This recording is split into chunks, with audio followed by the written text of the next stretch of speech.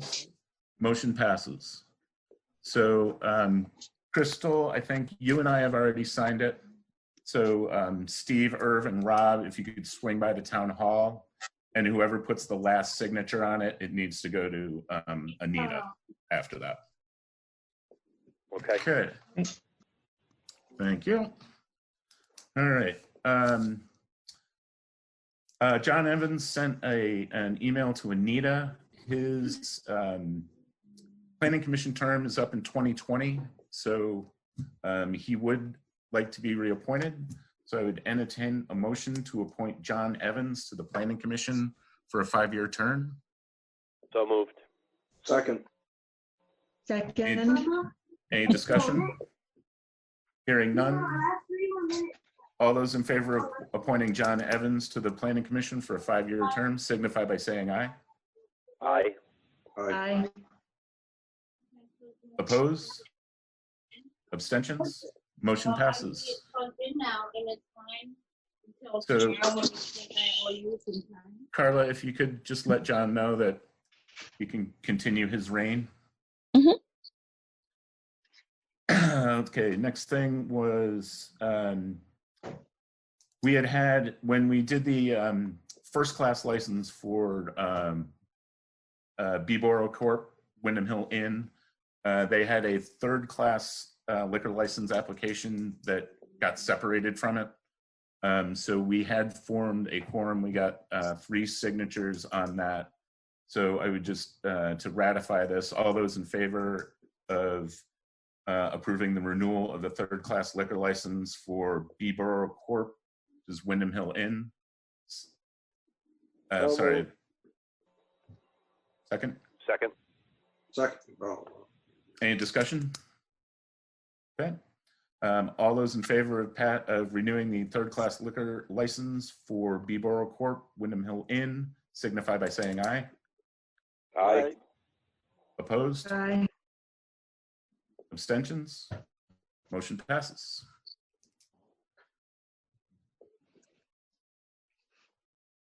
Okay. Does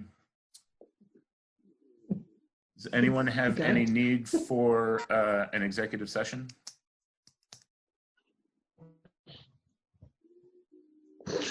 Okay. The next regular meeting. The next regular meeting is May 12th. My dog just threw up, sorry. Oh, God. Next regular meeting is May 12th at 6:30. Will be a Zoom meeting. Also, in talking to Anita today, I am going to set up the town Zoom account this week. So the meeting information will change by our next meeting. And if nobody else has anything else, I would entertain a motion to adjourn. So moved. So moved. Second. All right. Thanks, everybody. I have Good a job, quick Will. question Thank first. you. Thanks, everybody. Wait, Steve, hold on. Steve, hold on. Carla? Oh. Yes. Yeah, this is not meeting related. It's just more along the lines of, I sent you an email this afternoon. Riverbend needs 2 boxes of bags. Okay. And if you wanted to do that, there, I have the invoice pad on top of my desk. It's already filled out. So if you could Okay, just I'll get their pick it up. signature and leave them the yellow copy, that'd be awesome. All right. I'll pick it up in the morning and bring it down. All right, fantastic. Thank you. All right. You're welcome. Thanks, everybody. All right, good night, everybody. Thank you. Good night, Will. Good job. Good night. Okay, 7:35. Have a good evening. You too. Nice work.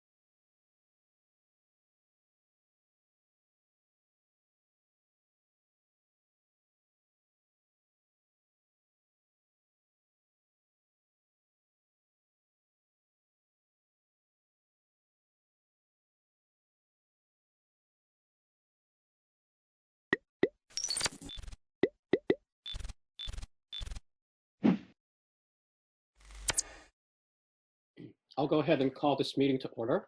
And our first item of business are the minutes from April 8th. I would move that we approve the select board minutes from our meeting of April 8th.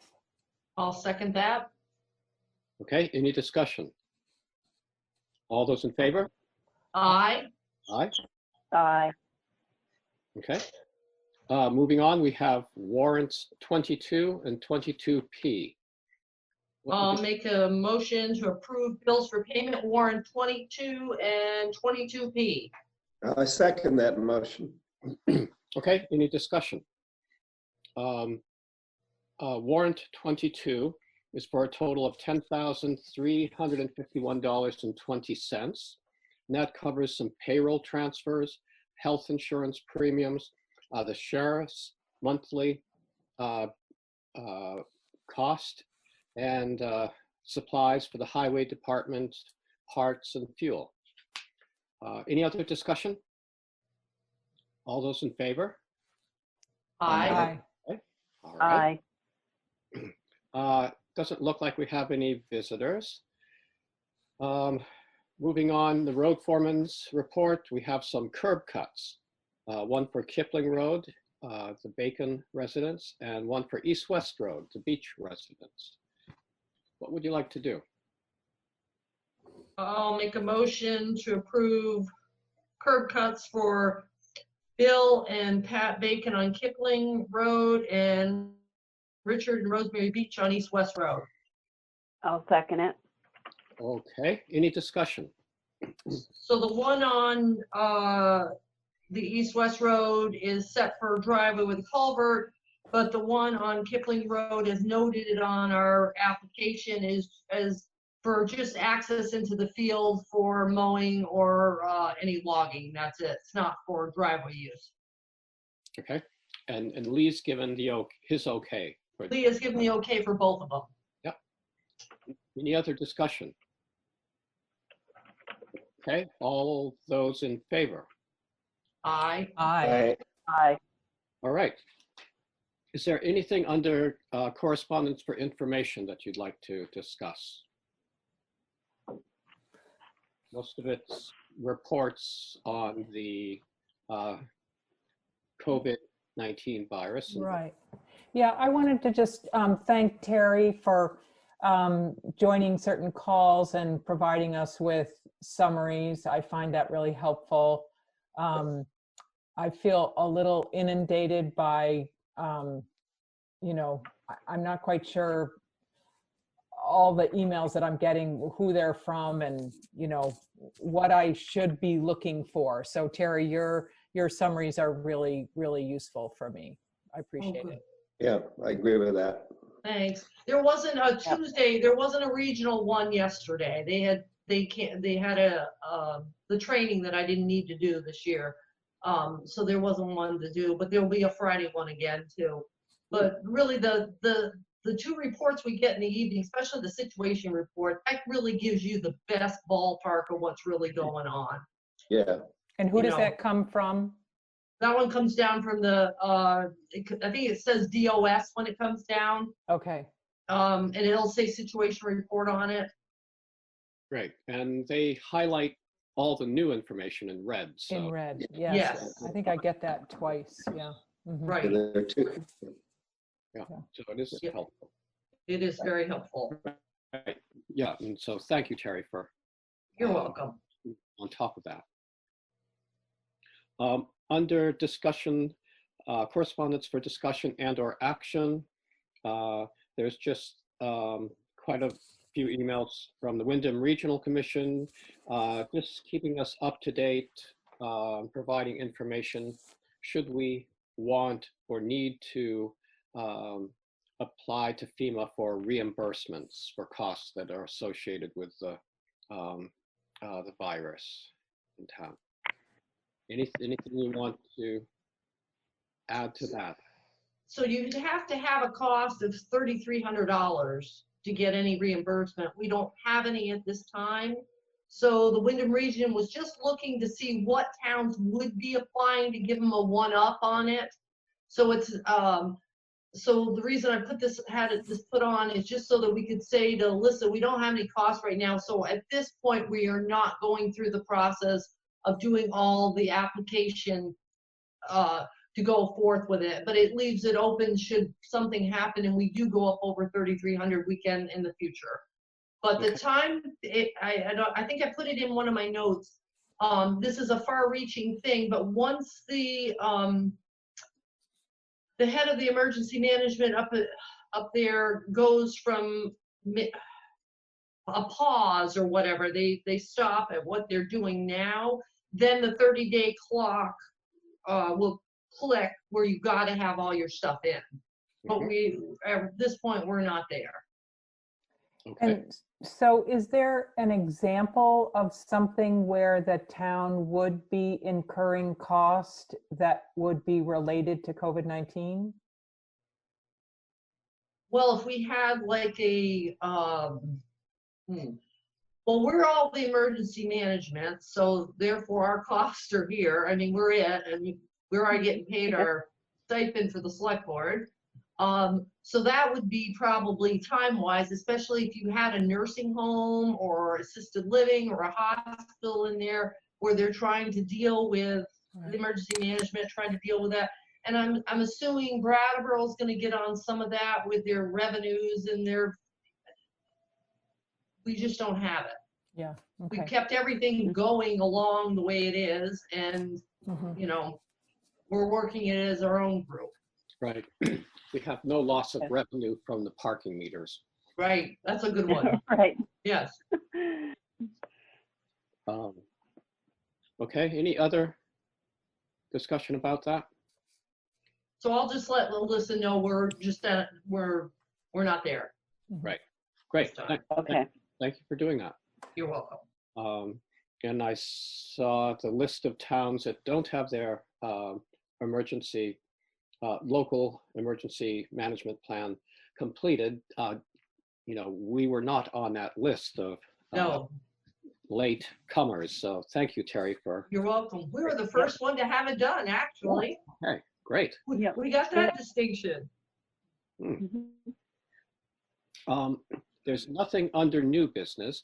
There was an email.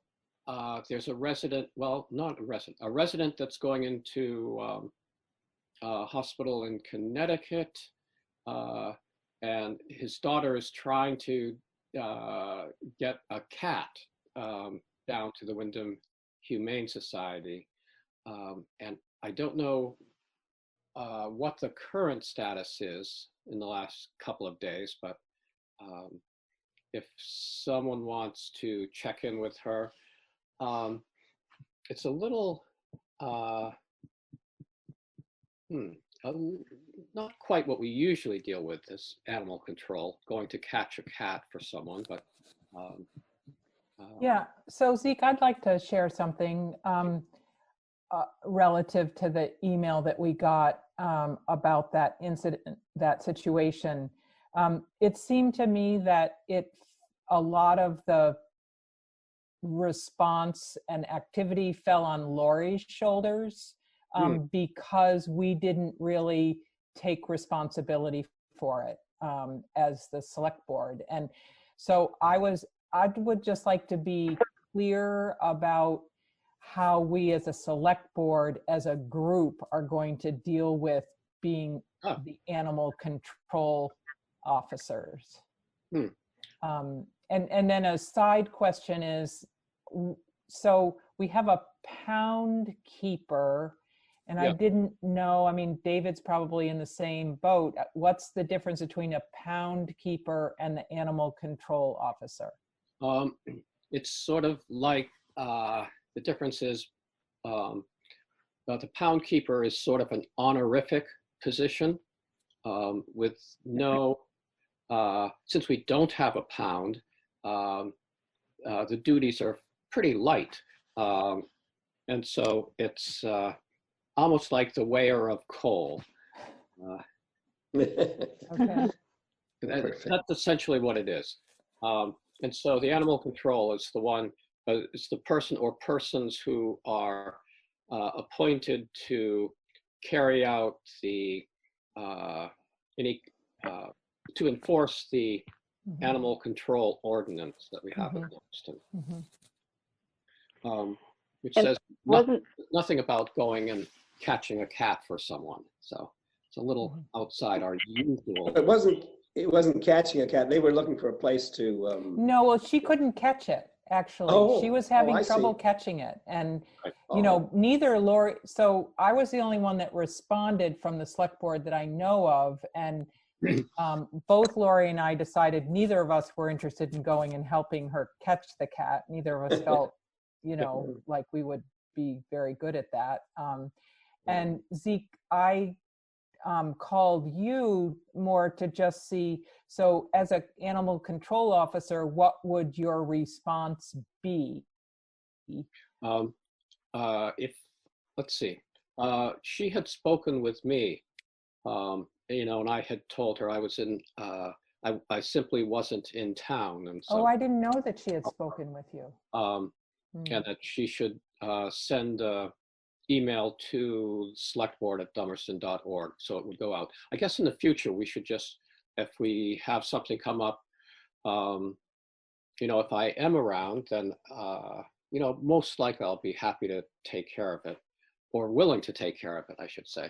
Or if I'm not available, then we can chat among ourselves and see who's available. Or But we just need to know what to do. Like, I was just looking for instruction. Like, as the animal control officer, I wouldn't go and catch a cat. I would put her in touch with the Wyndham Humane Society. Yes, because our contract with Wyndham Humane Society allows residents to take animals there directly. It doesn't Right. have to go through the animal control.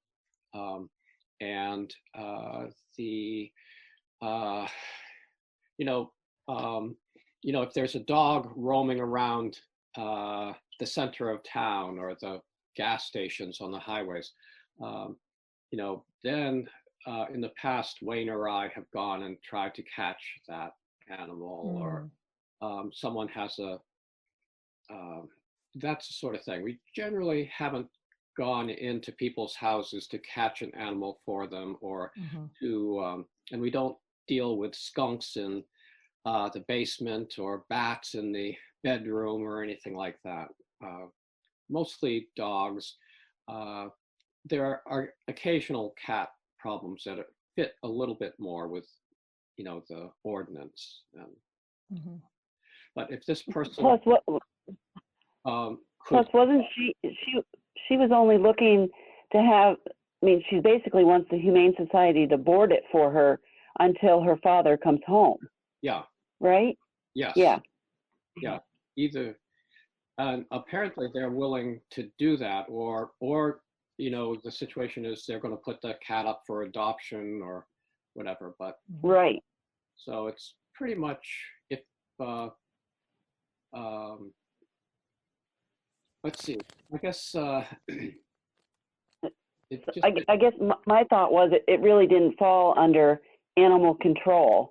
Yeah, I thought it was more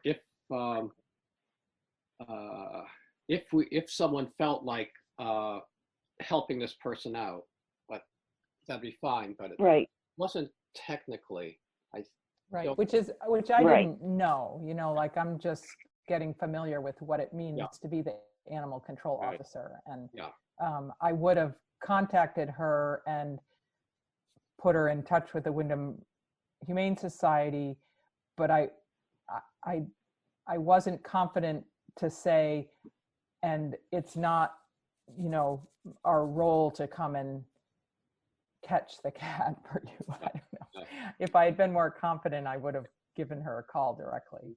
Right. And I sometimes in the past have thought, well, I've gotten these calls where, they can't catch this animal. I don't know why they think I would be able to. We don't, have a lot of equipment in the animal control locker room. So. Should I call Ron Speck, who is our pound keeper, and since he is a vet in Dummerston, ask him for suggestions of who might be a good person to contact about being an animal control officer? I think that'd be a great idea. There's in fact someone I've been meaning to call who works as a technician there. That's perfect. I thought this person might be interested and certainly has some, good training. And we do have that $500 stipend now. Right.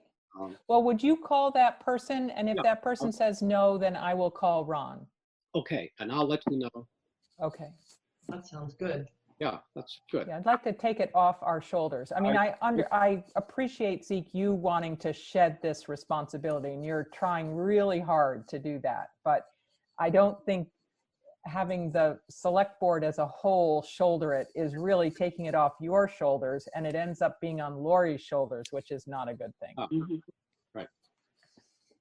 Okay, so I'll make a call and I'll get back in touch with you. Anything else under So- new business?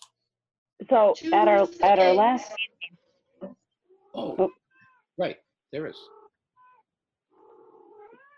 What, Go ahead, Maria. go ahead. okay, so at our last meeting, we did some appointments, and then I had sent a list of the still open seats to be published in the views.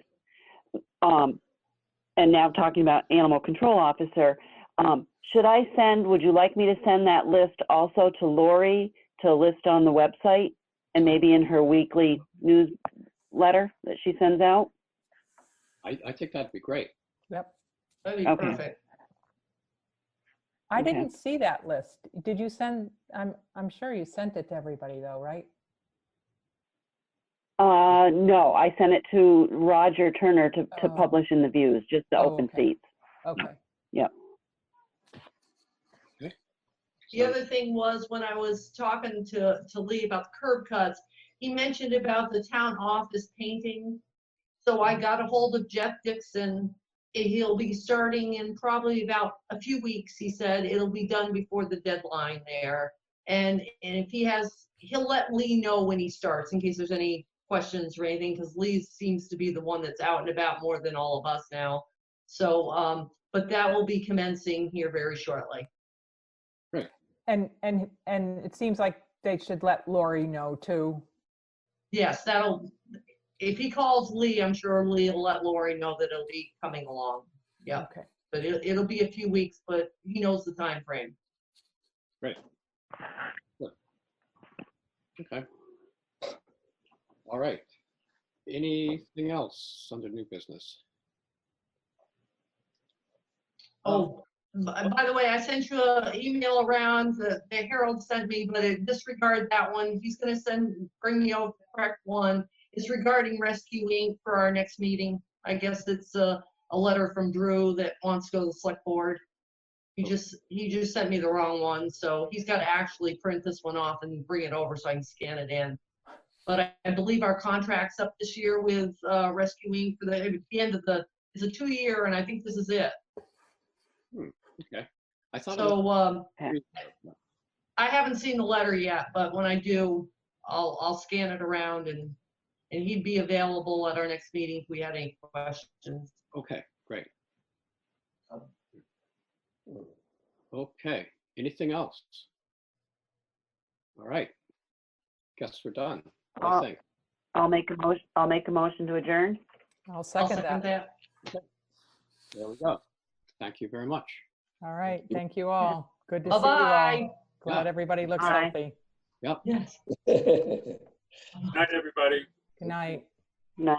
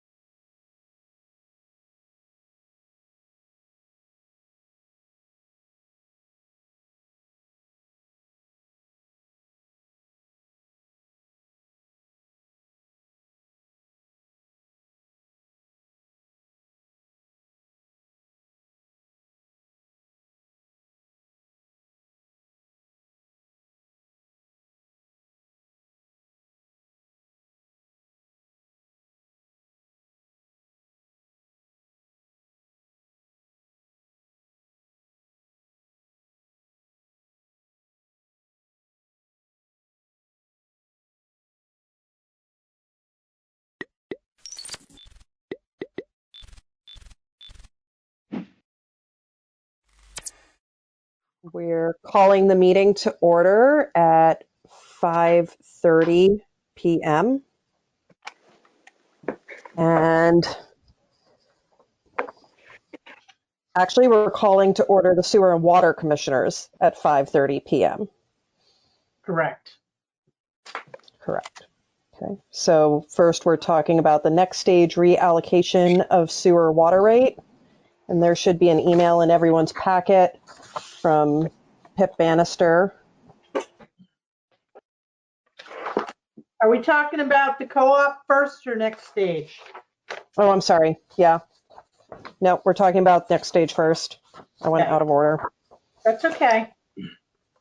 Oh. So it's a letter from next stage. They've been closely tracking their water usage. Yep. So do you want a little history? Yeah, please, Karen. Thank you. All right. So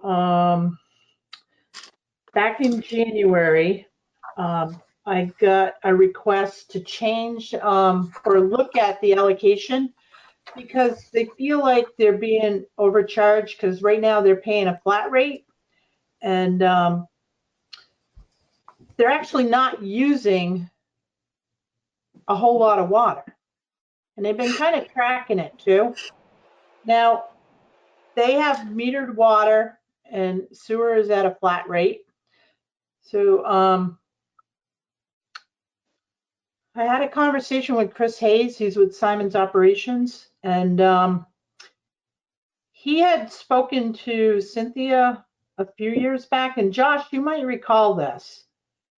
And anyone who has metered water should also have metered sewer because water in, water out, and that is based on actual usage, not how many like ERUs, okay? Let me look. Bear with me for a moment and see how many ERUs they have. So right now, for sewer flat rate, they're getting charged 4 units at $164.10 each. Okay. They have 4 water bonds, and then they have 1 meter. So what would happen is the sewer flat rate would change from 4 and go to 1. And it would be based on their water usage. Chris Hayes also said that anyone with metered water should have the sewer meter as well. It just makes more sense. I thought we couldn't meter sewers. Am I confused on that? No, it would go through that same water meter. Oh, You are okay. correct. You are correct that we cannot put a meter on the actual sewer, but Okay. it goes through that water meter. So So somebody it who uses has the same a well, number. somebody who has a well, Laura, Mhm. you could put a meter on the well to track the usage of sewer, the amount of sewer usage. Sewer usage. Okay. So So one of the things that people, can you remind me, what did Chris say the conversation with Cynthia was related to this? So he said back then he had spoken to her about putting, getting everyone consistent. So anybody with flat rate sewer with metered water, it should be a metered rate. Now he also explained too, and I don't know how this is going to work, but at some point in the future, the select board and I will have to sit down and revisit our policy. Chris explained too that if you have someone like Landmark College, right? So they're all on a flat rate right now. If they were on a metered rate, they would probably be paying more because of the amount of usage up there. So any commercial or multi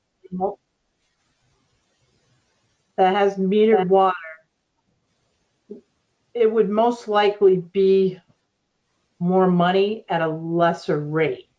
So, but the rate, I think we got to relook at the rate too, Josh, and calculate how that would look. Now I started the process of investigating it, so I cannot tell you right now how many people have metered water and are on a flat rate basis. So until we figure all that out, it's too early to tell. There's two things that come to mind for me that I think are important related to this. One, I believe our commercial and our residential rates are the same. And you may have already mentioned that, Karen, and I don't know that they should be. Because if somebody has I understand Next Stage is a nonprofit.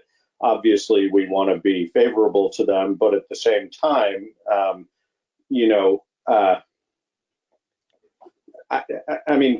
the system has to be paid for. So,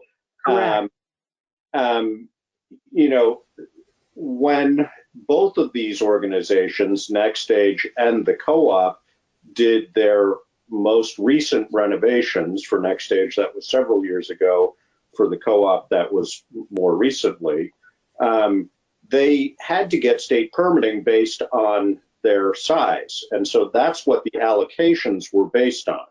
Correct. So if the state is telling us that's how much they need to have for an allocation, I think that we could choose to or not choose to allow them to go to a metered rate otherwise. And they may well have a legal argument to say, you have to let us be on a metered rate. But as far as the bond is concerned, if the state is telling us this is their minimum requirement, my personal feeling would be perhaps that bond payment route stays the same, but I don't know. That's something I think we need to explore also. The other thing that's important, and I explained this to Pip, for these entities to remember, is that bond payment is, and the number of ERUs they're based on, is, for all practical purposes, a reservation of that amount of quantity of water allowable to them through our system. Right. Right now, we have sufficient water, so that's not a problem. But if we get, more affordable housing moving in down at Putney Lynn or at Putney Gateways, and we get 12 more residences built in town over the next X number of years, if they come back and say, hey, you know what, it turns out we really need those 9 ERUs and we don't have them, that's their problem, not ours. So I think we have to be very clear on that risk to them, that if they decrease their usage, then they have also decreased their allocation in our system, and that they are not guaranteed to get that allocation back if their circumstances change. But I also think we need to be clear, and I don't know whether this is ANR or somebody else, but we need to be clear what the implications are from the state. If they're the ones telling us this is how much these organizations need to be allotted for, then I don't think we should change that until we have pretty clear guidance from the state to say, A, we can change that, and B, sort of what the implications of that are if we do. So I guess my feeling with both of these is, without a little bit more information, I would be hesitant to change anything unless you feel confident, Karen, that you know those things. And also that we probably should notify these organizations in writing that information that I just said about it, that then they lose their reservation of that much volume of water should they ever need it. I mean, Next Stage, for example, if they were to go to having shows twice as often, their usage may jump significantly. And if we don't have the water when that happens, we don't have the water. So Right. that's part of what the bond payment is paying for that reservation. So we just have to, I think we need to be clear on that, and we need to be clear with them before we make any changes. And I'm not adverse to making changes, but I also do know that, I mean, the co-op being the more, it wasn't clear to me in the next stage letter, and maybe I just missed it. I went through it fairly quickly, what their actual usage is versus what I mean, I know they're allocated for ERUs, but was it clear on what their actual usage is? And No. I worry that if we're, chopping people's bills down, by very significant amounts based on their usage, where does that financial pressure end up? It ends up on all the other users as well. And again, if these are commercial entities, again, nonprofit might be a different category, but if they're for-profit businesses, then somebody's got to pay those bills. So I think I just think we need to have more information before we make a decision. But Okay, let me make a comment. I agree with you, and I'm not prepared to make any changes without looking at this further. If we start changing ERUs, equivalent residential units, so like this one's 4, right? So we drop it down to 1, so that gives us 3 units, right? So we're going to end up with all these ERUs. It drops, like you said, it potentially can drop the amount that we're going to collect. Somebody's going to have to make it up in the end. And I think eventually what's going to happen, Josh, is we're going to have to raise that rate to cover the loan payment. Yeah. No. To run. I think there's no question about that. I think that it's a question also partially, well, again, for the state to help us with guidance on that, but also it's partially a discussion amongst us. I mean, we have always tried when we're making decisions like this to be fair, and I'm happy to be fair. That's our job, but they need to be fair to us too. And just because they're using a fraction of the water that they thought they were going to use doesn't necessarily mean that we should allow them to just pay for a fraction of the water.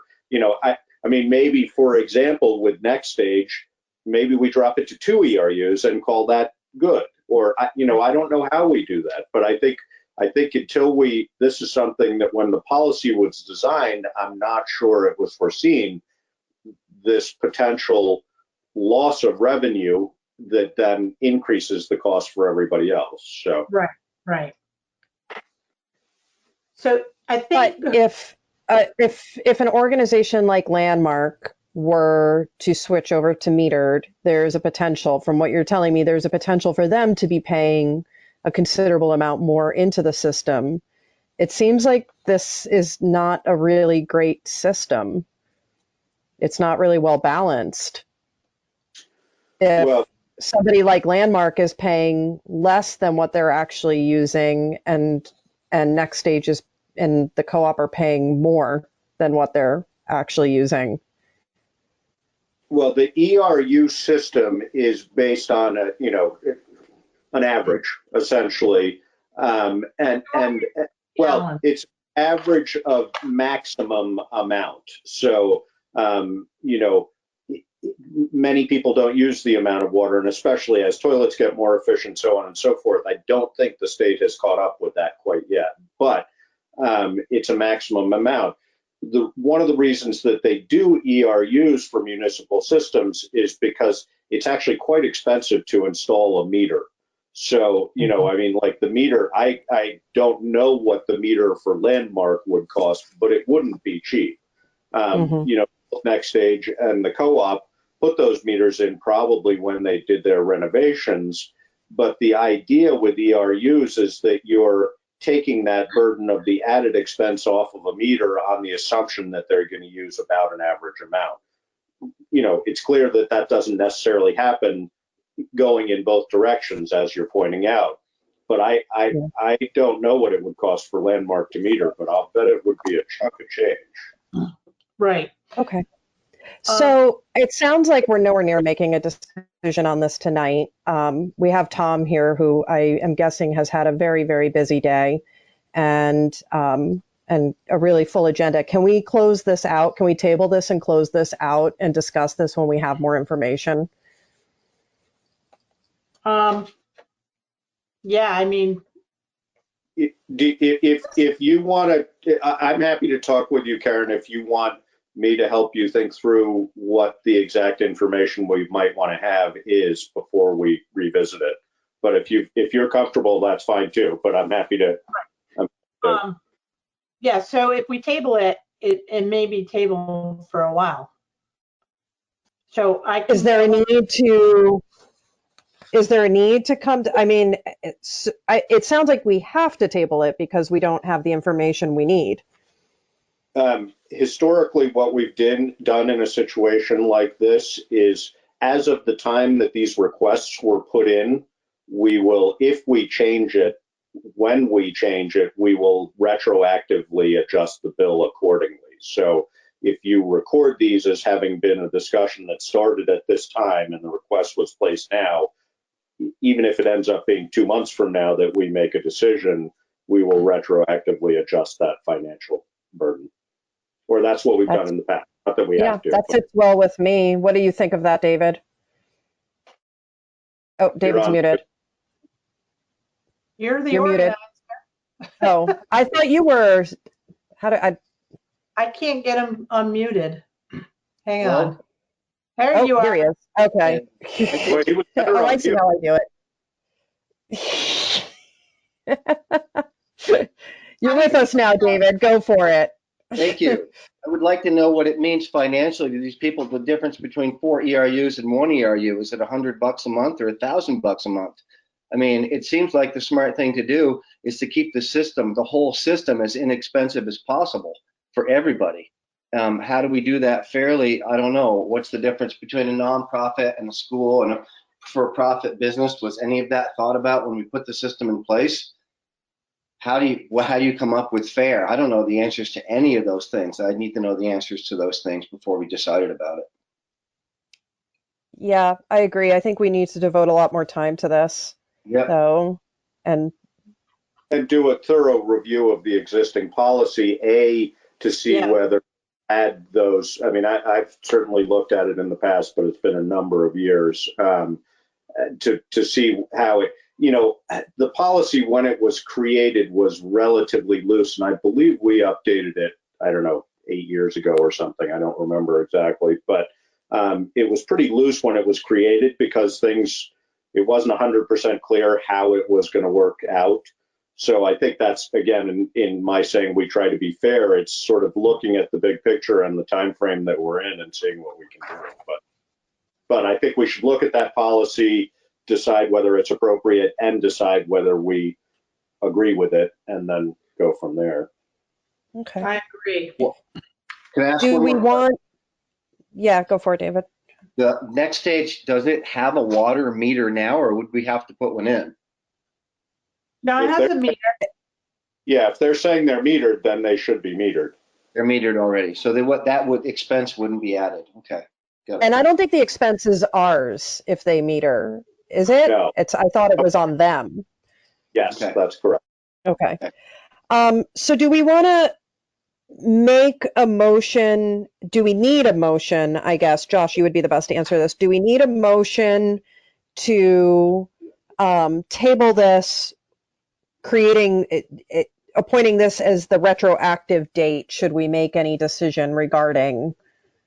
I think it'll be in the minutes. I don't know, Karen. I don't know whether you have a feeling about that. I mean, I'll make a motion to table it if you want. Okay. Yeah. Okay, and I second that. Okay, it's been moved and seconded to table this. All in favor? Any discussion? Hearing no discussion. All in favor? Aye. Aye. Aye. Okay. So Is there a motion to adjourn the sewer water commissioners meeting? So moved. Seconded. Been moved and seconded to adjourn the sewer water commissioners meeting. Any discussion? Hearing no discussion, so moved. And now I'm calling to order the select board meeting, the Putney Town Select Board meeting. Sorry? Vote on that, but we Oh, didn't actually. I'm just moving right along here. No. No, it's, thank you. Okay, so it has been moved. Now we're calling to order the select board meeting at 5:51 p.m. Are there any adjustments to the agenda? No. Okay. The approval of minutes for April 8th and April 15th. Approve the minutes of April 8th and 15th. Yep. And I second that. It's been moved and seconded. Is there any discussion? All in favor? Aye. Aye. Okay. I was going to share some notes. Oh, we do have a caller on the line. Okay. So I was just going to share how we do this again. We'll start every meeting with introductions of the select board and participating staff. I am Laura Chapman. Oh, sorry, Karen. Go, you're waving. No, I was going to ask who the caller was, but I guess we'll get to that person in a minute, right? Okay. Yeah. So I'm Laura Chapman, the select board chair. Josh Laughlin, select board vice chair. David Babbitt, select board clerk. Karen Astley, town manager. Oh, I'll take Alyssa. Sorry, I was muted. Alyssa Harlow, Yeah. administrative assistant. Tom, you're unmuted. No, there he goes.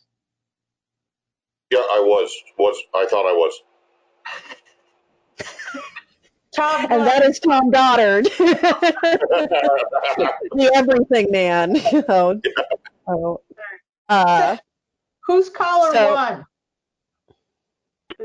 This is Lionel Chute from Hey, Force for Lionel. Learning. Hi. Welcome. Thank you. Okay. So normally the town manager or myself, I guess in this case, will mute all participants with the exception of the select board and the town manager. All participants should send a message in the chat app if they would like to speak. The mic will always be handed to select board members first and the town manager first. Public comment will be during the following times: the agenda item public comment on items not on the agenda, discussion on any moved agenda item, and the agenda item other business. Depending on time and participation, public comments may be limited. Please state your name before making comments. Video is encouraged if you are able. The easiest way to share your webcam is to click the button on the Grab tab, or you can click the Share My Webcam button on the control panel. And if you are unable to attend a meeting and would like to have a comment submitted, email it to myself or Karen, and we will read it during public comment on items not on the agenda. So moving on, public comment on items not on the agenda. Karen, I don't know how to monitor the chat app because you just made me an organizer and I've never done that. Do you have a little chat icon up top? I don't see it. No. Typically, if somebody puts something, they direct it to you and it just pops up on your screen. I could try that, Laura, just so you. Yeah, just to make sure it works. Thank you. And I'm gonna unmute Lionel just to make sure he doesn't have a public comment. I don't see one from him. Okay. Oh, here, I got it. Okay, we're good. Thank you. I got one from Karen. No. All right. So we're moving on to select board items. We have the local emergency management plan adoption from Tom Goddard. And everybody should have received this from Karen in many, many, many links. Yeah. How come I can't unmute Tom. Tom, can you unmute yourself? Let me try. How's that? Oh, there he is. You're good. That's good. It's weird. I just can't unmute people. I can mute them, but. Huh. So, the document that each of you received is in fact what is our draft 2020 LEMP. By May 1st, we have to have that submitted to the Wyndham Regional Commission, who then forwards it to the state of Vermont Emergency Management, and then it's recorded officially. As long as they approve it, it's recorded officially for FEMA. So not only does that, again, just to review, not only does that plan certainly provide us with some framework and guidance during a large scale event or a long duration event, but it also, as long as it's fully approved by the state and submitted to FEMA, it keeps us in line with the ability to receive federal funds from FEMA should that come about. So this year there haven't been that many updates to the plan. There's been a few, again, just to keep us in line with where we need to be. So I'm asking that you folks approve the document as it stands for submittal, and then Laura will have to sign it, as well as Karen, and then we'll get things submitted. So moved. All right. Okay. Second. So it's been moved and seconded. Any discussion? I have a few questions. They're really quick questions, I promise. So looking at the available equipment, computers, I'm just curious how old your computers are. Like, when was the last time they were serviced, updated? How? They range from literally brand new, a couple weeks old, to 3 years old. Okay. And your printer, copier, faxer, does it have wireless function? It does It says not. that it's hardwired. It's all that's hardwired. Okay. And then looking at the Emergency Operations Center, and obviously I have a few new questions based on current circumstances. The operations section, planning section, logistics section, finance admin, I believe the finance admin's already been outlined in here, but and the safety and awareness coordinator, do you have people in mind for these already? Have these positions been filled under our current circumstances, or do you have someone waiting in the wings should circumstances get worse and you need to? Yeah, those will be filled should we need to. Okay. Do you have people, but do you already have people in mind for that, and do they know who they are? Yes. Okay. And it's not a requirement, Tom, to have those spots filled until they're necessary. No, it's not. It's not. Yeah. Well, only if we find we would need to, and that would be based upon volume of work being done. Excuse me. Under hazard analysis, this is more of a comment than anything. In the infectious disease emergency, the economic impacts and the environmental impacts are put down as a 1, and I found that really interesting, and not fully understanding the scale, how it's utilized. I guess I can't make a whole lot of judgment, but it seems like the economic impacts that we are likely going to be facing from COVID probably weren't more than a 1. Well, you're absolutely right. That was always I hate to use the word, but a generic, if you will, over the years, because honestly, because it had never happened, we'd never experienced it. Yeah. So now we are experiencing it, and that will be modified. It'll be adjusted, and the environmental impacts are probably going the other way. Exactly. Depending on how you look at it, I guess. Right. And then in the Putney Emergency Management Event Matrix, which I have to say, this document is amazing. Every year that I've looked at it, I've been more like in awe of the work that you do. In this checklist, where are you? Have you been using this checklist? I imagine you're using this checklist actively. Where do you feel like you're at in it? Honestly, after the first couple weeks, we haven't used that because everything's just naturally been in place. Okay. At this point, we're still in the response section, in the response mode, and obviously approaching the recovery mode. But no, that checklist, if you will, that matrix is more of a. It certainly is applicable in a situation like this, but that's more geared toward an event that's coming about very, very quickly or without any warning at all. Yeah. Just to make sure that we don't forget anything. Yeah.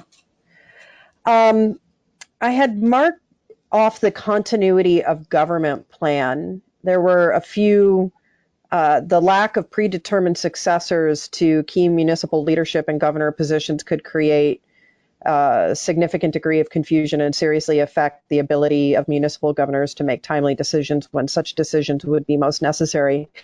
It made me really think about, like, what does it look like if something were to happen to everybody on the select board? How do we, and I'm guessing, Josh, you would probably have more input on this, but it's really just an appointment process. And I mean, we certainly could talk about that and talk about specific individuals that we would invite to do that if necessary. But I think, not having had to do that before, the odds of something happening to all three of us at once, I would think, are pretty low. But thinking about some sort of succession in the event of an emergency would not be a bad idea. I mean, I think that, historically how we've sort of thought about it and looked at it is that, there are those members of the community who clearly are better informed, more involved in things as it is, and they are the likely people we would approach if it were necessary. We can certainly talk more about that. It probably wouldn't be a bad idea to at least touch base with some people. I think that previous select board members often come up on a list. Just, to be able to jump in and not have a big learning curve is helpful. But certainly there are other, and Karen might have input on that as well, but certainly certain community members are just, I think it would be a process of decision in the moment. Wait, what do we need and why? Okay, who's the best person for that? And there is a list developed that's going to be brought to you soon. And in reality, it would be much nicer to be able to, if we can, at whatever point we transition back to actual meetings in the same room, it would be nice to go over it then. But like Josh said, that list includes former select board members, former listers, some folks some citizens who have worked in town hall in the past, or certainly could transition into town hall roles very, very easily. So, but we'll talk about those more. Yeah. All right. I appreciate that. And then I'm curious, there's a section missing from this. Yes. Enclosure 8. Yep. And that's because that's protected information. What's in that portion of the document is all protected information. It's not public. Okay. Is that something that could be shared with us during an executive session, or can you elaborate on that in any way? Yep. Okay. If it's not appropriate, that's fine. Yeah, as Laura said, can you elaborate on that in any way? Absolutely. It's our vulnerable population. Okay. Yeah. Okay. All right. Well, is there any other discussion? I just have some there's some minor typos, Tom. Okay. So, and some are right on the signature page. Okay. Oh, We probably want to correct those. So Yeah, we have, absolutely. yeah, we have. We can get, all right, we can get together on them. All right, That won't be a problem. all right. Great. And my second question is, there is a form in here, Town of Putney Emergency EMD Delegation of Authority. So signature of Chief Executive Officer or Chief Elected Official, is that something the Select Board signs off on? No, that's within the document. Correct. It's just, Sure, that's within the plan. I don't know if you can see it. No. No, that would be for use during an actual incident. Okay. During an event. And the answer is yes, the select board, the most senior select board member would sign that. Okay, it just stays in the document. That's right. Okay.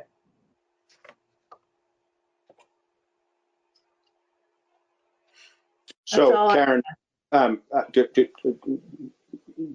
are you concerned? Can we go ahead and vote to approve this with the necessary typos corrected, or are they egregious enough so you're concerned we need to correct them before we vote on it?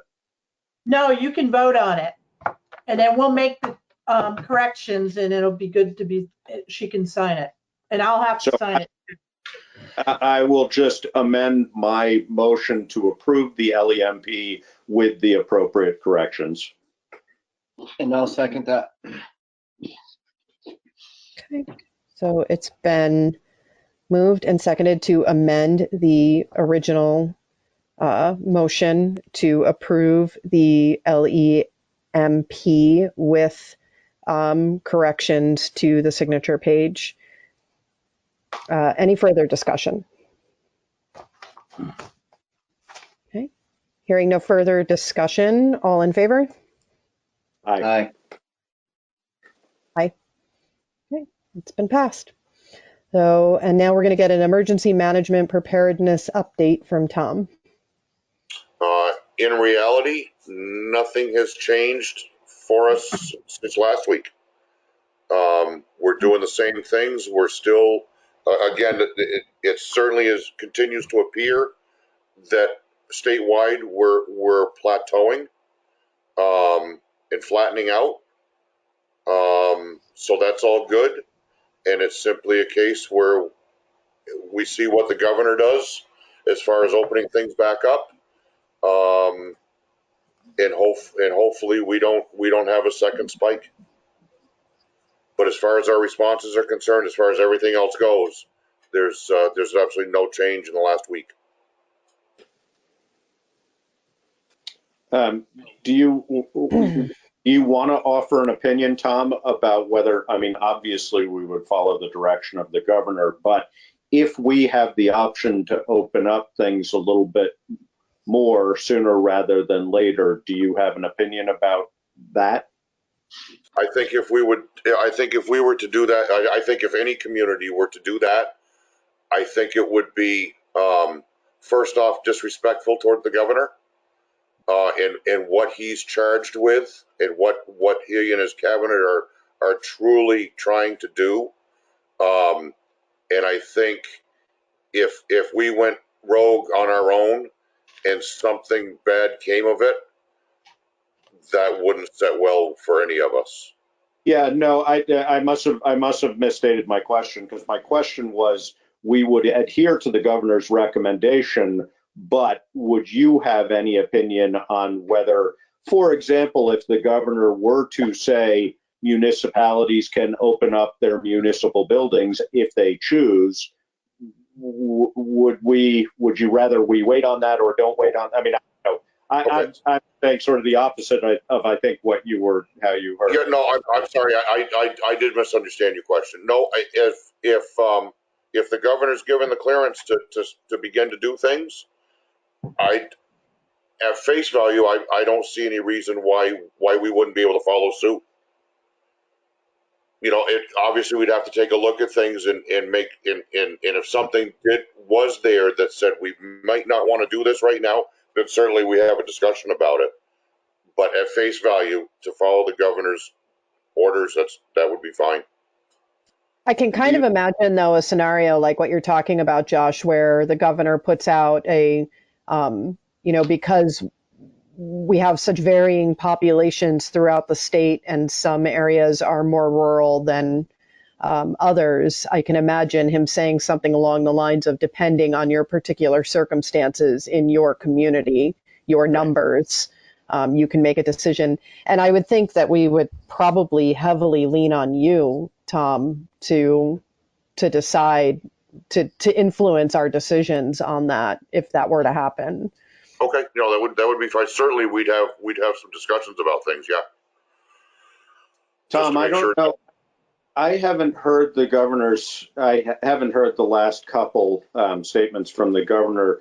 As far as testing in the state is concerned, and I would think, to your point, Laura, guiding any decisions of that kind of thing, increased testing, I would think, would be necessary to make well-informed decisions. Do you have a sense, Tom, of where that's headed for the state and or for localities? I don't. I know it's being talked about. I don't know where it's headed. And one thing that people are also talking about is, yes, we can, or any state, any state in the country can increase testing. A big issue that would come about would be you could test person A today, right, and it would be negative. Tomorrow they're positive, right. So it's like just how much testing is going to be done, and I don't know the answers to that. Again, I know, just like everyone else, more testing is being looked at. Widespread testing is being looked at. I don't know the logistics of it. I don't know operationally how it would be done. If as we get more information on that, or more information is put across to us on that, then certainly we'll keep everybody updated. I know they've started some strategic testing too, like Thompson House is being tested, the whole facility. Right. They had an individual there who was unfortunately infected. So now they'll go in, and that's been standard for the most part after a couple of specific other cases in the state. Now they're going to go in and test everybody. Is there any talk about the test for the antigen and not for COVID-19? The information that would give us to see who has already had it? Is there any? I know the question has been posed to the health department. There wasn't a clear answer given to that because there's still so much that's unknown. Yeah. Yeah, my understanding is accuracy in those is a real issue because of the, and I don't fully understand the science behind it, but from what I heard last time I heard something about this on VPR, it has to do with the actual population of people that have already had it. So we don't have the numbers to like compare to, and therefore it lowers the accuracy rate of the antigen testing. Yeah, it's just not a large enough body of data to be able to accurately assess the accuracy of it. The other thing that comes into that is that they're not 100% sure yet, or not. I'm not even sure they're any percent sure that having the antigen necessarily assures any level of actual immunity. And I think they're still working hard on that to figure that out.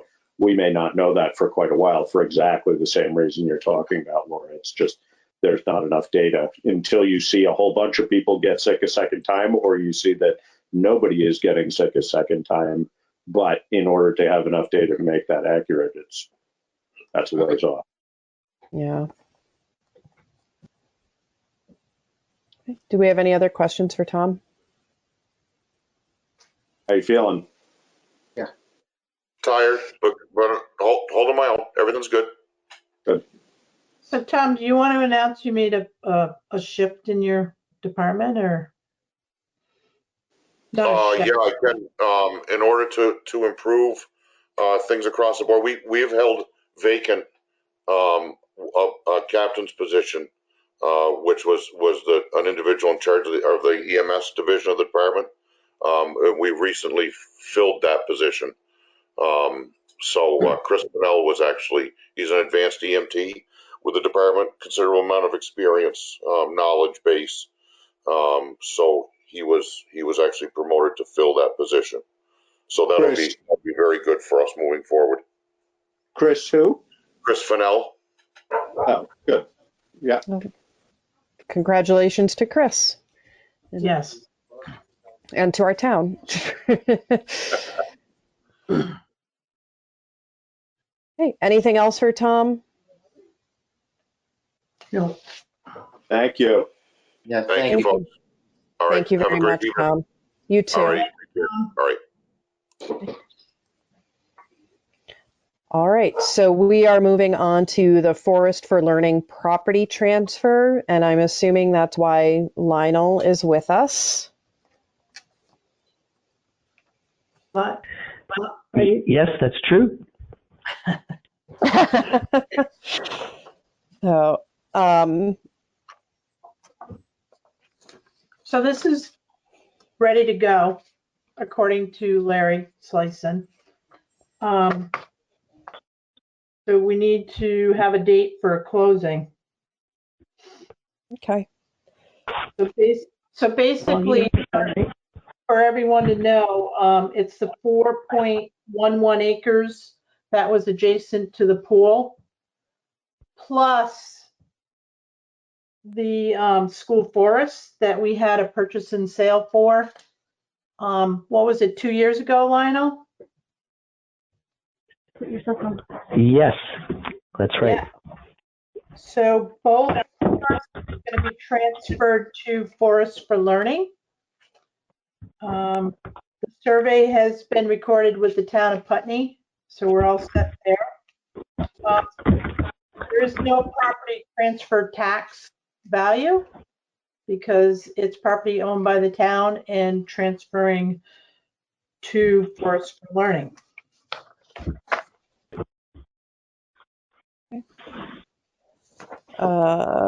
Do we want to put forth a motion? I'll make a motion that we approve that. I can't change screens to bring it up, so I might not have all the language, but I will make a motion that we approve the transfer of properties, both the aforementioned properties from the town of Putney to the Forest for Learning. And before I actually move that, are those now one entity, Lionel, or are they still two separate properties? I get it off. Get what off? Hello, are we there? Yes, you are. Yes. Okay, so you're great. It's going to be one property. It's all we're doing is we did a lot line adjustment where we added the wet meadow right in front of where the kiosk is.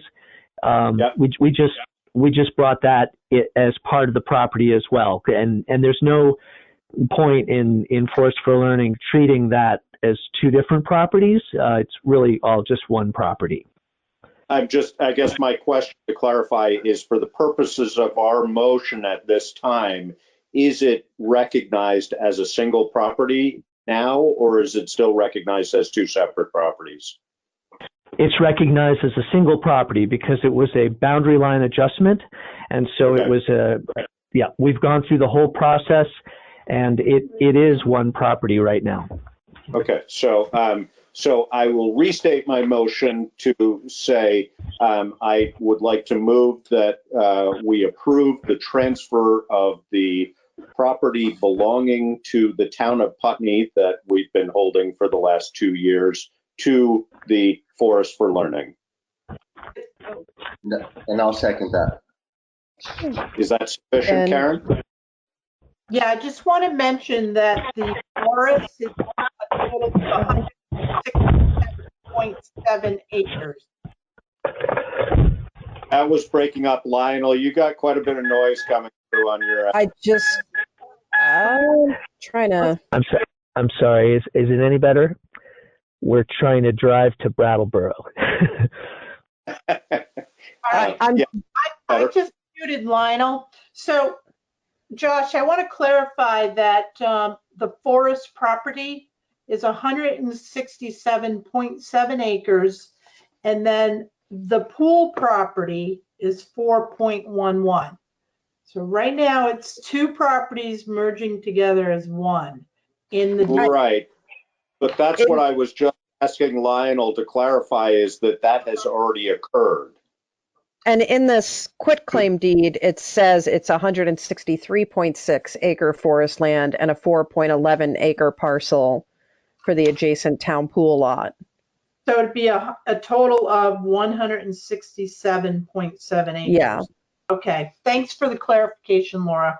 I was Mhm. looking for that, and it's like, it's got to be buried in here somewhere. But So do you want to just unmute Lionel for a moment to make sure he agrees with that? sure. Yeah. I think I did it. Okay.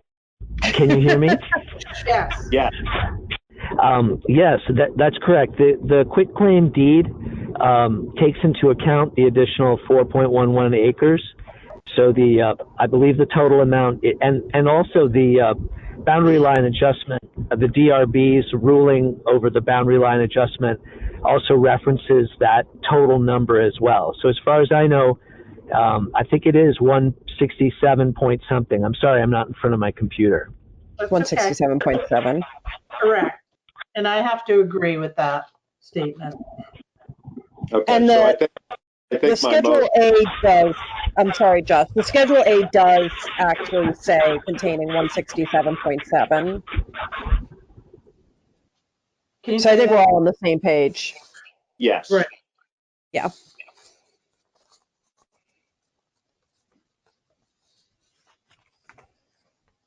So Josh, both parcels are going to be transferred in this one deed.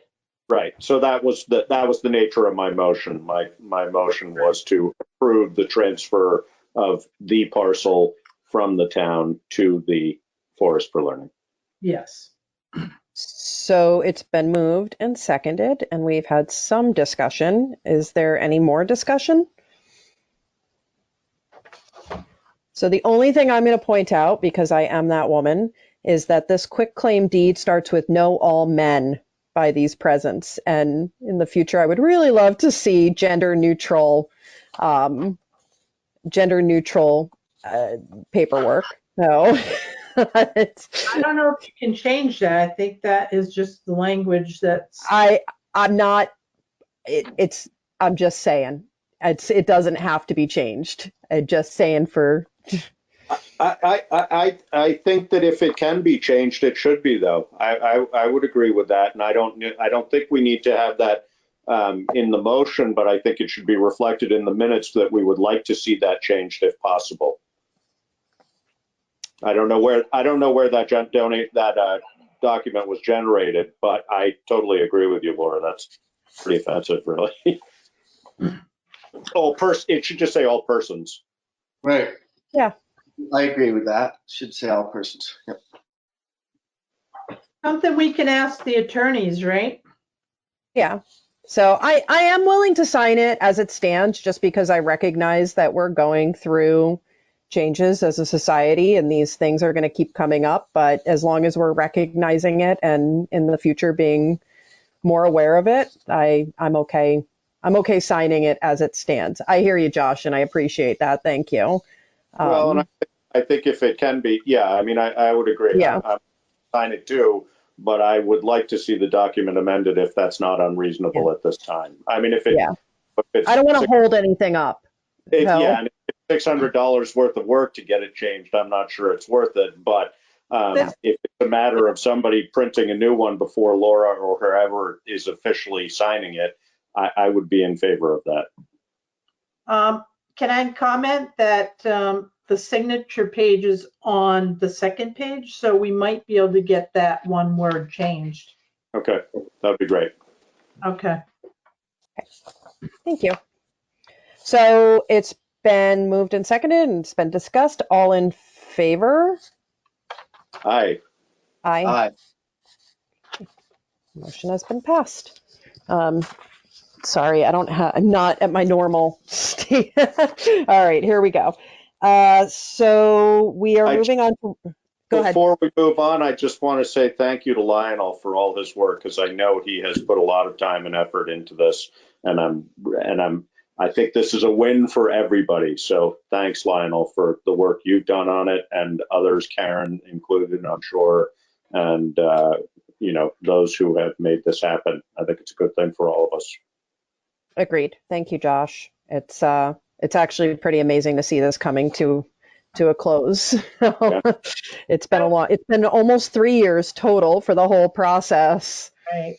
So when do you want to schedule a closing, Laura? I can I can do that this week, I'm sure. Tomorrow or Friday, if that works for you. No, how about Monday? Monday could work. Do you want me to just get in touch with you tomorrow to schedule it, or does it need to be scheduled now?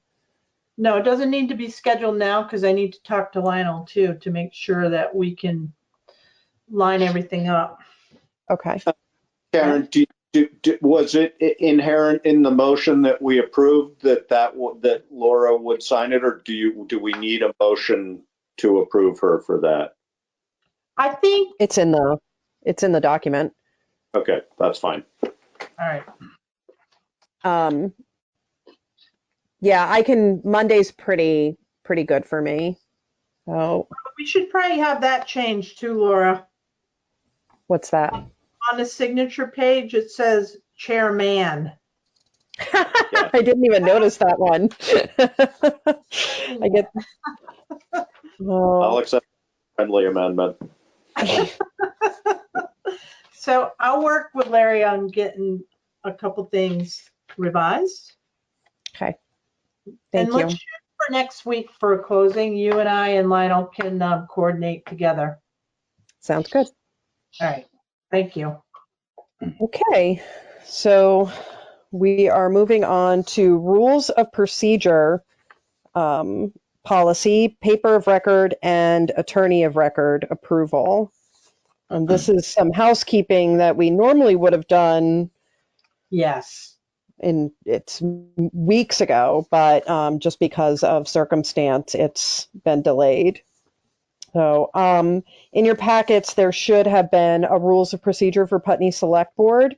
And this came from something that I checked into after you pointed something out to me, Josh, was how strictly are we supposed to be adhering to Robert's rules? And I went into our handbook and actually found that the Vermont League of Cities and Towns recommends that we don't use Robert's rules as our rules and procedure for our meetings. That's their recommendation to select boards and committees, that they adopt this standard that they've put out. So Karen updated it for us, and I've reviewed it. The only thing I'm going to say again, Karen, is that there's a lot of gendered language in this, and I would love to see, instead of his and hers, or he and she, their and them, just to reflect the possibility that not everybody serving on this board at any time may identify as any gender. All right, I can make those changes.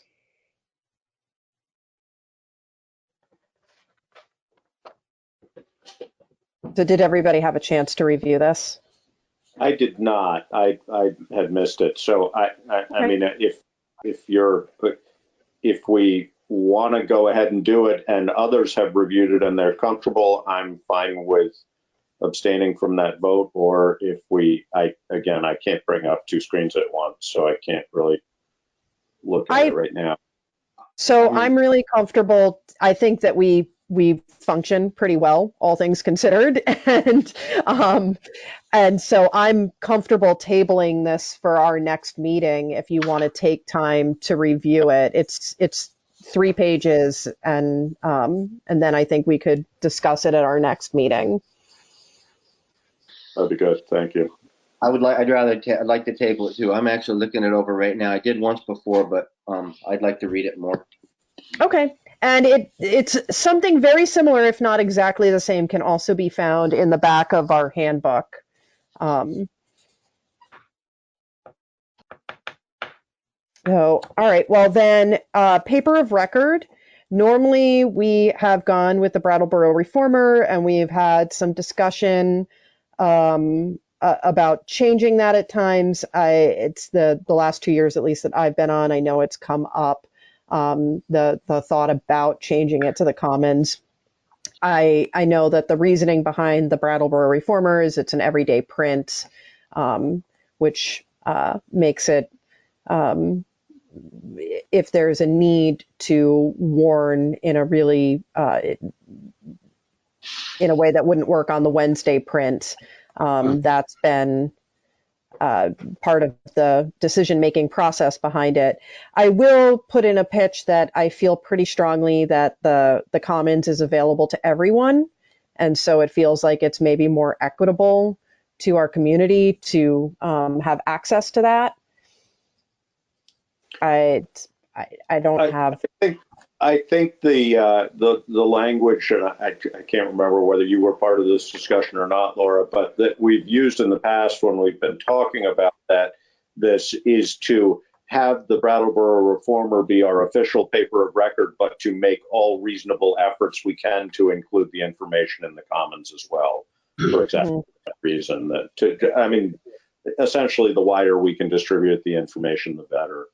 And when it comes to equity, also, I think that's a good observation as well. So I think we could, whether we move it that way or whether we just have that as included in the minutes.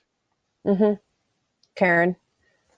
So I want to make a comment. I know Westminster uses the Commons, and the Brattleboro Reformer is expensive. And I have to use them for legal notices for like Development Review Board. I have to use it for, putting out bids for projects and stuff like that. So it is costly, but to do 2 papers, it would cost more money. And I will let you know that the Commons is less expensive for what I'm sending to Brattleboro. So our legal ads would be less expensive in the Commons. So, and we can get on their schedule because Westminster makes it work. So I'm not considering them. Okay. I really like the idea of supporting a community newspaper like the Commons, and knowing that actually makes a big difference to me, knowing that we would be paying into them where we might not have been in the past. I certainly don't object to that. I think it's the question of timeliness. If you're comfortable with that, Karen, I guess the other thing that I would say, and I have no idea, is readership numbers. And I also am very aware that in the current circumstances, newspaper readership is shifting rapidly. And so I don't know whether, I have no idea whether even if we had the data on readership, it would be even remotely accurate now compared to 6 weeks ago. But I don't have a problem with it being the Commons as long as you're confident, Karen, that you can do what you need to do. Yeah. David, you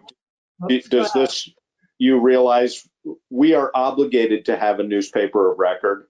So we just have to be clear about that.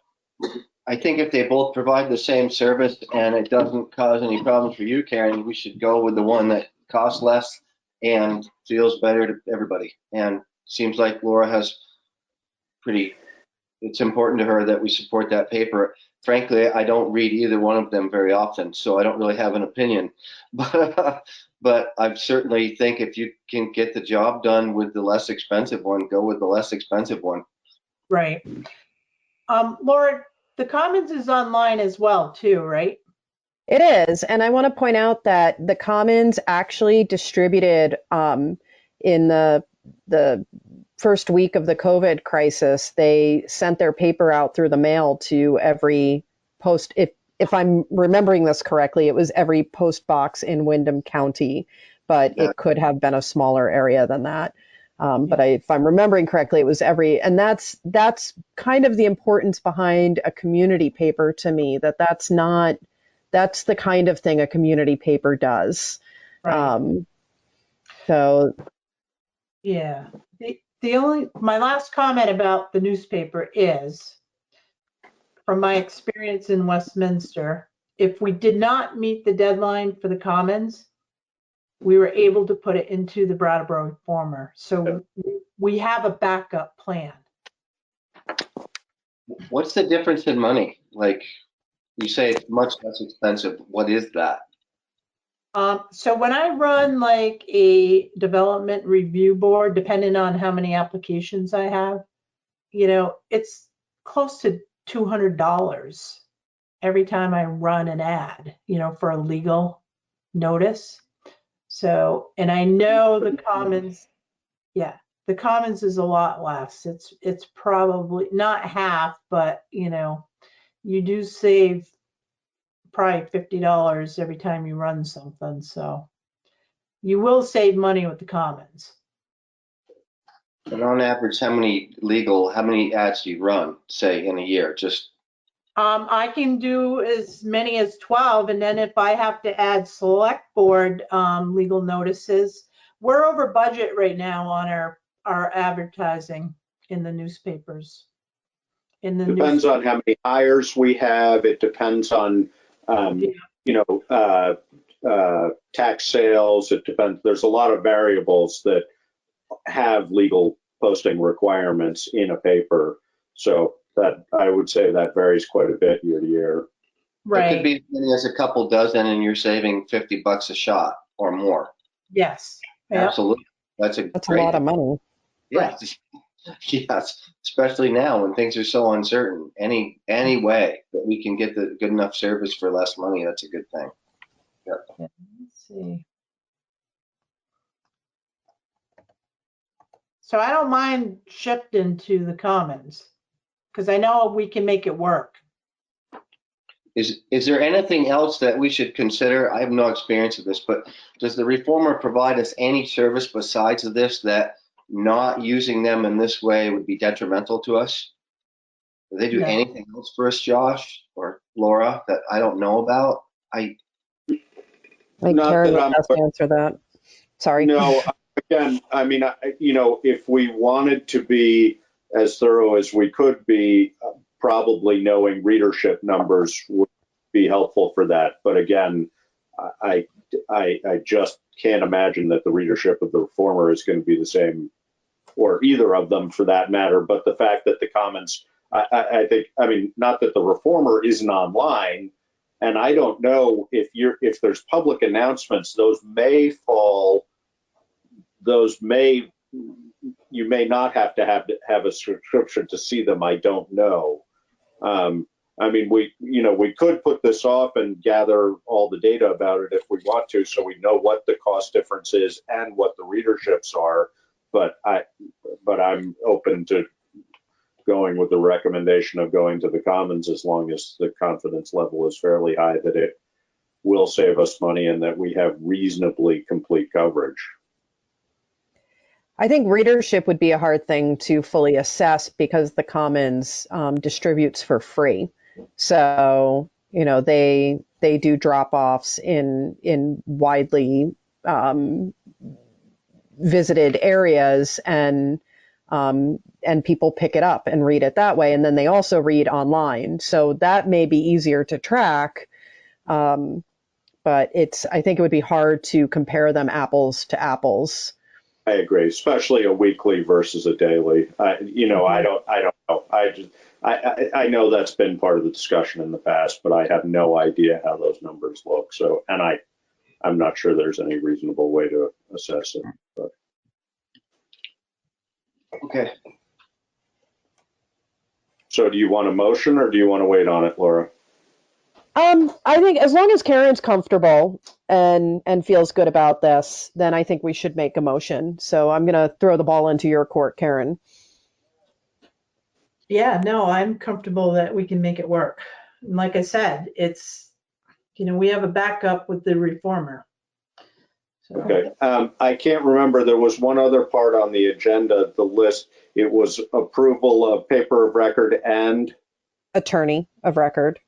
Oh, okay. So that's separate. So, okay. So I'll make a motion that we approve the Commons as our newspaper of record. And I'll second that. Okay. It's been moved and seconded. Is there any further discussion? No? All right. So it's been moved and seconded to make the Commons our paper of record for the town of Putney. And hearing no further discussion, all in favor? Aye. Aye. Aye. It's been passed. And I will make a motion to approve Salmon and Nostrand as our attorneys of record. I don't think it needs to be specific to Larry. Would you agree, Karen? I agree. So Salmon and Nostrand as our attorneys of record. I'll make that motion. And I'll second that. It's been moved and seconded to appoint Salmon and Nostrand as our attorneys of record for the town of Putney. Any discussion? I guess my only question is there any reason to consider anybody else at this point? No. Okay. And may I also add that our, so Salmon and Nostrand is primary legal counsel, with Robert Fisher being a secondary if there's a conflict of interest. Okay. Do you think that needs to be in the motion? I don't think it does, right? I think it should be. Just okay. So, yep. So I'll withdraw my first motion and make a second motion to approve Salmon and Nostrand as our attorneys of record and Bob Fisher as our backup attorney of record. Mm-hmm. Okay, and I'll second that. Yes. So it's been moved and seconded. Any further discussion? I think just the one thing I would say is that, Larry, they give us a pretty good deal, or a very good deal, I think. And that idea of considering somebody else, I don't think it's unreasonable that we would consider somebody else, and maybe at some point we might want to do that. But we've been with them. I mean, it goes back as long as I can remember. Richard Coutant, who was a member of that firm previously, and since passed away, but they've been doing our legal for a long time, and just having the historical knowledge is very helpful for us, I think. Yes, I agree. Okay. Any further discussion? So it's been moved and seconded for Salmon and Nostrand to be our attorney of record and Bob Fisher to be our alternate should there be any conflict of interest. All in favor? Aye. Aye. Aye. No, passed. Thank you. Thank you. All right, yard sales. This came up to me from a couple of concerned residents that have noted that they're already hearing discussion from people regarding potential yard sales coming up quite soon, from what I understand.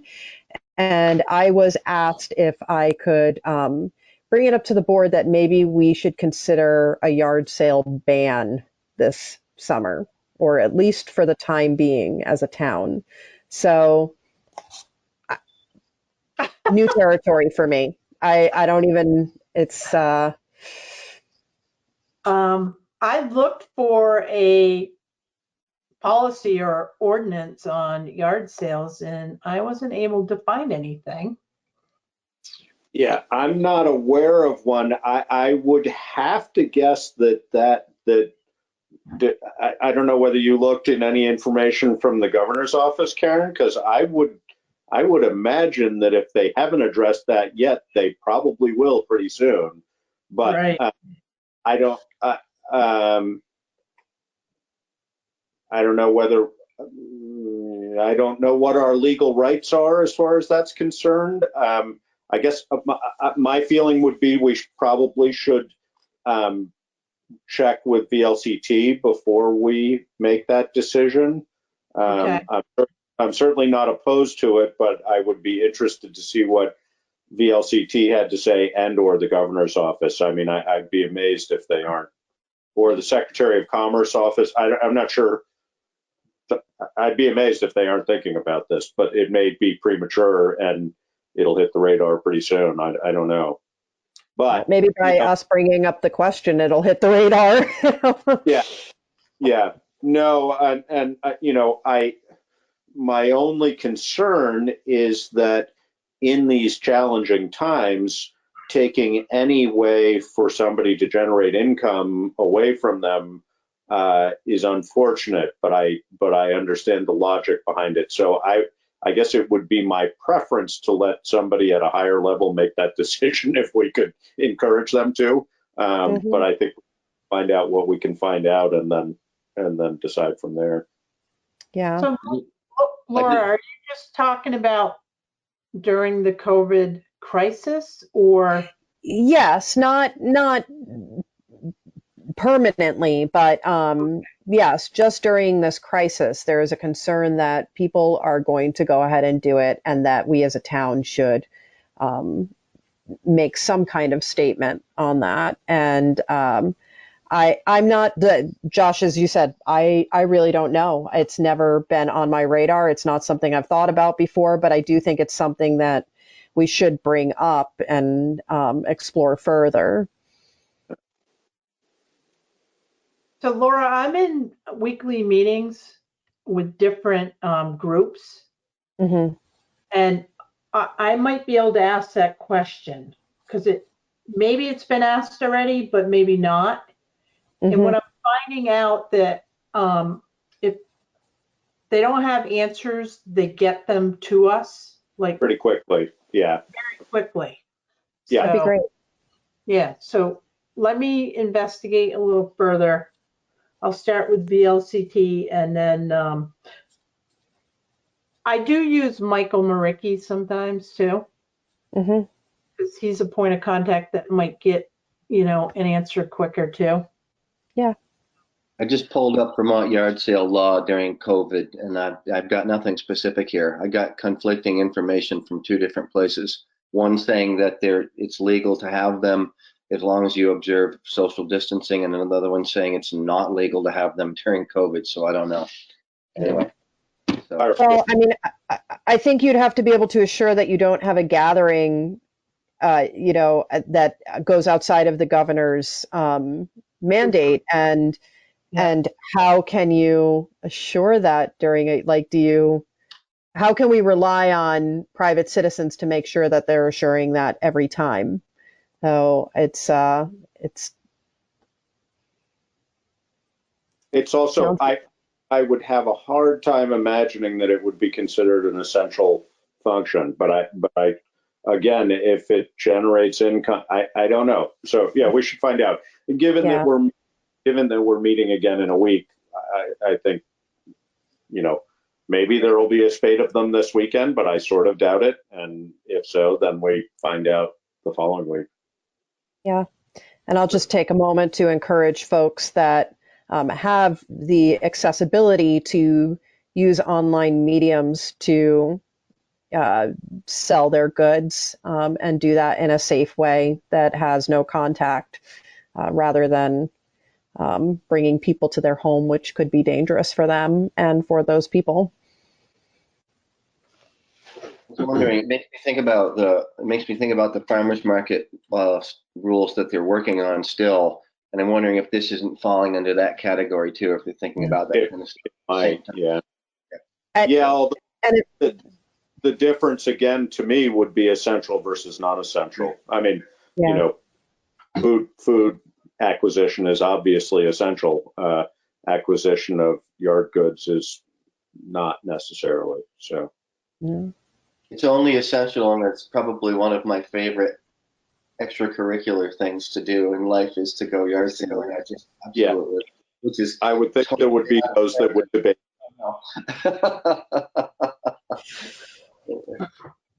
Well, and actually, I mean, the other point that it raises for me is, you know, I don't know.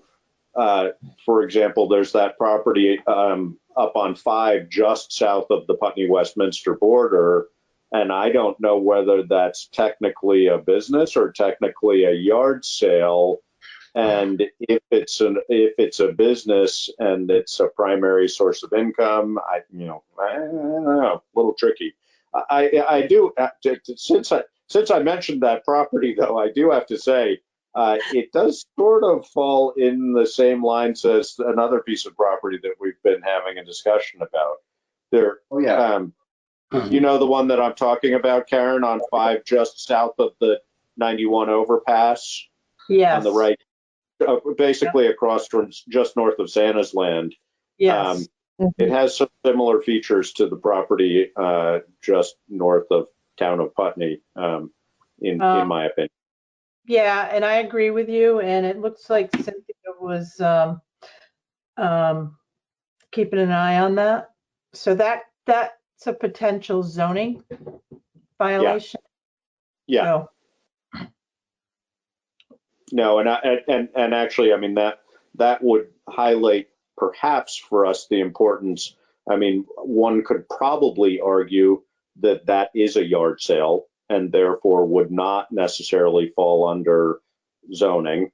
But if without an ordinance to clarify what a yard sale looks like and its duration and things like that, it would be hard for us to argue the opposite. So that's something we might want to explore.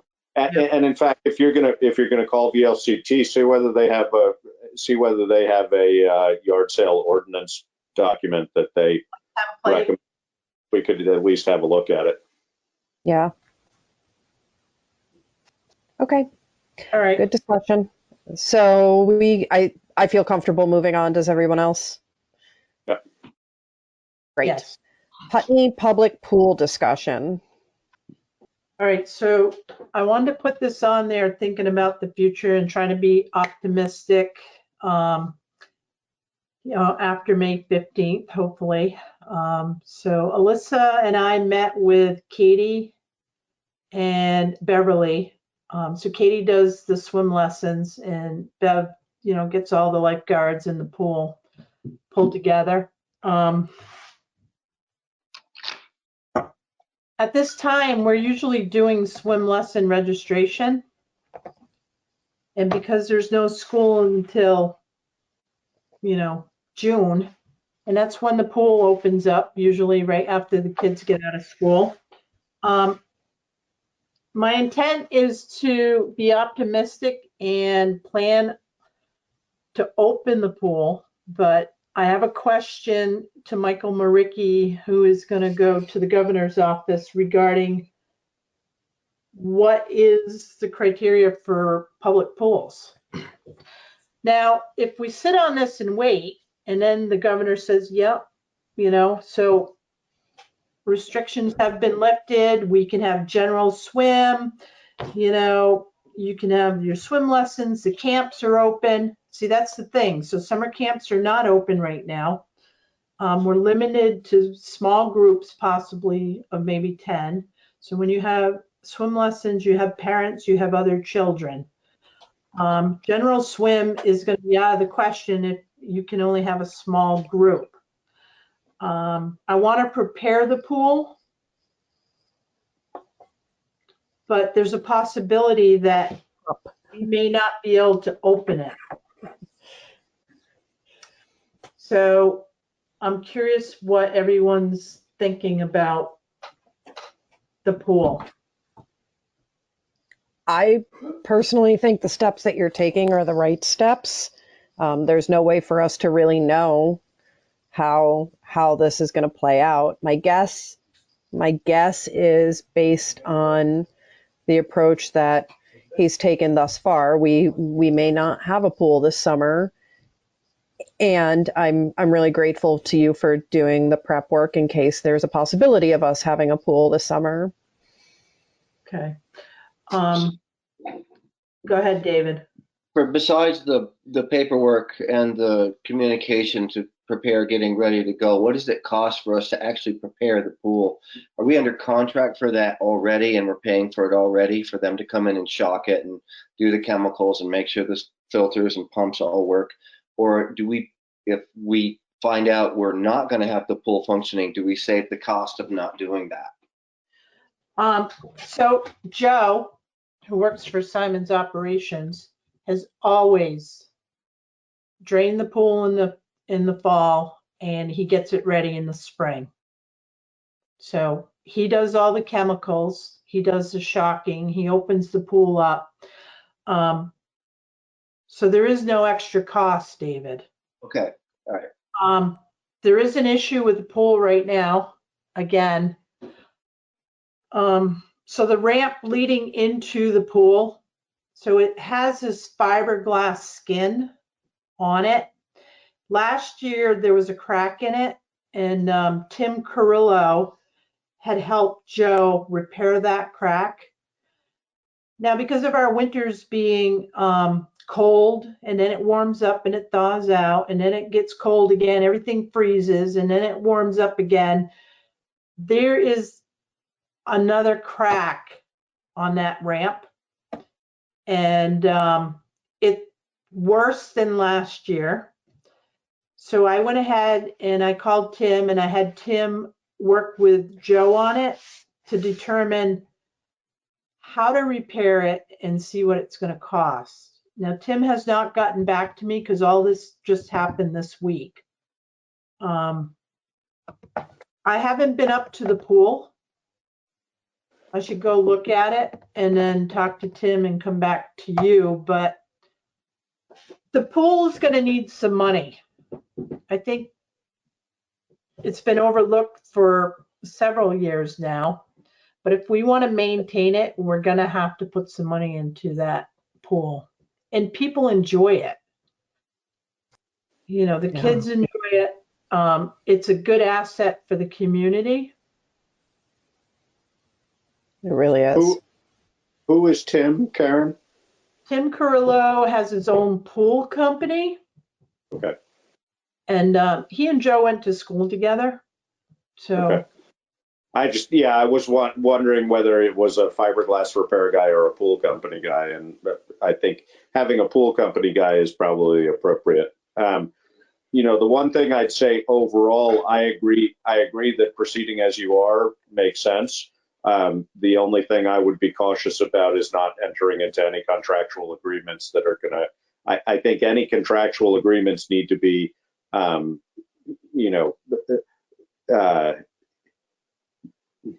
blanking on the term, but that we are not obligated unless the pool is open, conditional on the pool opening. So, I mean, for example, with Beverly, much as I would like to be able to hire Beverly and say, yes, definitely go ahead, this is what we want, I think we should be cautious about spending money on something that we aren't likely. So maybe we could do, in preparation, do per diem with her or something that is fair compensation for work that she does, but doesn't obligate us for a longer period of time than we need. Okay. So I called Brattleboro Carol a lot. She's in charge of the rec department. They're going to proceed ahead too, and they're going to do interviews for lifeguards. They're not even going to have a start date. It's a tentative job with a date to be determined. Yeah. And it's not guaranteed. Yeah. I think that's how we're going to approach it.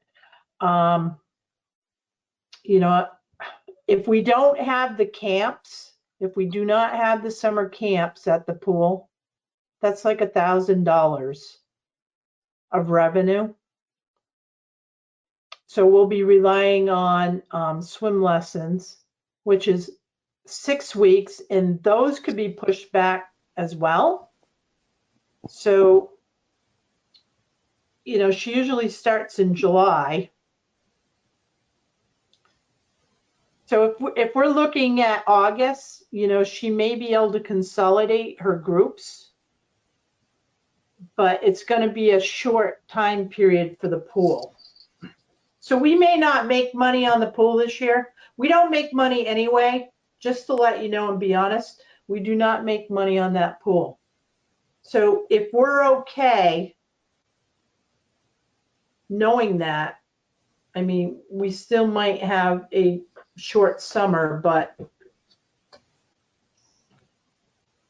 I don't know that we ever looked at the pool as a big money maker. I mean, I think that it's like having a town park. Right. In fact, maybe it's better than having a town park, because I think the pool normally comes close to breaking even, correct? Where a town park might cost us. No, doesn't break even. it depends. You know, it's not a huge number in the hole, though. I mean, in my recollection, we've never profited from it, but we've never lost a fortune either. No, we haven't lost a fortune, but I think of it as an asset. I don't think of it as a moneymaker. But yeah. No, and I you know, it's possible, because I think, and correct me if I'm wrong, Karen, I think that our single largest expense is employment. It's possible that a short season might actually work in our favor in that sense. And you know, not that we're looking for it to work in our favor, but it might prevent us from losing more than might otherwise. So. Right. So, I mean, again, I want to move forward opening the pool, and we'll see what happens. Yeah. I am hopeful. I did see some really controversial information coming out of New York with their pools closing. The concern about kiddos and families using swimming holes that maybe weren't appropriate, and more accidents happening because of you know, people having to find ways to cool down and using inappropriate places to do so. So it feels like our pool also helps keep people safe. Yeah. And not that I want to discourage people from using Vermont swimming holes. We have wonderful swimming holes, and I want them to use those too. But having the pool is great for little ones, and to have some kind of responsible oversight. Huge asset to the parents of young children. Yeah. No, we'll see. Okay, well, I'll keep you updated on it. Thank you, Karen. Thank you. All right, so we're moving on to the town manager's report. Okay, so moving along. Sandglass Theater grant request update. Just to let you know, so we know the history. You know, they came to us in February. I tried to work with them to get the application packet together. I finally received it at 3:30 in the afternoon on April 8th. The grant, Josh, was due April 15th. Right. So I was not able to accommodate that deadline. And, you know, before I knew it, it was Wednesday, and they had sent me an email and asked if I was going to be able to complete it. And unfortunately, it didn't happen. So and go ahead. I saw the communication, and they sort of implied that they would just wait for the next round and go ahead in the next round. Is that, yeah? That's what they had stated. So in the fall, now that I know what I'm looking at, and I can, you know, if I had had like 3 weeks, I probably could have got it done, but that wasn't the case. So if they want to resubmit in the fall, I'll make sure that we pull it together, and we can be ready. And you've communicated that to them? Yes. Yeah. So that's that. So dog complaints, running at large, and a reminder to license your dogs, please.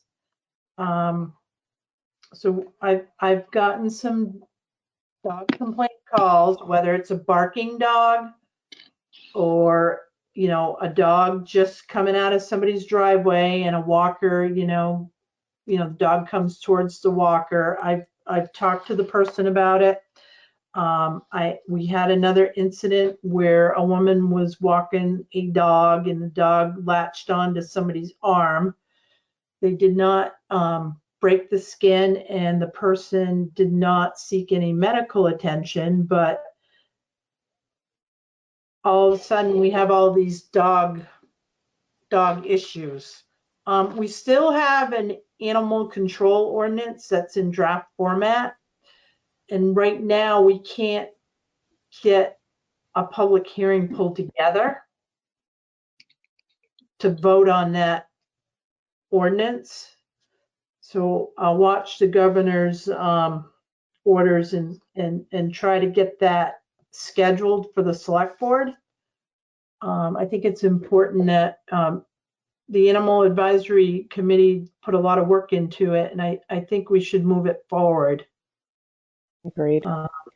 So I just wanted to mention that. Also, Laura, I want to mention that there are, let me see, 168 dogs that have been licensed. And then we have 121 that are unlicensed at this point. Oy. Yes. Is that how different is that from other years in the past? John seems to think that it's there's more this year, and he's done his due diligence. He's sent out 2 letters now, and I just want people to know that if I get a complaint on a dog and it's on the unlicensed list, I will be coming. I'm going to call you. So last year we had Jonathan. I had Jonathan send out certified letters. Mm-hmm. And people came in and they licensed their dogs. So it's a lot of certified letters, though. Please do the right thing and license your dog, because we don't know if your dog's not licensed, we don't know if it's up to date on its rabies certificate. Mm-hmm. If a dog bites somebody, especially a child, there's going to be bigger ramifications than paying like a $12 license fee. Yes. So please get your dog's license. And just remind us, Karen, that can be done by phone and or by online, or just by phone, or? You can call the town clerk's office. He's at extension 13. You can email Jonathan at clerk@putneyvt.org. Yeah, and all the reminders went out to everybody. So everyone on this 121 unlicensed dogs list has a notification, or 2, or maybe 3 at this time. It seems like, go ahead. Go ahead, Josh. No, go. All right. I just wanted to say that from my small picture of the window of the world here, there's at least 4 or 5 times as many people with dogs walking as there normally are. My loop here, the Black Locust Road, Hickory Ridge Road loop, is a really popular loop. And there are so many people out walking with their dogs, and they need to be more responsible than ever, because there's so many, the possibility of encountering people and other dogs is so much higher now that people have the time on their hands and are walking. Right. So I've seen many near incidents from my driveway alone where dogs came together. They didn't know each other on unfamiliar territory. Yeah. And so hopefully people And will do the thing. what are the penalties for not licensing your dog? All right, so back to having no enforcement. Okay, and that's part of the new draft ordinance, Laura. Mm-hmm. So without an animal control officer, which like a retired person would be really good, and we could issue tickets for fines. Okay. Mm-hmm. I have the books in my office, you know, the tickets, but whoever writes a ticket, they're the one that has to go to court to defend that ticket. And you have the right to write those tickets, though, don't you, Karen? I do. Okay. Not that you want to be running to court regularly, but. No, but what is the fine for an unlicensed dog? Yeah. I think the first offense is like $50. Yeah. And then it goes up, you know, I think the highest it could be like $100. And remind me what the licensing fee is. My husband takes care of this, so I don't remember. I don't know if I know, because if you have one dog and, you know, males. It's $14. There you go. So 14 versus 50 and, right. And headaches. Yeah. Maybe it ought to be more than 50. Maybe it ought to be enough so if you have to go to court, it covers some of your time. Maybe it ought to be enough so if someone does it once, they never do it again. You know, I mean, that's a good point, David, because really, maybe it ought to be $250. You know, maybe it ought to be a bunch so people take it seriously. Yeah. Well, that will be but when we if you don't have enforcement, and if we don't have any way to back that up, it doesn't matter what it is. And we also, if people don't know that fine exists, then it has no relevance in their life either. I think helping people to understand the importance of I hear what you're saying, David, and I tend to think that helping people to understand the importance of licensing their dog is probably the better route. But I hear what you're saying too. Well, my biggest fear too is if a dog attacks a child, that's a big concern. And it's like, you know, just do the right thing, be a responsible animal owner, and just, it only takes 2 seconds. It's, you know, you can mail your payment in, you know, call Jonathan, he'll tell you what you owe. It's a pretty simple, you know, responsibility. It doesn't have to be difficult. And correct me if I'm wrong, but the state has given us the right to forgive penalties for late licensure at this point, haven't they? Correct. Due to COVID? Yes. So even more incentive. Am I remembering correctly that we did have that on the sandwich board for a period of time? And or do we still, and or should we if we don't? No, there's something else on our sandwich board. It's eat local, buy local. Farmers. Yeah. Yes. Yeah.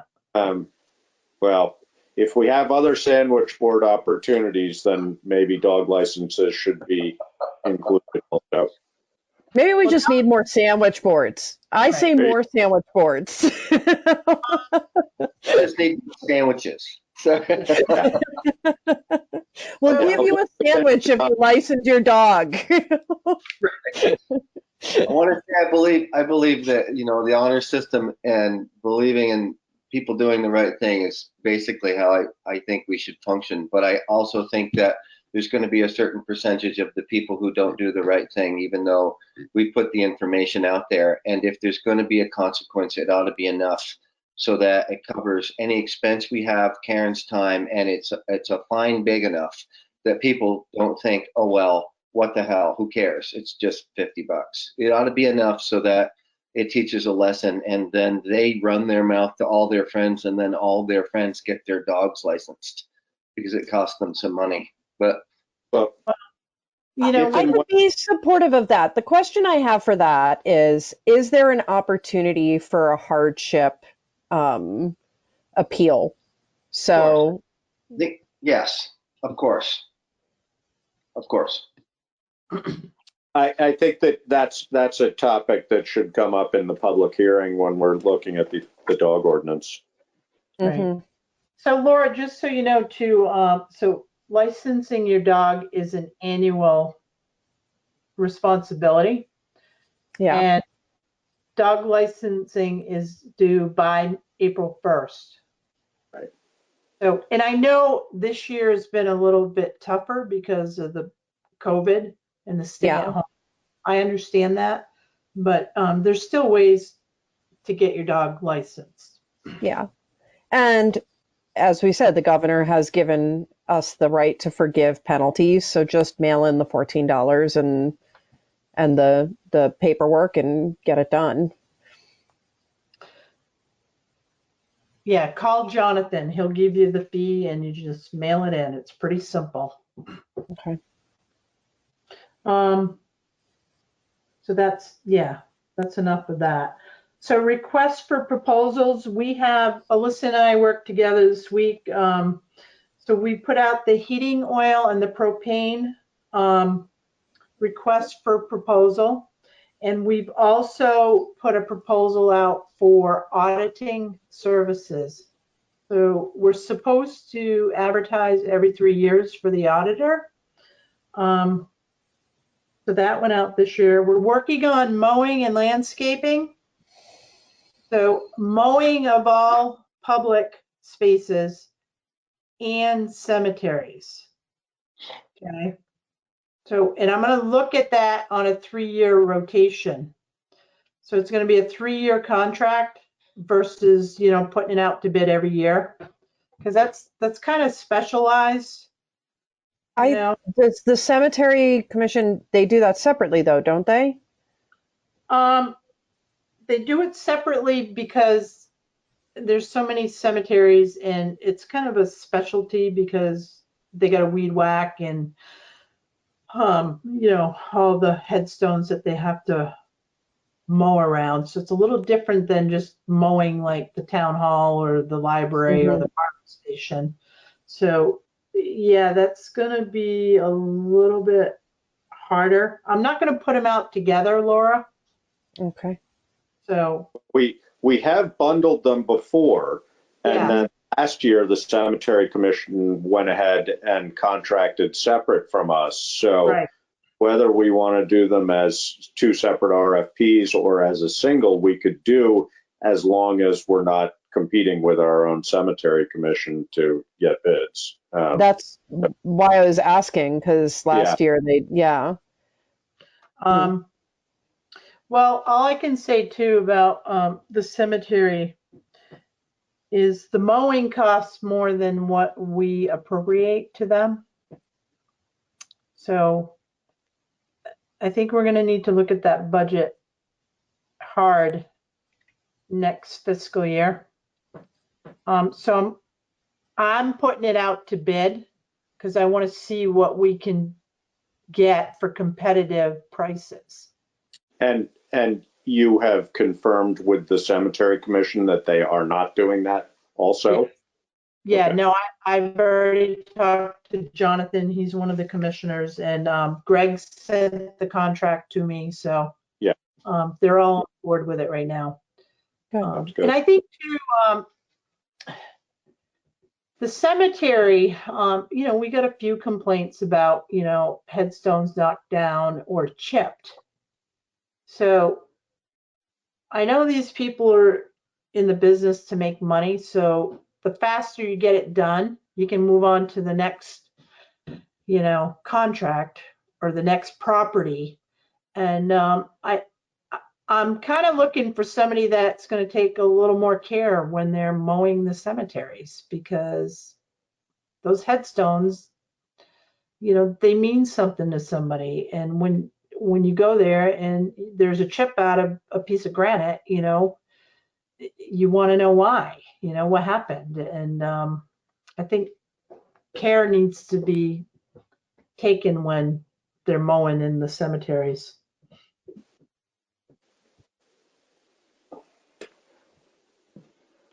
So I will keep you up to date on that. Of course, with landscape services and mowing, we got to get that out soon and get bids back. So you might see them in like probably a couple weeks, maybe. Alyssa, did we put a date on that? Yeah, like May 15th, right? May 8th. May 8th. Does that seem right? Yeah.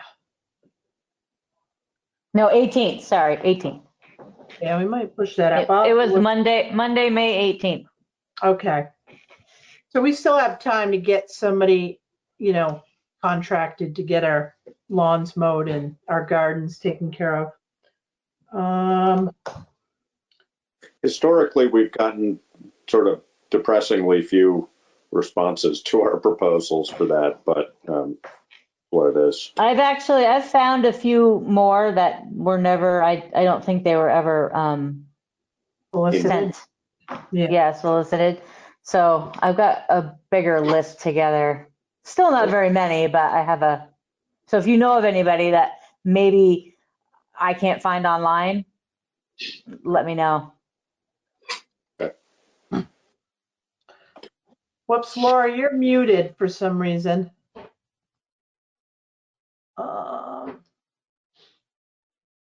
All right, she's back. The other request for proposal is going to be cleaning. So I'm going to put that out for some competitive bids as well. Again, like Alyssa mentioned, you know, cleaning, there's not a whole lot of companies out there, but I just want to see what we can bring in and see if we have some competitive prices. And what I had said about the mowing also holds true for the cleaning, and I don't think you heard the mowing, was that they all need to be insured, and that's a part of what might limit the pool for us a bit. Right. Yep. They also need to have workers' comp if they have employees. Right. So broadband communication union district development. Because there's a lot going on right now, and we can put this right on the table too. So Deerfield Valley has created a communication union district. There are 7 towns that have joined that district. They are Wilmington, Halifax, Marlborough, Reedsboro, Stratton, Wardsboro, and Whitingham. So, as you know, we have a grant to do. We did the survey. We got some pretty good results. They're moving forward with a feasibility study, and then they're going to come up with the business plan. And all of this should be done by August, okay? At this point, I want to let the select board know that any town right now can join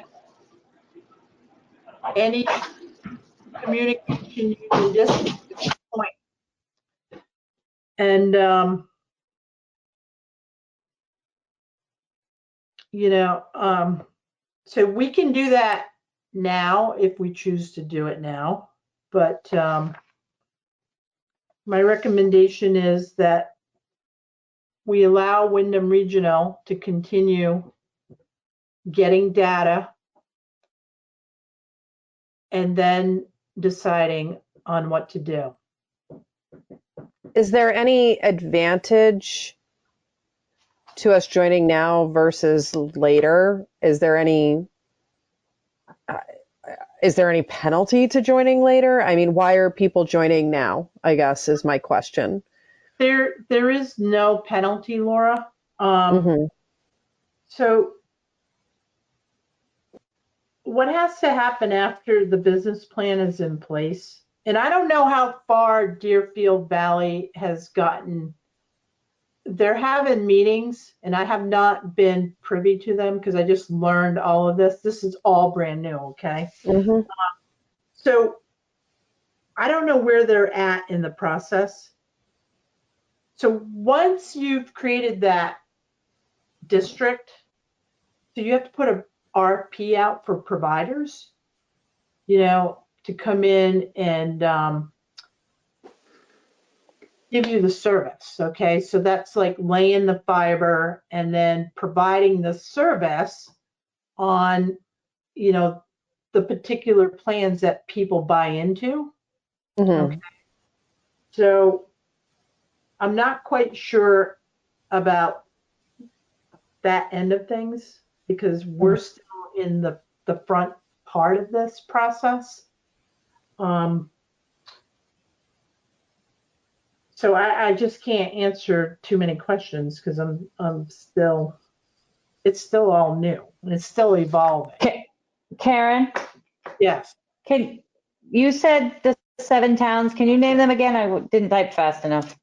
Oh, sorry. Wilmington, Halifax, Marlborough,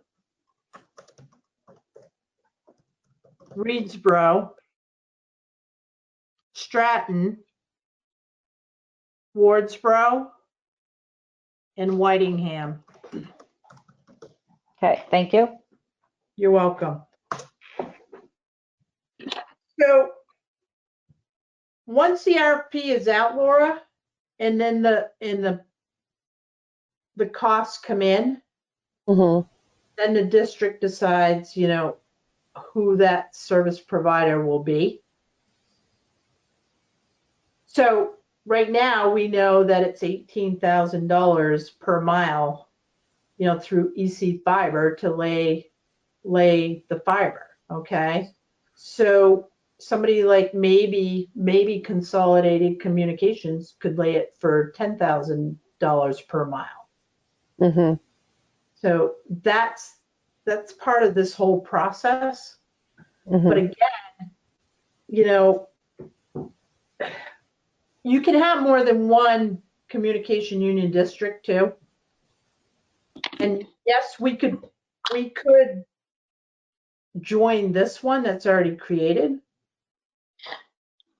But I mean, it's not going to hurt us to wait and see what the feasibility study and the business plan looks like. And, we may get that plan and it may be, higher than what this new district might have. So. Yeah, just geographically, it doesn't make sense to align ourselves, in my opinion, with that group of towns that has already formed a district. But right, because I think too, Josh, if you look at, those towns right there, somehow you got to run that fiber over to, the lower section. Yeah.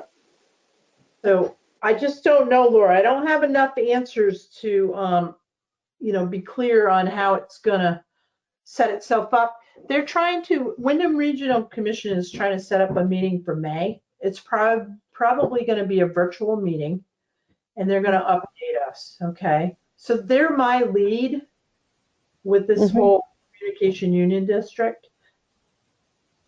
They agree that, it's good that a district has formed because now it allow other towns to join just through a select board approval. And that was part of that resolution too, the work with Wyndham Regional.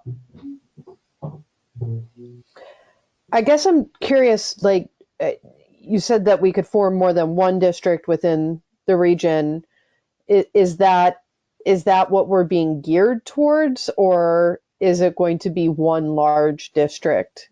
Or we just don't know at this point? We don't know at this point, but it potentially could be one big district. Okay. Yeah, I'm certainly not adverse to aligning with those towns if we're forming one big district, but I wouldn't want to see us try to align with the Pioneer Valley District and then have a Connecticut Valley District formed and, That just doesn't make. So I think until the Wyndham Regional Commission has done their work and we really know what the possibilities are, we just wait it out for now. Yeah, and it's not going to hurt. Yeah, no, exactly. And I think you were sort of alluding, Laura, if at some point there's an incentive or a reason to do it sooner rather than later, then yes. But at this point, that there doesn't seem to be a clear benefit of doing that. So I think we wait it out. Yeah, I don't think we should jump right in. I'm not confident that's the right move. Yeah. And I think aspirationally, we've shared, we're supportive of this process. We want to see this happening, and but we need to know all of the details before we make any commitment on behalf of this town. Correct. Okay. So highway department update. So all the dirt roads in Putney, except for 2, which were not that bad, have been graded. So I just want to share that with everyone. So they've all been done once already. So Brian's been running trucks. They've been trucking sand. And they've also been helping Dummerston. They do it every year. So they get sand and they bring it over to the Dummerston Highway Department. So they've been doing that. They've been busy. And right now, the governor, with his restrictions for the highway department, it's possible that we might be able to get signage taken care of now, Laura. Brian and I have had a conversation about the fence at the end of the sidewalk. So we're going to come up with a solution about that, and I've asked him, it needs to get taken care of.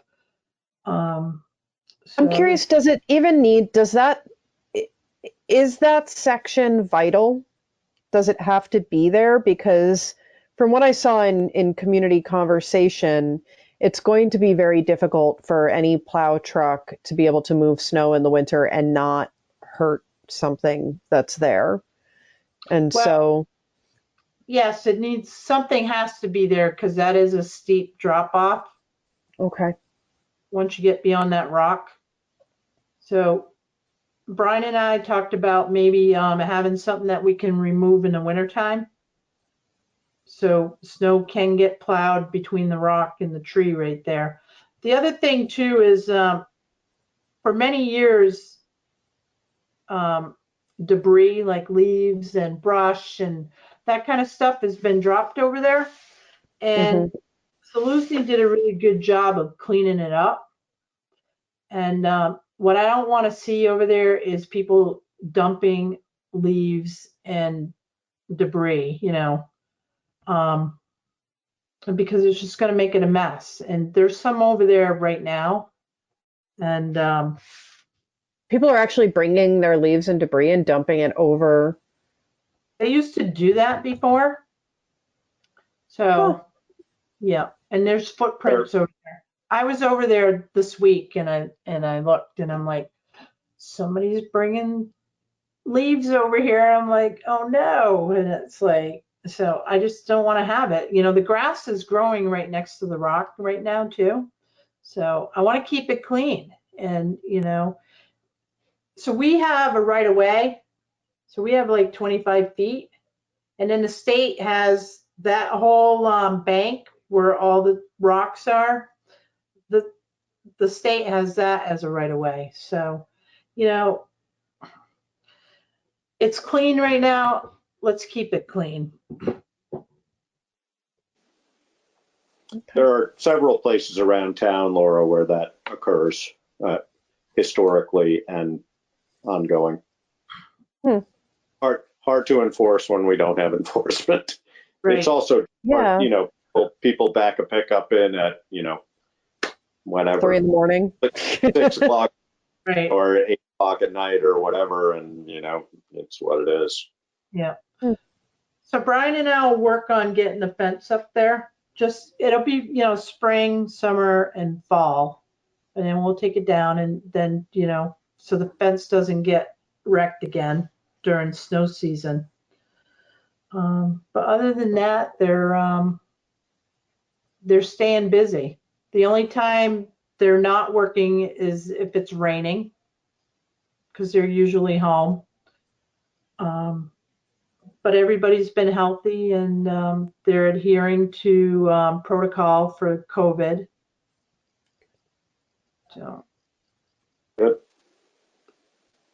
One other item I wanted to bring up is digitizing the land records. And I know we've talked about this in our emergency preparedness meetings. I was on a conference call today, a virtual meeting, and John Gannon was on that call. And he is pushing for town clerks to get their land records digitized for this reason with the COVID.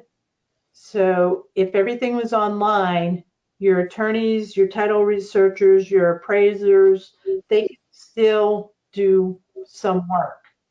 The fact that no one can go into, the town clerk's office, and right now the governor has lifted some restrictions with the town clerk. So appraisers and attorneys and title researchers now can start going to the town office and doing some work. It will be a case-by-case basis in Putney. People will have to come in, sign in, wash their hands, first wash their hands, sign in, sign out. They will have to have a mask, and they will have to have their own gloves. So hopefully, most of the time, people will come in and they'll get a grand tour and a grantee list, and they know what they're looking for right off. So they can usually print it from the computer to the copier, but anyone touching anything in the office, it'll have to be washed right after as well. So we are lacking disinfecting wipes, but Alyssa scored today with Staples. So we have some of those come in. We have sanitizer in the office. And anyone coming into the office, it's going to be limited because it'll be the town clerk and one other person. So Tuesday and Thursdays is when the town clerk's office is open, or that's when Jonathan is there. I won't say it's open, but the town clerk is physically at town hall on Tuesday and Thursday. Is it by appointment only? It will be by appointment only. Okay. Can I offer just an observation? If you're having folks bring in their own gloves and they're washing their hands and then putting on gloves, if you're not sure that this is a new pair of gloves, they could be using a pair that has been used over and over and over again, and the gloves could actually be more harmful than their bare hands. Okay, so I would suggest either supplying gloves or asking folks to really wash their hands well when they come in, and then disinfecting everything afterwards and ditch the gloves idea altogether. Okay. It's probably not an idea to have them wash their hands and then sanitize them as well. Yeah. Do you have plenty of sanitizer? Yes. Hand sanitizer? Okay.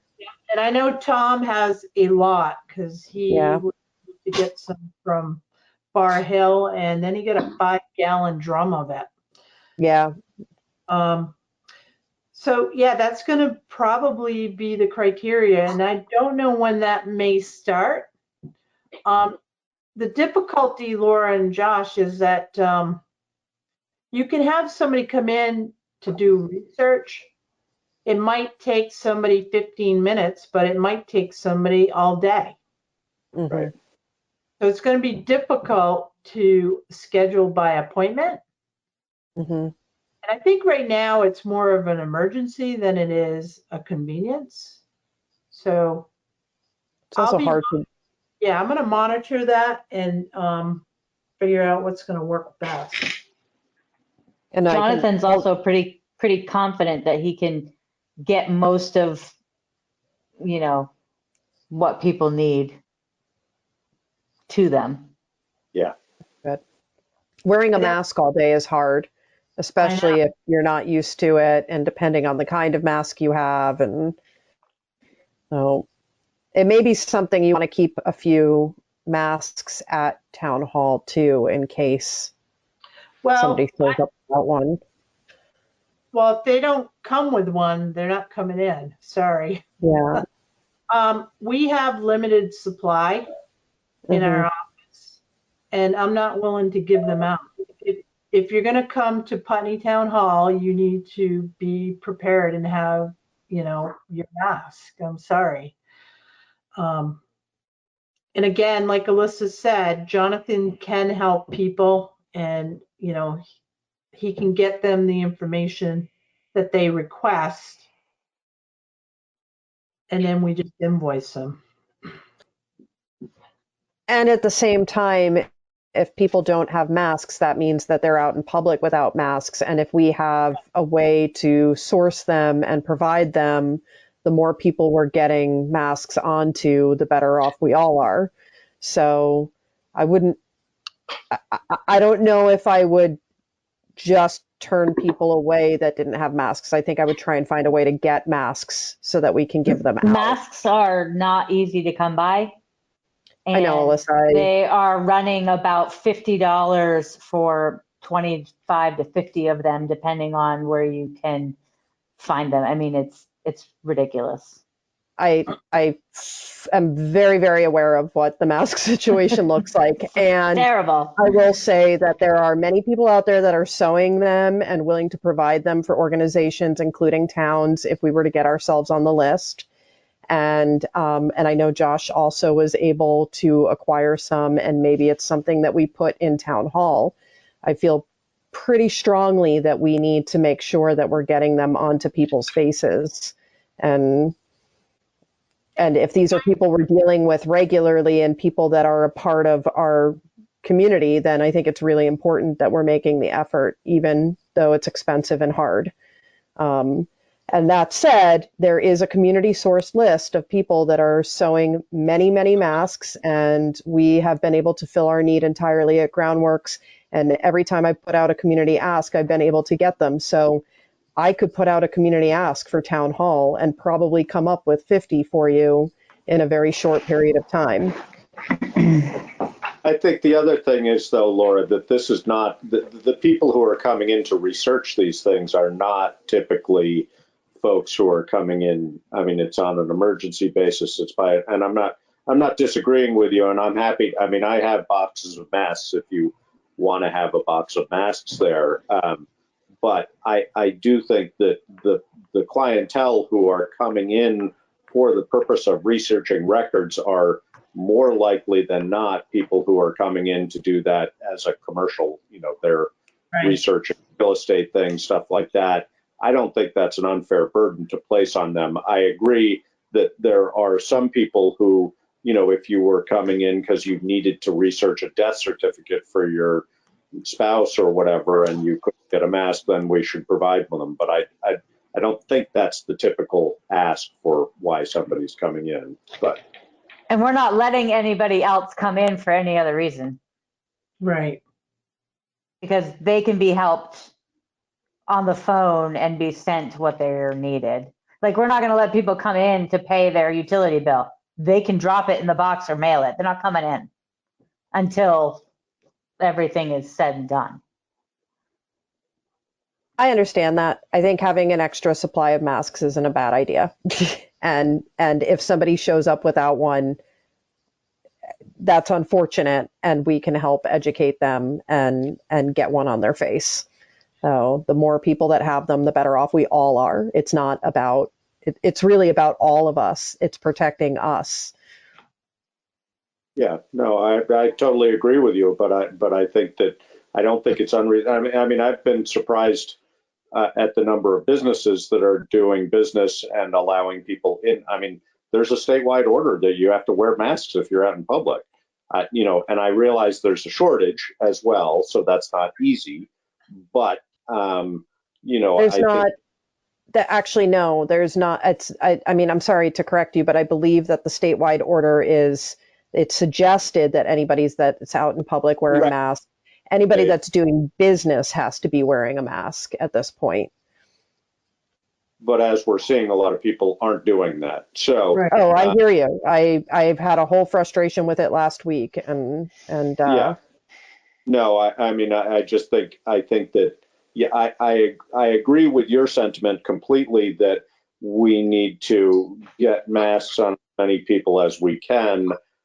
I think that if somebody who's coming in doing business can't provide their own mask, then sorry, we're not going to provide. I mean, I don't know. I mean, that's sort of a philosophical difference. If you're coming in and you know you need a mask, Right. then you need a mask. That's what it is. And that should not be our responsibility to provide somebody in that situation with a mask. I think we should have as many masks as possible available to anybody who wants one, who can't afford one or otherwise acquire one. But if it's part of your business, you got to find yourself a mask. I mean, I don't think that should be our responsibility. But how do you decide that? How do you decide who can afford them and who can source them? And how are you deciding that? No, I think you're right, Josh. I mean, if they're an attorney or a title researcher or an appraiser coming in to the town clerk's office, like anyone else, like us, Laura, you know, they're doing business. They're going into a public building and they should be prepared. We're not talking about, like, you know, a resident coming in, you know. I mean, like Alice Mays, if she had to come down, I'm sure she'd have a mask on. I'm sorry, but you know, it's like these are business people in the public, and so that's what I'm meaning by if they don't have a mask, then they can't enter the building, you know. But we would tell them that too before they came, because it's Right. by appointment only. So, okay. Yeah. So I think we all agree with the sentiment that everybody should be wearing masks, but you know, I don't go anywhere without my mask on, and that's because I'm accepting responsibility for that. You know, I realize there are people who can't do that, and but I don't think that's the group of people that we're talking about. I think, and you're right, that's tricky. I don't know. I mean, maybe I don't know. I mean, maybe we have masks there.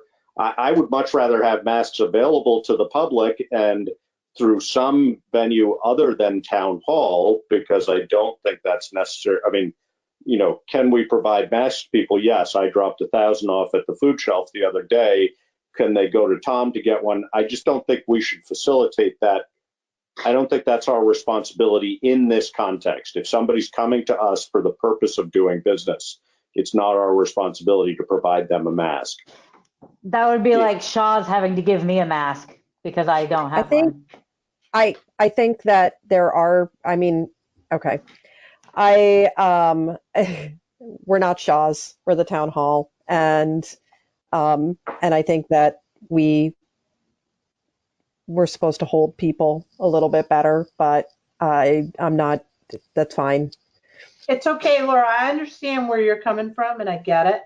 And so it's not like we're going to have like 10 people right off anyway. So we can manage this, okay? Mm-hmm. And so this is what I have to say. I have masks because I'm responsible. And I'm so grateful that you offered me one the other day, Laura. Both things are right. Both things are right.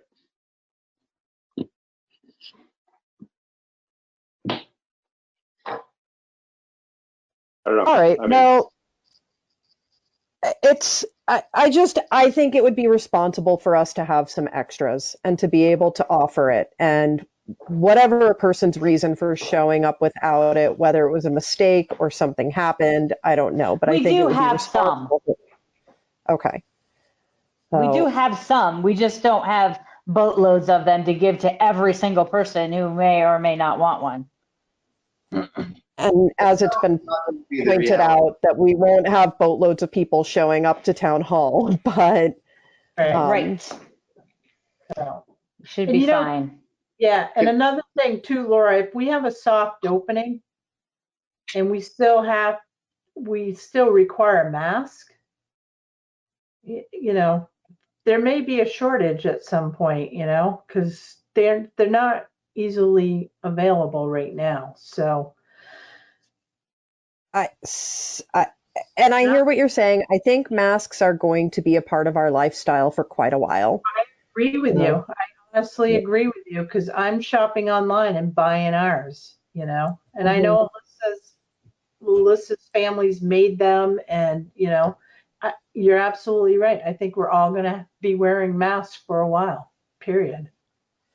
And I think the other thing that sort of, as David was saying, I think that we are happy as a town and as a municipality to provide a mask to somebody who is in need of a mask. Right. I think that sort of offering that to people who are in need, and I totally again get what you're saying about how do we determine that. But I think that, you know, we're asking, I guess maybe, yes, we should have masks there for people if they can't get a mask, and we provide it. And we, of course, don't ask them what their reason for that is.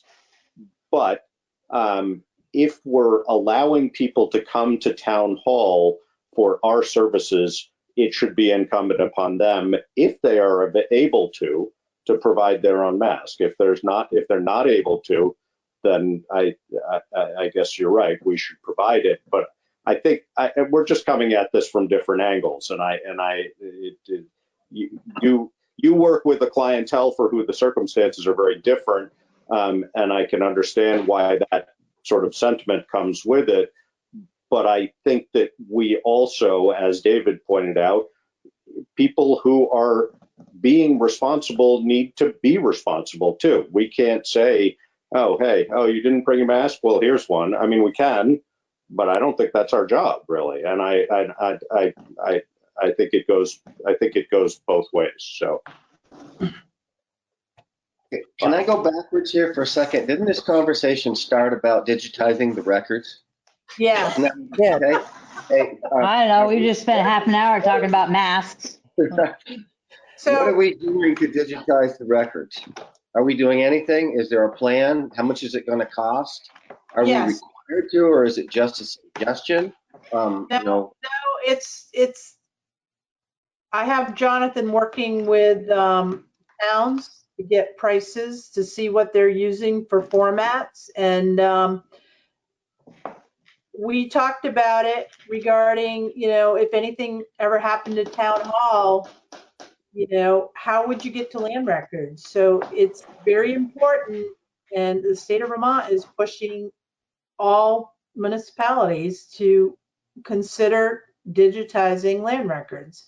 And the thing too, David, I want to comment is that if our land records were digitized right now, somebody coming into our office who didn't have a mask, they wouldn't need to, because they could get that information online. And Okay, so there's a means to pay for the copies too online.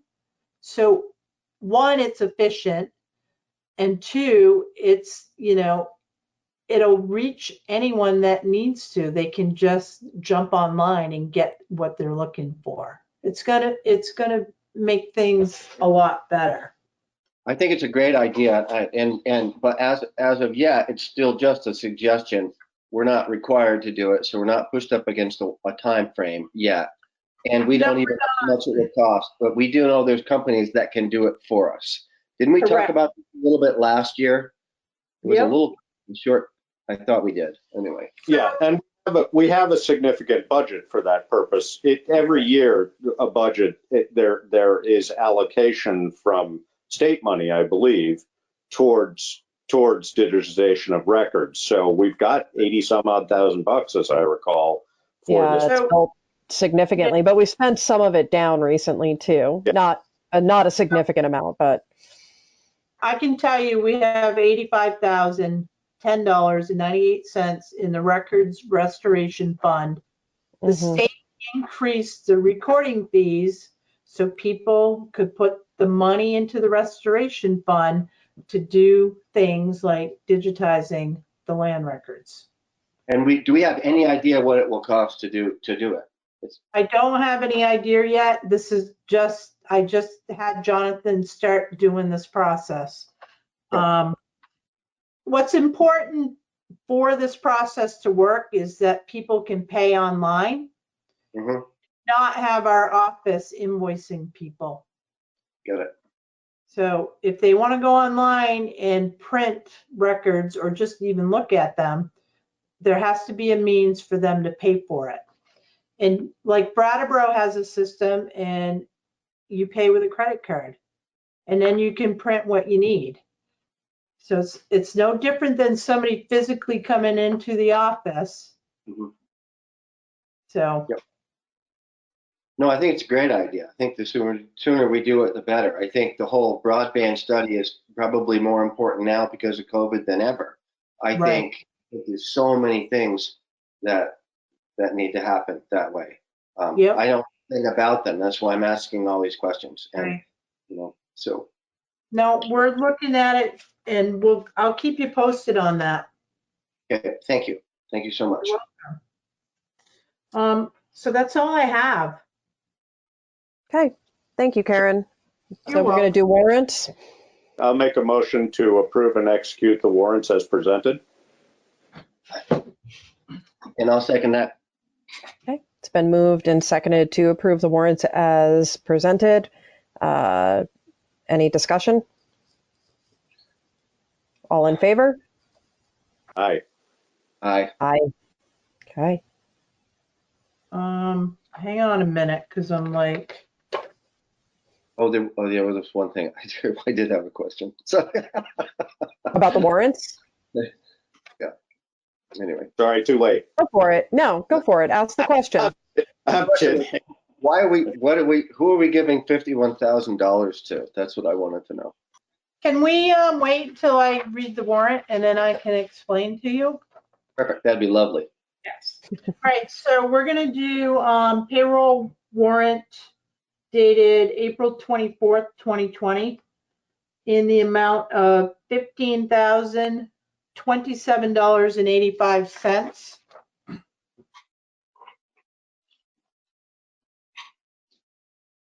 Hello? Hello? Josh? Yeah? Do you want me to read that again? No, I'm good. I'm good. I looked them over. Okay. So that's payroll warrant. And then, so do you want to pass that one or you want to do both of them together? Well, we already approved. We don't have to, we just have to sign them. We've already approved based on review. So as long as there aren't questions on review, all we have to do is sign them. We've already done the. So accounts payable warrant dated April 11th through April 24th, 2020 in the amount of $87,147.98. The answer to you is it's a bond payment, David. It is a bond payment. It's for the fire station and the water sewer. Okay, thank you. You're welcome. Thank you for telling me that. Is there anything else that you guys noticed? Do you have any questions? No. Look good.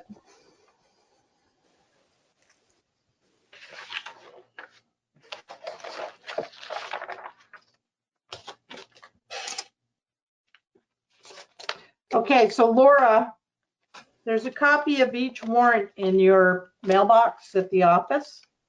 Great.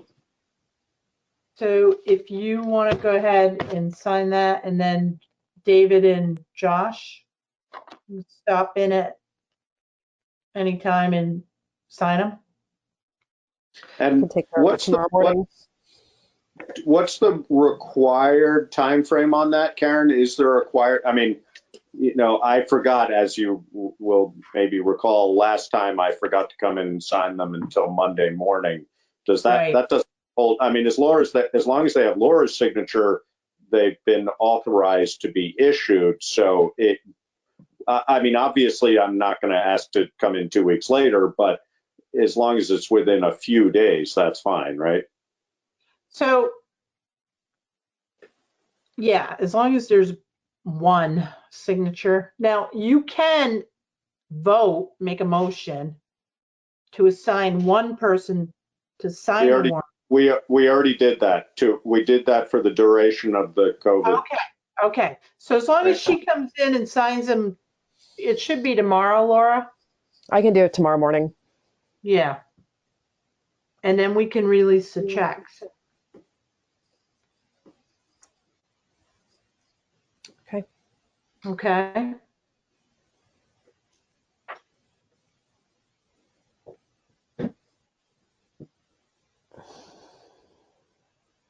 All right. Do we have any other business?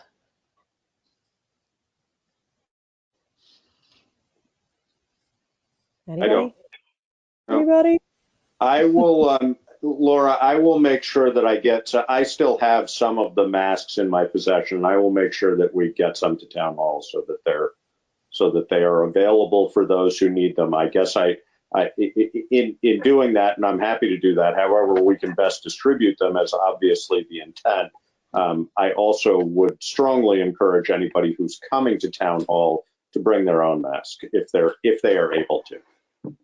I totally agree with that sentiment. And I think it's important that we're able to support if there is, for whatever reason, somebody isn't able to. Yeah. Yes. No. I appreciate that. Thank you. We need an executive session, it looks like. Yes. Okay. So do we have a motion to enter executive session under Title I VSA 313(3), the appointment or employment or evaluation of a public officer or employee, providing that the public body shall make a final decision to hire or appoint a public official or employee in an open meeting and shall explain the reason for its final decision during the open meeting? So moved. And seconded. We have to shut off recording now. Great. So we left executive session. No decision was made. We are going to meet again to have further conversations. And our next meeting date is May 6th, 2020. That is our special COVID meeting, and that begins at 5 p.m. Is that correct? No.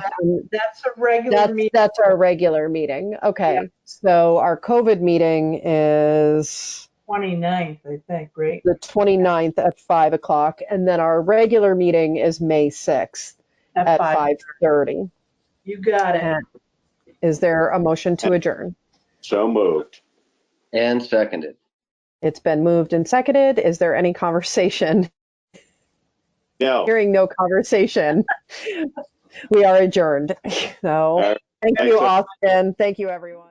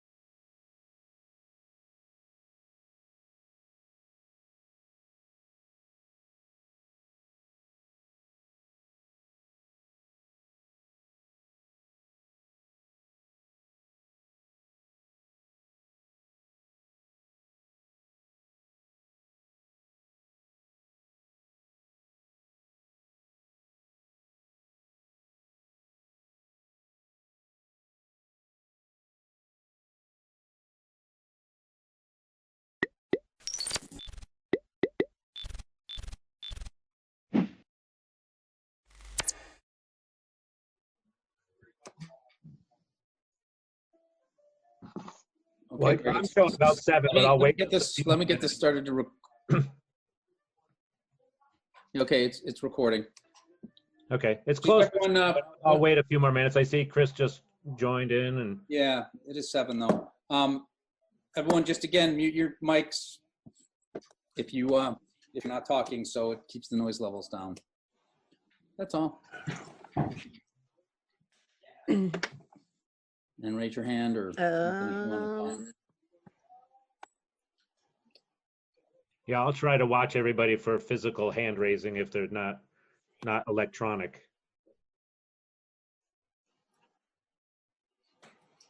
Well, I guess we can start. If I don't know if anybody knows of anybody else joining in. I don't know of anybody else. Thank you, everyone. I will officially call the meeting to order. I guess it's 7:01. And we'll start by the first item to call for any other additions to the agenda. Anybody? No? All right, so don't hear any. So we'll move on to approve the minutes from the April 13th Select Board meeting. Motion to approve those, or? I'll make a motion to approve the minutes from the April 13th Select Board meeting. Thank you, Tom. And I will second that. All right, thank you, Paul. Any comments or any changes, suggestions? For our first Zoom meeting, I think it went pretty smoothly. Yep, Terry's joining the meeting now. Okay. So we'll hold off for just a second.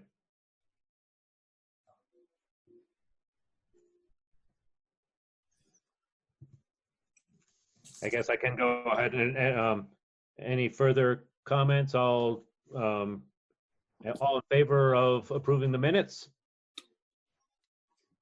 Aye. Aye. Aye. Aye. Aye. And I see. Damn, boy, don't. Abstentions or any nays? Chris, we can hear you. All right, so I have all in favor for approving the minutes. Next two items are kind of lumped together for approving the timesheets and the pay orders. Terry had posted those up on the shared drive this afternoon, and I will plan to go into the office tomorrow to sign them. So I'll look for any comments or any anything that anybody saw in those or anything to point out. I have a couple. I have a question. I've question and a comment about the pay orders. Sure. First thing I want to do is I want to thank Sarah and Terry for they're doing these logs of what they're doing at home, and I think they're doing it really good, really helpful. Thanks for that. The other one is we talked about the bottle deposit, and it's like $5 a bottle for the water. We talked about that 2 weeks ago. That they're charging us for them. Oh, there's Sarah's hand up.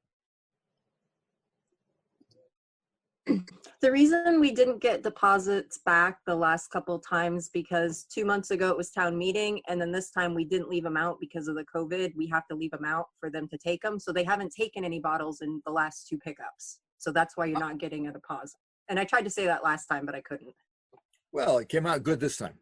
Yeah, perfectly. The other question on that same topic is we're paying for 2 cooler rentals. Where's the other cooler? At the town garage. They have a cooler at the garage? Okay. Yeah, they take water, the guys do, and they have their own cooler up there. So I we're got paying you. for the one in the office and the one in the garage. Good. Thank you. See how good it is to have you here? Yeah, thank you. That's awesome. And back to the point, just real quick, when Paul and I and Terry and Sarah kind of discussed the office operations, we weren't trying to be big brother or anything like that to say monitor every minute of what they do, but just this kind of a new process, see where some of the stresses might be on the office, how many people are calling in, if, are we addressing everything, those types of things. So it's been super helpful just to kind of get a top line overview of what's going on and phone calls coming into the office and things like that. So super. Not hearing anything else, I will plan to go into the office tomorrow and sign off on those as we set up a few weeks back, and hopefully this will be over soon and we'll be able to approve them normally. So next item, kind of an open topic, I guess, just an update on and discussion on regarding the COVID-19 situation and office operations and town operations and feedback going on in town. And I'll kind of leave that open. I think I mean, there's obviously a lot going on, but I don't know of any red flags out there. Any other feedback? I know Chris, it looks like he kind of maybe bopped off the meeting, but he had provided, and as Andy alluded to now too, I mean, we're still kind of in the thick of it. I mean, Southern Vermont's still seeing some stuff going on. I think Vermont in general and us, I mean, we're getting through it and doing a good job distancing and things like that. There hasn't been, as far as Chris was aware of, there hadn't been any calls to Neighborhood Connection for volunteer needs in Jamaica. There's, I think at last count, and maybe somebody else knows for sure, but I mean, it was close to 30 people that had volunteered to help out if needed. And I know a number of them are, you know, driving lunches and things like that. So there was quite a few people stepped up, and we thank everybody for that. And so far we haven't had too many stresses of needs. So that's all good. Yeah, that's happening. I delivered a meal today. It's happening. Super. It's still going Yeah. on. Yeah. Thank you. Yep. No, Yeah, anybody else there? it's I mean, a small part of it. There's a lot of other people doing a lot more. It's just right. it's Yeah. definitely Yeah. going on. Yeah. There's so many people doing a lot of things that's unreal. And I probably will have that as just an agenda item going forward, even with no specifics around it. So if anybody has things or there's any concerns, raise those up. So Greg, in this, is this in the topic of sort of the most recent addendum 11 kind of discussion? I was just curious whether Sarah or Terry had gotten any calls for appointments that are now allowed under addendum 10 and 11, or has it been quiet? Yeah, I mean, let them answer that. Sarah, you're on mute. But two so we've had two. I had a guy come in last Thursday, and then I have another appointment this coming Thursday. Okay. So, and it's been fine. He wore a mask, and I just went in the other room while he made copies, and then I told him just to work in the vault, and it was fine. So, perfect. Yeah. And people are, I mean, I would hope they're understanding of all that. Seems like they were. Did Yeah. you Oh, yeah. Did he ask any questions about washing his hands? Did he mind? Nope, doing I that? left the door open, so he just walked right in there and was ready to go, and yep, it was good. Good. Excellent. And Terry, you said it was kind of busy today too, but mostly people calling regarding tax questions and not so many appointment related things.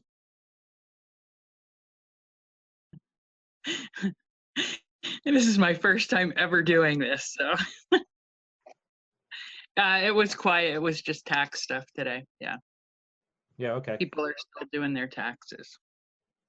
Jessica, do you anticipate, I mean, just from your seeing that side of the business, do you see that there's a lot of stuff that's maybe built up in the pipeline that will get out, get down to the town level of doing research and things like that? So there were in surrounding towns. I can tell you in Londonderry, there was in some other towns. I had not been hearing anything. I know of something that's going to come up in Jamaica, but it's not ripe yet. So I was just curious if Jamaica was feeling what Londonderry did. But Londonderry got back, for example, they were pretty quick. And Winhall, they got requests relatively quickly. Yeah. Well, I guess that's a good thing, and hopefully we can stay on top of it. Thanks.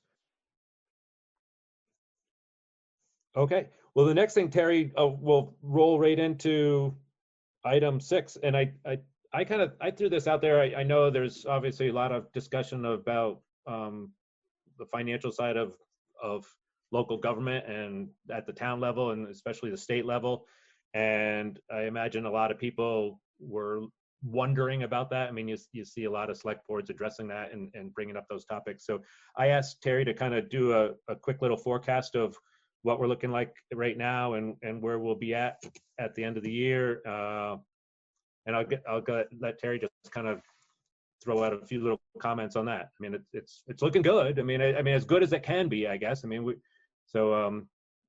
anything else to add to that? Or I can start and then Terry can add in. So, I mean, right now, I mean, we're kind of in a good situation because most of our tax revenue collection is in the fall. So we're you know, fairly well financed, I suppose, until we get, you know, through this fiscal year.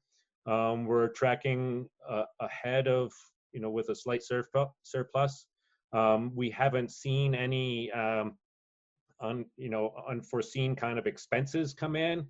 One thing that we're being cautious of is, or that at least in my head, we should be cautious of, are some, you know, projects that we have on our budgets going into next fiscal year. Partly, you know, if grant funding and things like that kind of get bottlenecked, and then, you know, later in the fall, if we see some decline in tax revenues because of people that have been out of work for 6 months or whatever the case might be. Is that anything else to add to that, Terry? No, I think that pretty much covers it. The only thing I will say is the sheet that I put up on the drive today, that was the projection sheet, did not include the pay orders for today. So I think there's about 30,000 with payroll and expenses. So we're gonna have to take that off the bottom line, that's all. So we're down. The 82 is less 30. So it's closer to 50? Correct. Yeah. Okay. At fiscal year end. Yes. Okay. And a lot of the things that I took off at the top are, you know, the fiscal 20 to reserve is 180,000. And if we get to the end and we think, oh gosh, you know, we're not going to have enough money, I just won't move that. So there's a little leeway there. There's leeway there too. Yep. And this includes the road projects that you created the RFP for? This does not, because those will be because they're after 21. Yeah. Okay. And the paving, the Pikes Falls part of the paving RFP is a paving grant from the state. So that will be, I think, about 32,000, and they're going to kick in 175,000. Okay. So. Okay. So one of the things we talked about is, I mean, the state may, in June or July or next week, might just say, hey, all those things are off. I mean, so part of it was we thought it made sense to get out there and get the RFQ out there early, so that at least we're in line. And if something pops up, we're kind of in control and can say that we're going to hold off, or we don't have the financing from the state, or what the case might be, rather than wait and see and be stuck. Right. So there's a separate item, right, in the agenda for the RFQs? Yes, and coming up next, so it's maybe a perfect segue.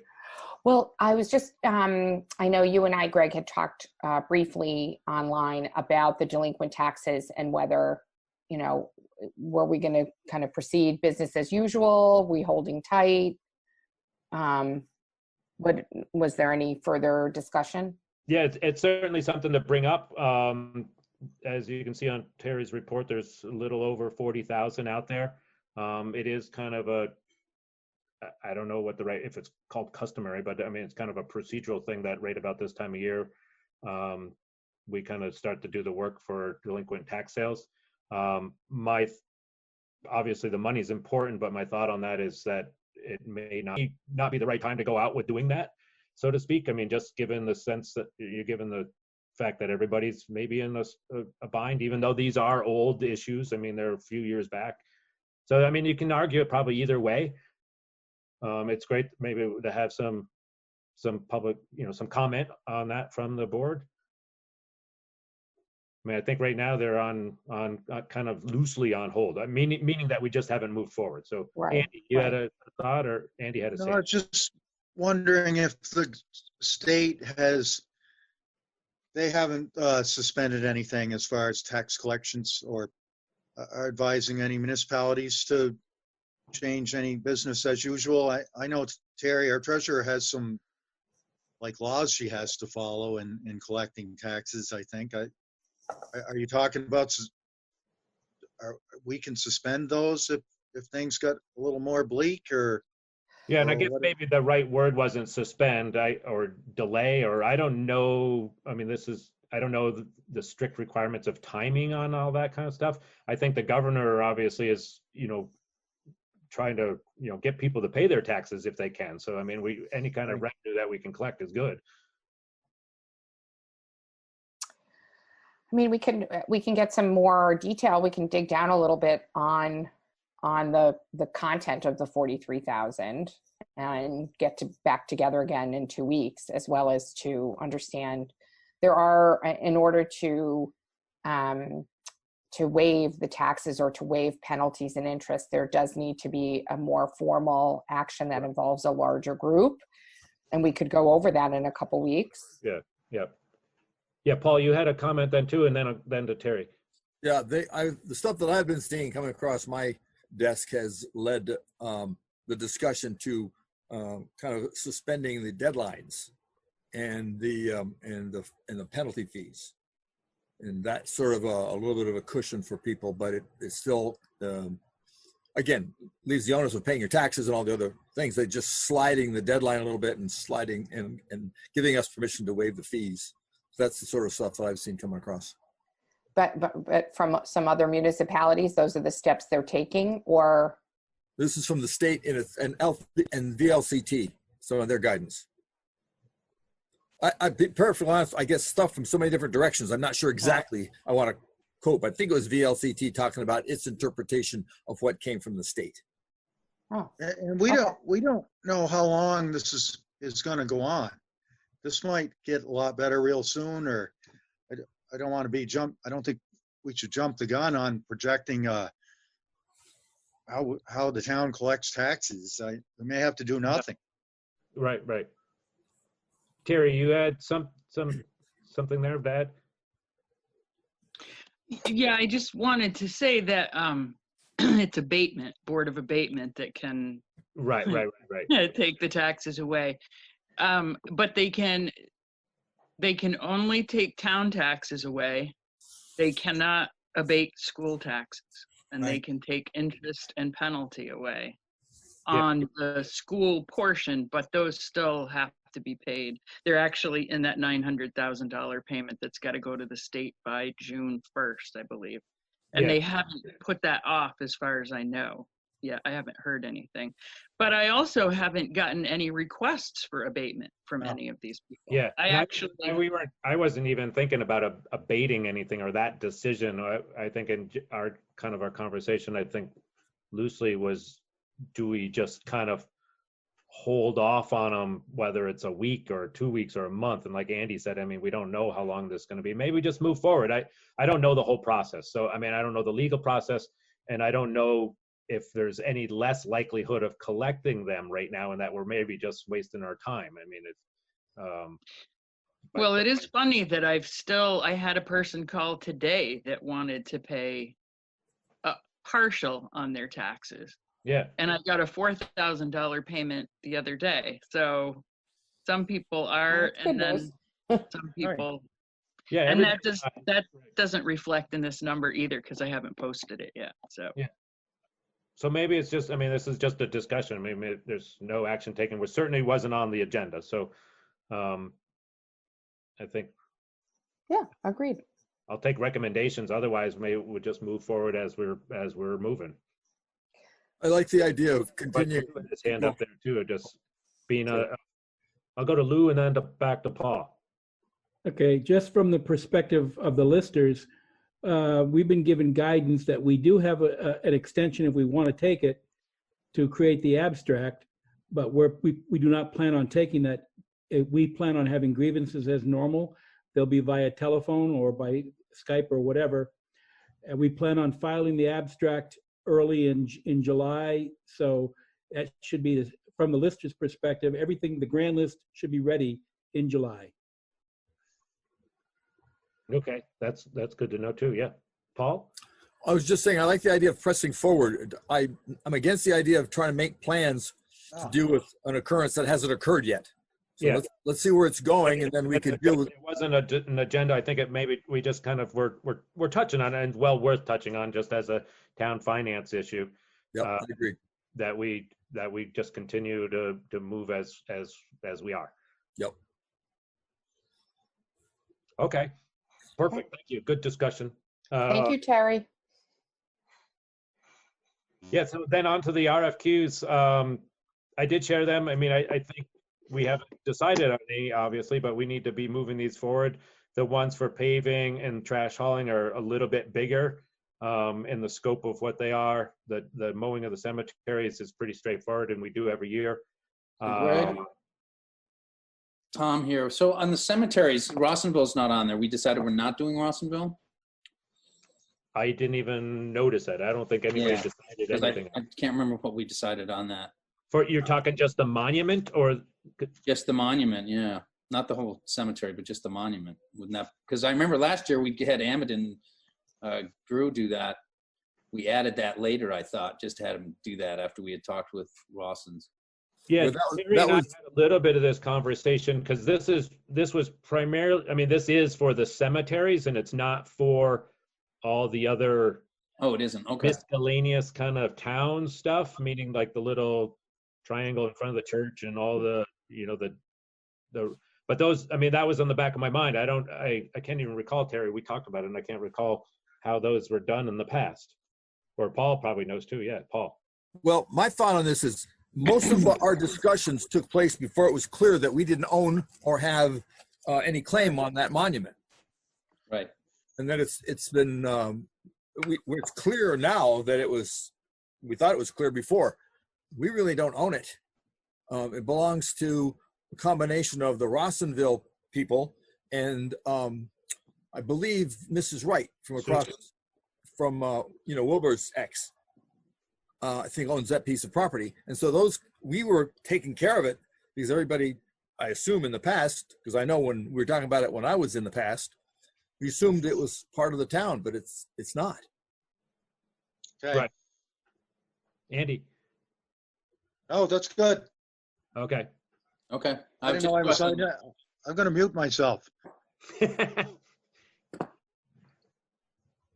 Okay, so this RFQ is for just the mowing of the cemeteries, and there's probably a handful of miscellaneous other things out there. I just had one question on the RFQ for the road paving. Yeah. I know that's next fiscal year, but obviously it's going out now soon. One of the things that it looked like would be pretty critical is what the proposal would be for scheduling, for when they would come in, how long they would be there, et cetera. And it does say in the text of the RFQ that one of the bases for the decision to be made will be how much time it's going to take you to do it and how tight your scheduling is. But it doesn't actually ask for that. Now, I wasn't sure if I had missed it, but I think if we're going to use that, in fact, just, we should. If we're saying that one of our criteria is the length of time it's going to take them and the scheduling, then we should specifically ask for that information. It's a small fix, but I may have missed it. Yeah, I don't recall either. I don't have it memorized, but if it's in there or not. If someone had a Word version to send me, then I could search the document. But I think what you sent were PDFs, right? Were they? It could be. No, they were Word. The Word document. Oh, they're Word? Document. Yeah. Oh, so then it's a quick search. Yeah, I'm browsing it real quick, but obviously I'm not going to see it probably. So I don't recall if that's in there or not. So I mean, the request for this has come out, and if people do request, I mean, we can put that. I mean, the announcement of this has gone out, but if people request a copy of the RFQ, we can certainly add that in, I think. Yeah.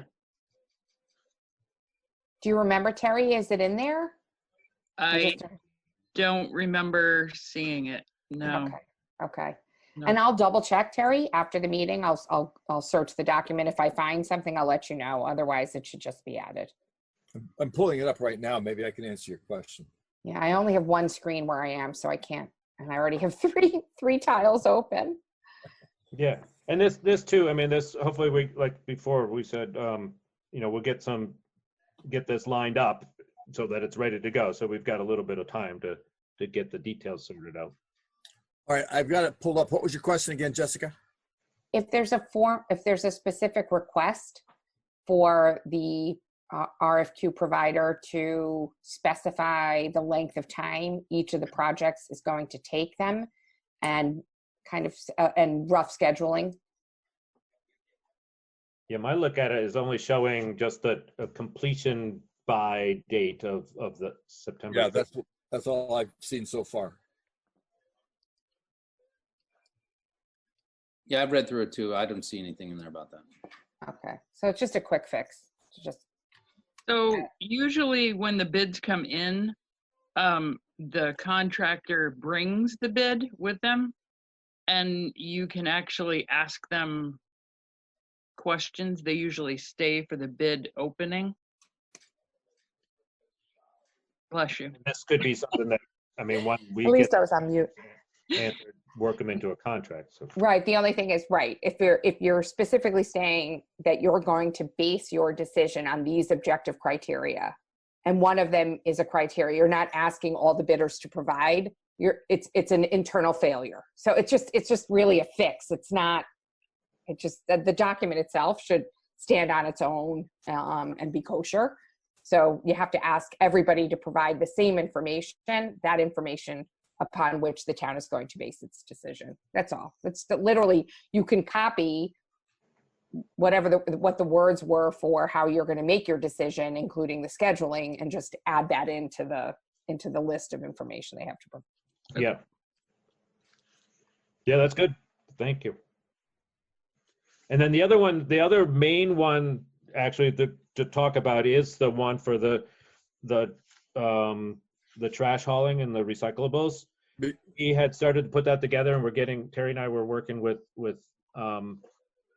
Bob, and his name's eluding me, but the executive director of the Wyndham Solid Waste, just to get some feedback from their perspective and other contracts or other RFQs they had sent out. One of his suggestions is that we may want to have a little bit wider window for people to submit bids, because just to get a wider range of people to apply. And the timing seems tight. It's going to be immediate, and they're going to jump right on it, and they're going to know, but then that might short us a little bit and having a wider pool to pick from. So the thought is to go, right now our bridge kind of contract with Casella goes to June 3rd or June 1st. The discussion was to see if we can extend that contract by a month. I wouldn't imagine Casella is going to say no. I mean, they're getting paid for it, and that would give us, we wouldn't be required to have the bids back by our May 7th meeting. It would give us another few weeks to get the bids back. And also looking forward, the following meeting after that is on Labor Day, and I think historically we don't have a meeting then. So I don't know what the rest of the board's thoughts are about trying to see if we can extend Casella's contract by a month and then open this up a little bit wider for timing to get the trash bid back. I agree with that. It seems tight. It seems tight, especially in light of the no meeting on Memorial Day. Yeah, and this kind of, like, everything seemed to sneak up on us, I guess, with everything going on the past month or so. Any other thoughts?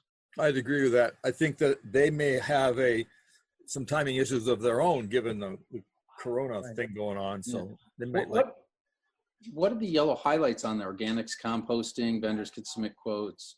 So this one hasn't been finalized yet. So those were just questions. I think, I can't remember if Terry highlighted those or maybe Bob had highlighted them.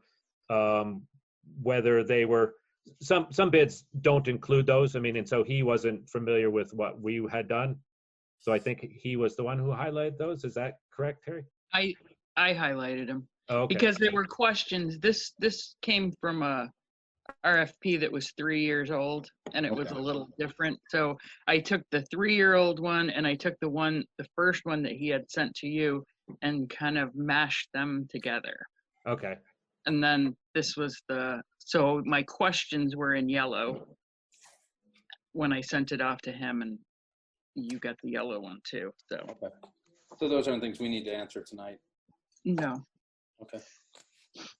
Right, and right now Casella does, I mean, they do the organics also. I mean, Tam had been doing that, and so we would bid those all together. Got it. Okay, so I will contact Casella to see about extending that contract, and then we'll kind of just brush up on this, and I'll share it back out with everybody to see what it looks like, or any other comments on it. Let us know, and Terry can get that one out into the works also. Okay. All right. Thank you. Okay. Next, item 8. Before we move on, take this one. Oh, I'm sorry, Paul. I had my hand up, but it's a tiny little hand. I didn't see you. Real quick, before we leave the previous conversation about the bids for paving, before we kind of went pretty quickly. In the bid for paving, it's asking for a project completion date of September the 30th. Is that a reasonable time frame given the shutdown of everything for the last couple of months? What are the reasoning behind that particular date, and is that flexible enough given the current COVID issue? I think it says we can decide. I read it this afternoon. I think it says we can extend it longer, but we'd like it done by the 30th. Is that right? It says without written consent. Yeah, it says will be done it can't go longer without written consent from the select board. I just thought up front it seemed like it might be tight. Well, I mean, if we can change it, what's the big deal? You know, then I don't remember why. Yeah, what was the reasoning behind the 30th September? Well, if we tell them the 30th, it's like me. You know, you can tell me I got to be done by Christmas, but you'd really like it done by September 30th. You know, if we give them the 30th, they'll try to get it done by then. Yeah, right? I think part of it too, you're getting to the point where after that point, you're getting into more weather issues and stuff like that too. So let's force them to get it done earlier. I'm just wondering if we'll force them to get it done, or we'll force people who know they can't get it done to not bother to bid. Well, Terry's got a thought. I think that will give them sufficient time, because I think with the opening up, all the plants will be opening. If they haven't opened by now, they will be opening fairly soon. Right. And if they decline to bid on that basis, they're most likely to say, you know, guys, I would love to bid, but it's just not reasonable. And then we can come back and amend the offer. I concur with that. And this RFP was done by VTrans. So they know, I think, what they're talking about as far as dates and stuff go. I'm sure their RFP is technical of all the RFPs, and the ones that we had the least to do with. So, which is Terry, I thought you wrote that second page all by yourself. I'm not looking at the second page, so That's I have no idea what you're talking about. The one with all the tiny little details about. It's really right. It's really technical. Well, I do have the spreadsheet to figure out how many tons it takes to do a road, if you're interested in some light reading. Okay, that was my question. Good question, though. Yeah.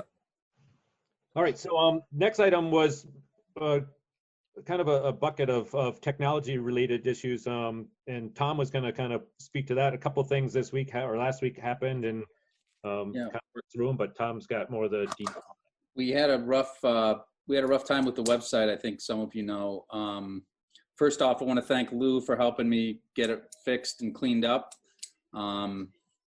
We went through and he cleaned out all the old JBoss, which is a website that the old website was on. So we've cleaned that up, and so the back end is a little clearer. But a week ago Friday, the website was hacked. What they call an injection, where someone puts in a JavaScript that puts a link in all of the redirects. So when you click on the site, it redirected to some malware. I spent some time looking at it. I spent some time with GoDaddy. We eventually had to purchase a security product from GoDaddy, and then they went in and cleaned it up. So that was an emergency purchase that Greg and I decided on because the website had to come back up. After that, I went in and I upgraded the website to the latest version of WordPress. So that is now, we now up at the latest version, and we are running the security. I had asked, and I'm asking the board, I think we should purchase from GoDaddy as well, a backup of the site. It's $2 a month or $2.99 a month for a daily backup, just in case this ever happens again. We'll have a backup, because that's one of the concerns, because basically we didn't have anything. So if they couldn't have gotten our site back, we would have lost it and had to start over, or start back from some point in the past, which was probably about a year old. So it's $36 a year. It's just added peace of mind if something were to happen or we were to get hacked again. But at this point, the site is up. It's been stable for a couple of days. Sarah, I downloaded a plugin as well. So now the editing looks like the old way. So if you go in, you should be, if you can get in, you should be able to edit things and edit the pages and stuff, just like you did in the older version. So, but it is still running the 5.4. So that was not a fun exercise, but we got through it. A lot of stops and goes. Yeah. The second thing we want to talk about tonight is the router for the town office, and the router failed at the town office. And we're looking at purchasing a new one. I think we have purchased one. I was throwing out an idea that perhaps we want to purchase a system which would allow some remote access. It would allow for multiple access points, so we could have an access point upstairs and downstairs. It's about $450 for the products, and I would install them. It just gives us more security and gives us more insight into who's on the network, and also allows remote administration of the network.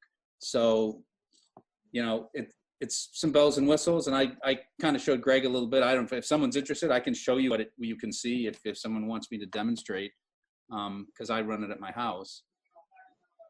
Is anyone interested in boring tech stuff? I'd love to see it, but both of those recommendations seem pretty wise. Yeah, I think, well, I mean, let me show you real quick. I can pull up. I mean, again, and it's not anything that the end users are going to see any difference. I mean, it's going to be better performance and such.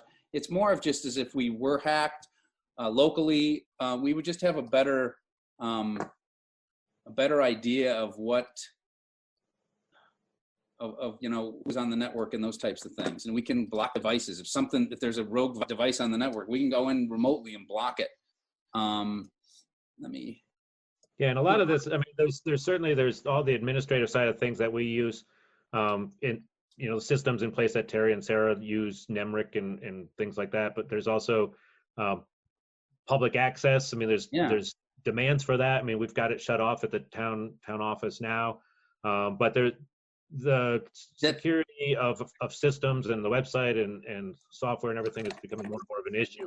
And that's the other thing too. With this, you could provision out a separate network for public and a separate network for the office, and it runs off the same equipment. So we wouldn't have to. But basically, you see in my house, I have access points. Kind of gives my internet capacity. You can kind of look and see traffic types if we had people on the network that were, you know, just basic stuff. I mean, it can get kind of geeky, but the bigger thing here is devices on the network. So that's devices, clients rather. So you can see all the different clients on the network, and you can see what, you know, what the IPs are, where they're connected to. You can click over here and block a device. So I could go and block my kid's Xbox if I wanted to. Obviously I've geeked out on this and labeled all this stuff, but you know, like I say, it's not something that we necessarily need. What I was talking to Greg about is if at some point I leave town and I'm not around to do some of this administration, and Lou leaves, and, you know, then you know, someone could come in, say, here's this remote access stuff that you can, you know, get in and administer. It wouldn't even necessarily have to be someone local. Like I say, $450. I think a new router is about $130, so we're talking about a $300 difference. And it makes no difference. I mean, if we say we don't want to do it, that's fine with me. I'm just throwing it out there. Seems like a good idea. Given the fact that so much of our day-to-day activities in this country over the last couple of months have shifted to online across all spectrums, I anticipate there'll be some more people looking for avenues to attack it. So I think the idea of upgrading it makes good sense to me. Yeah, Lou has his hand up. Yeah, go ahead, Lou. Yeah, I just wanted to point out that about a week and a half ago, we did order and get in a new router. I told Terry today, because she was concerned about how she would get paid back, that if you decided to go this route, then the Jamaica Historic Foundation router is the one that was actually in the town offices that failed. So the Historic Foundation needs to purchase a new router. So should you decide to go with this new format, the Historic Foundation would then purchase the router we bought a week ago. Okay. Yeah, the other thing too is, there's multiple access points. So like I say, it's just, you're going to get better coverage as well. Rather than just having one in the closet somewhere, they're actually going to be in the office. So, I mean, you're just going to get better coverage, better throughput and that type. So.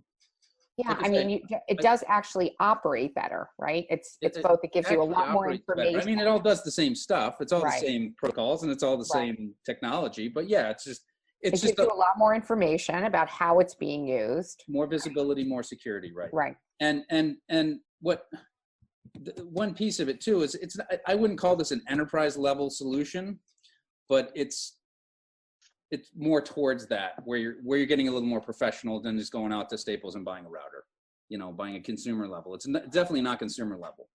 I wouldn't run it at my business per se though, like a college where I'm at, because it's not advanced enough for that. So it's good for small business, and I think that we fit into that category.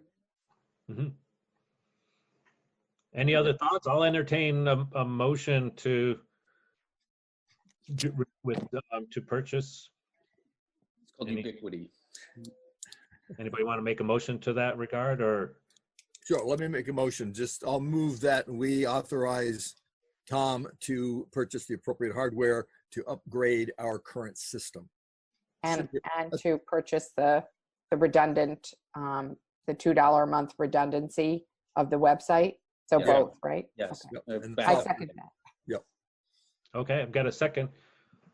All in favor, or any other comments? Any other discussion? All in favor of making those purchases? Aye. Aye. Any opposed? So it looks unanimous. Thank you, Tom. One more thing to talk about too is the Windows 10 upgrades. I know we got the 2 new machines for Terry and Sarah.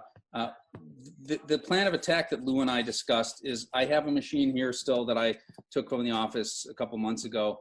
I'm going to upgrade that. We're not going to do an upgrade. We're going to actually wipe the machine and do a Windows 10 upgrade on the machine from scratch.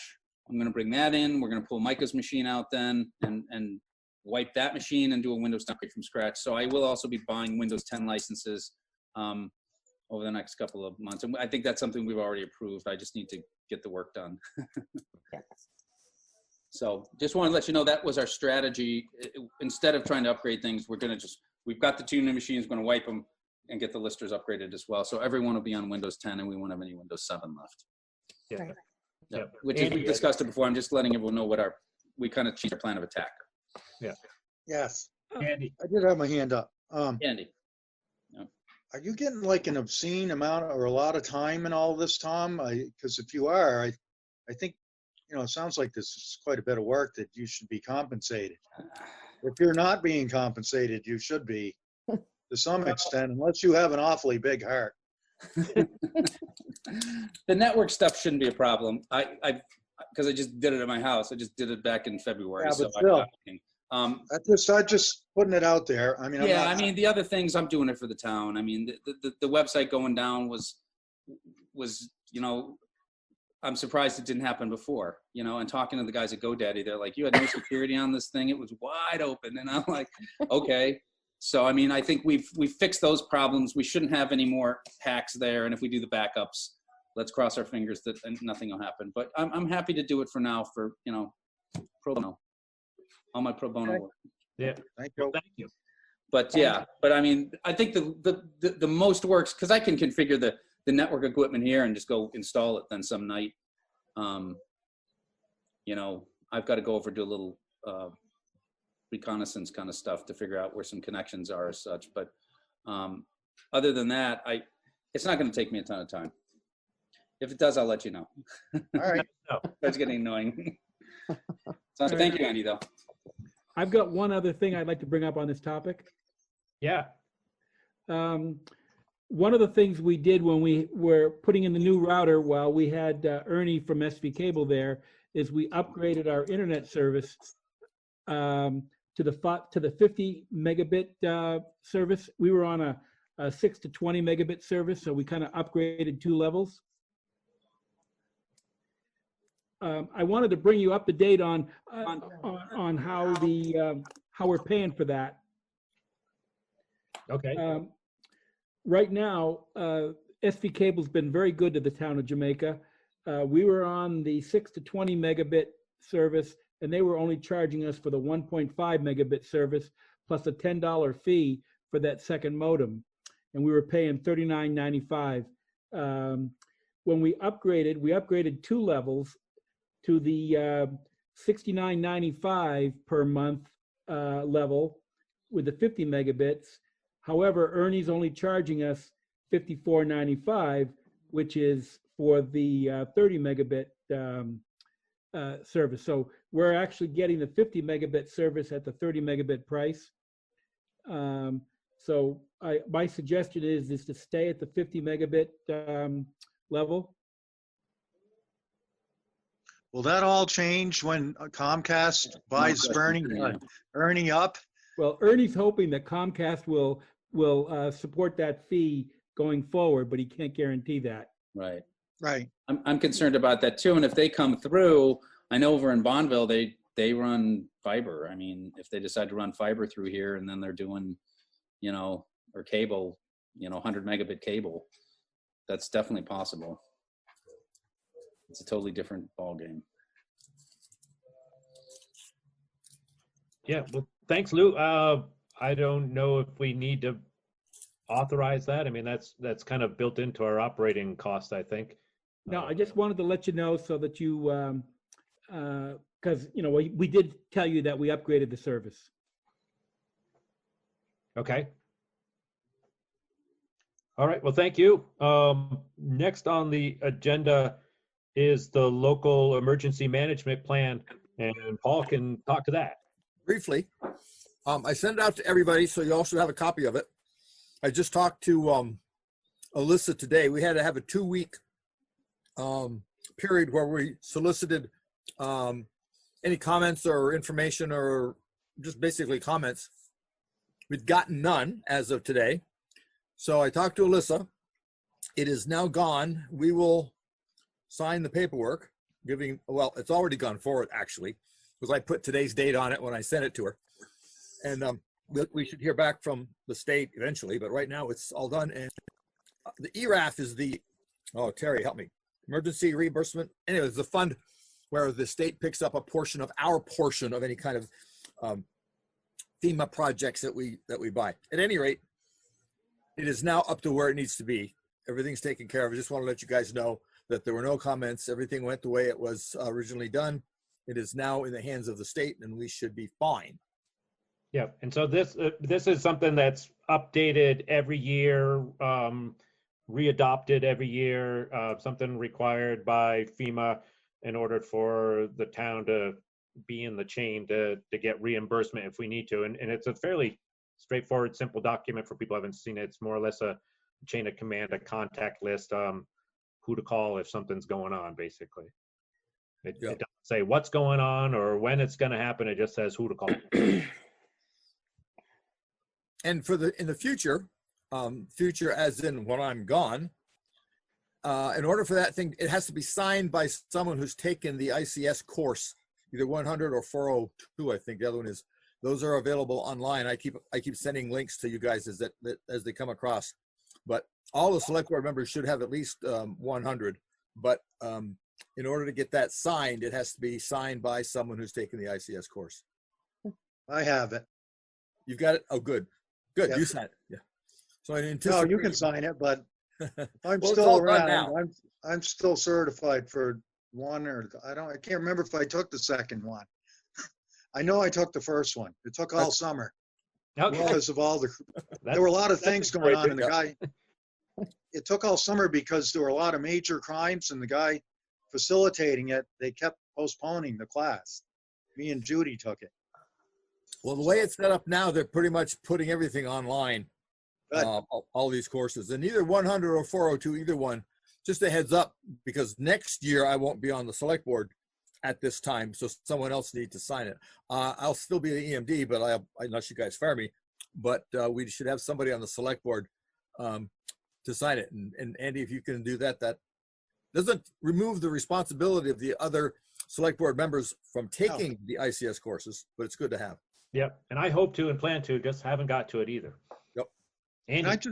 Can I ask a question? Were there other incentives for select board members to take that ICS 100 at least, or did that make us eligible for things, or was it just that one thing? Or I almost think there was some other advantages to a couple of select boards members at least having that certification. I just can't recall what it is.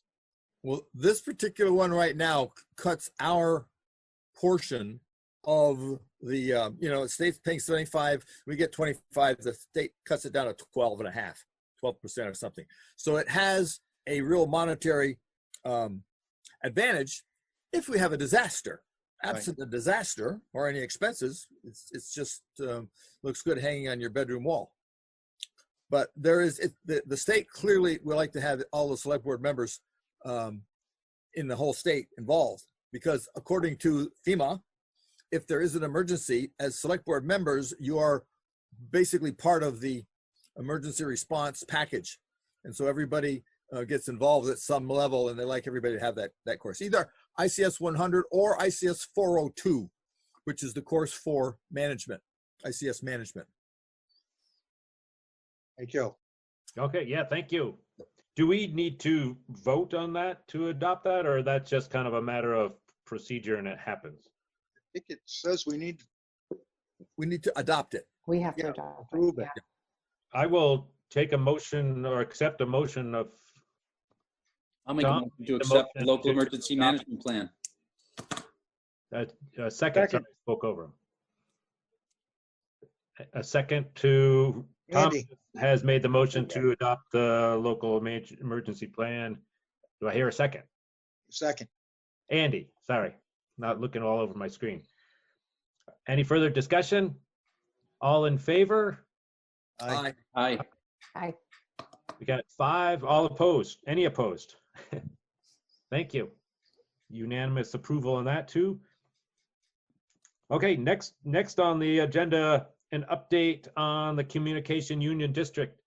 And I'm glad Chris is on the phone here too, or on the chat. He can help me here. Basically, and thank you, Chris, for kind of continuing to spearhead this. I think maybe at the last meeting, I don't recall, but the survey results came back. The region-wide and in the town of Jamaica, there was significant response to the survey to make it worthwhile, I guess. I mean, move forward with creating a business plan to create a communication union district. So the long-range hope of that is to provide high-speed internet access to those that are underserved or not served. The time frame of that, and they're still working on the same time frame, is to have a business plan out there by the beginning of August, and between now and then work through with communicating that, spreading the word and that kind of thing. And soon after that, and I guess Chris and I had some brief email discussion about the possibility of holding a town vote in September to actually become a founding member of a communication union district, as opposed to just joining an existing one. for starters, one may not exist to join, but secondly, by being a member and forming one, we get a little bit more say in how this is directed and what the bylaws are and those types of things. So probably I wasn't that elaborate in just to define it, Chris, but anything else that you would add to that? Yeah, the WRC sent an email to us asking 3 questions. And to sum them up, the first was, what kind of information would you like us to provide? The second is, should we stay on schedule given the COVID emergency? And then the third is, how likely are your citizens to vote to join the CUD? And I proposed an answer, which I sent to everybody. And so what I would like is for you to either approve it or bark it up or substitute something, but give me something I can answer with. The last email that you sent around that had a full draft of the response? Yes, that's right. Oh, I thought you had already sent it. I was fine with it. I thought it was excellent. No, I would be usurping your authority. Yeah, well, I guess they were looking for a deadline of April 20th, and I think maybe I interpreted it also that it was they were just looking for kind of an expectation of where we thought the town may go, and given the feedback and the survey response, we felt, or at least I did, and I think Chris did, felt pretty confident that the town would support this moving forward. I mean, the survey results kind of alluded to that. And it'd be nice to formally vote on it, and we can formally vote on it too. I thought it had moved along too, just on what our expectations were. Well, I can make a motion to agree to have Chris send out the communication as drafted and shared with the board. I'll second. Perfect, thank you. Any other discussion? Anything else to add, Chris? No, that's it. Good. All in favor of the motion to move forward as planned and communicate back to Wyndham Regional regarding the communication district? All in favor? Aye. Aye. Aye. Any opposed? Unanimous. Thank you. Thank you, Chris. Oh, you're welcome. Thanks, Chris. Yeah, and then I guess our next step is that they'll come back to us with some methods to help share the information of where they're going. And then after that, after the business plan is done in August, or sometime in August, we can be talking about what our next steps are as far as the town and becoming or forming a district. I forgot something I wanted to mention. There was an outstanding issue in the email exchanges, and namely what statute protects the town from tax liability. And it's Title 30, Chapter 82, Section 3056. Very clearly and unambiguously says the town's not on the hook for anything. Yeah, so we're supporting this project, but it's not like we have to buy into it. There's no town finances involved. We don't, if the whole thing blows up at the end, we don't owe anything or whatever. Exactly right. Yeah. Yeah, so it's really a win-win. I'm glad there's initiative to move forward on it. It's awesome. Paul. Real quick question for Chris. Do they still think that that timeline is still a valid one? I can't answer that. I sense some doubt on their part, and I think they want to finish the business plan on time because they're working on a use it or lose it grant. But I mean, you don't know. The fourth quarter of this year might not be a very good time to go to the capital market. So who knows what's going to happen. But I'll say that I think there's supposed to be money in the federal budget for rural internet development, and they want to be in a position to apply for a grant for that if that in fact comes true. Good plan. Yeah, there may be all kinds of stimulus monies out there. Who knows? And maybe properly administered ones too. Sure. And thank you. I think on to the next one. The next was more of just information. The school district budget vote has been rescheduled for June 10th. What that looks like, I imagine there's probably not going to be public meetings or anything, although we're getting to the point where maybe there will be some new revised. But more information will probably be coming out of that fairly soon, but it is scheduled for June 10th. I would suggest everybody gets in line, and I'll defer to Sarah too to talk about getting maybe some absentee ballots and whatnot. So Sarah, comments on that? Yeah, if everyone could just do absentee ballots for now, that would be great. Anyone that voted absentee before has to vote again, unfortunately. Those ballots aren't valid. So if you did absentee ballot already for this vote, you need to do it again, unfortunately. So that's all. Yeah, thank you. That's useful information, and certainly a vote that's very important.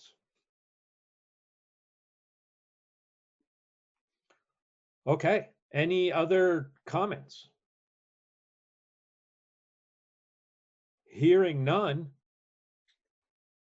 take a motion to adjourn. I would make a motion to adjourn.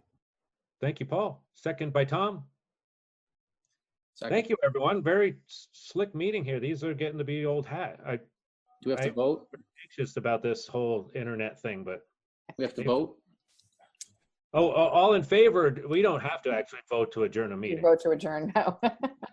Thank you, Greg. It was a great agenda and yeah, really good meeting. Great, thank you.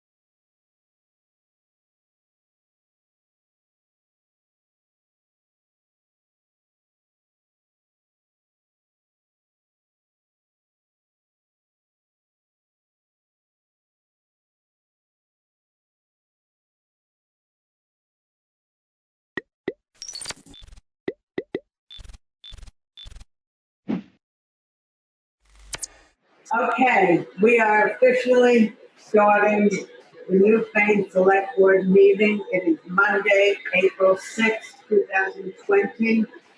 This is the very first time that we're doing some virtual meetings, including Zoom and somebody on the phone. So Chris Williams is on the telephone, Shelley Hubert is on Zoom, Angela Sanborn is on Zoom, Mike Fitzpatrick, Jay Wilson, Lynetta, and myself, Marion Gallen, are here at Town Hall meeting.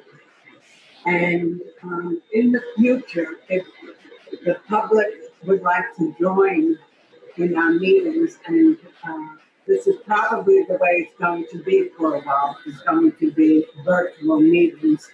The town hall will be open to the public to come in and sit and participate. Tonight, we don't have any people as of yet. So, I'm calling the meeting to order. The first item is additions or amendments to the agenda. Is there anybody who has an addition or an amendment to the agenda, please? Okay. So we're moving to approval of minutes. And we have the minutes of, Marion? we have no minutes. Two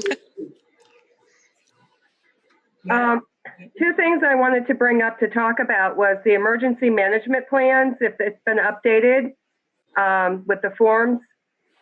It's kind of important that we all kind of know who is on that and what the document says. And also the town finance discussion that came through the Vermont League of Cities and Towns recommendations on how to handle certain things.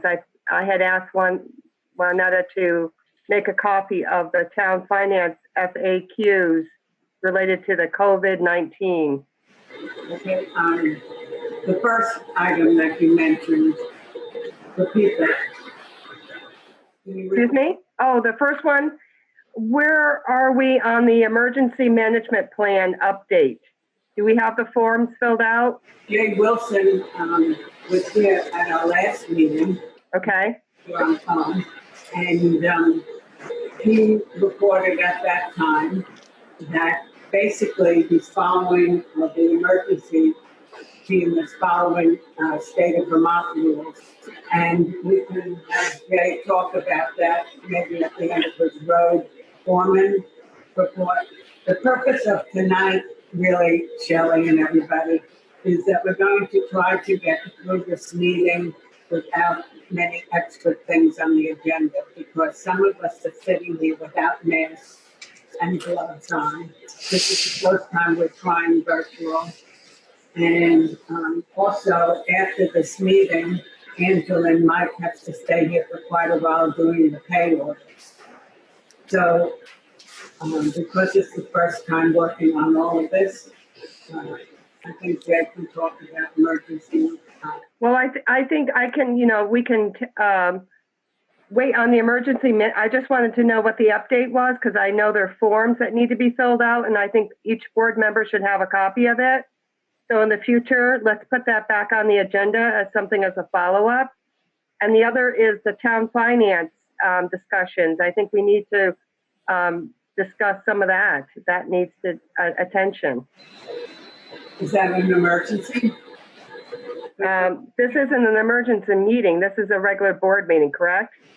Yes, it is. But tonight we're only working on things that have deadlines that we have to deal with.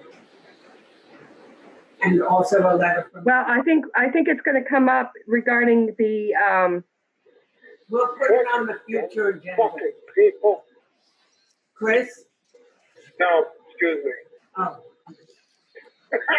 Never mind. I made my table and I'm saying what I think. Well, I think it's really inappropriate, Chris. You think it's inappropriate? When I sit at my table, I can say any goddamn thing I want to. Well, just realize that. Okay, Chris, can I just remind you that this is going to be on public TV? I don't care. Well, I'm asking you to please be respectful to everybody the way we will be with you. Yes, okay. Thank you very much, dear. Okay, thank you, Chris. Okay, so we don't have minutes to make. Oh, I guess somebody off already. So can we just table the minutes for the next one? It's not a big rush. And keep moving right along, please. Make a motion to table. I make a motion to table the meeting approval of minutes till the next meeting that we have, date uncertain.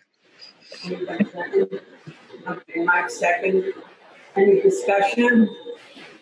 All those in favor say aye. Aye. Okay. I'll have it and then we'll postpone that for next meeting. Okay, the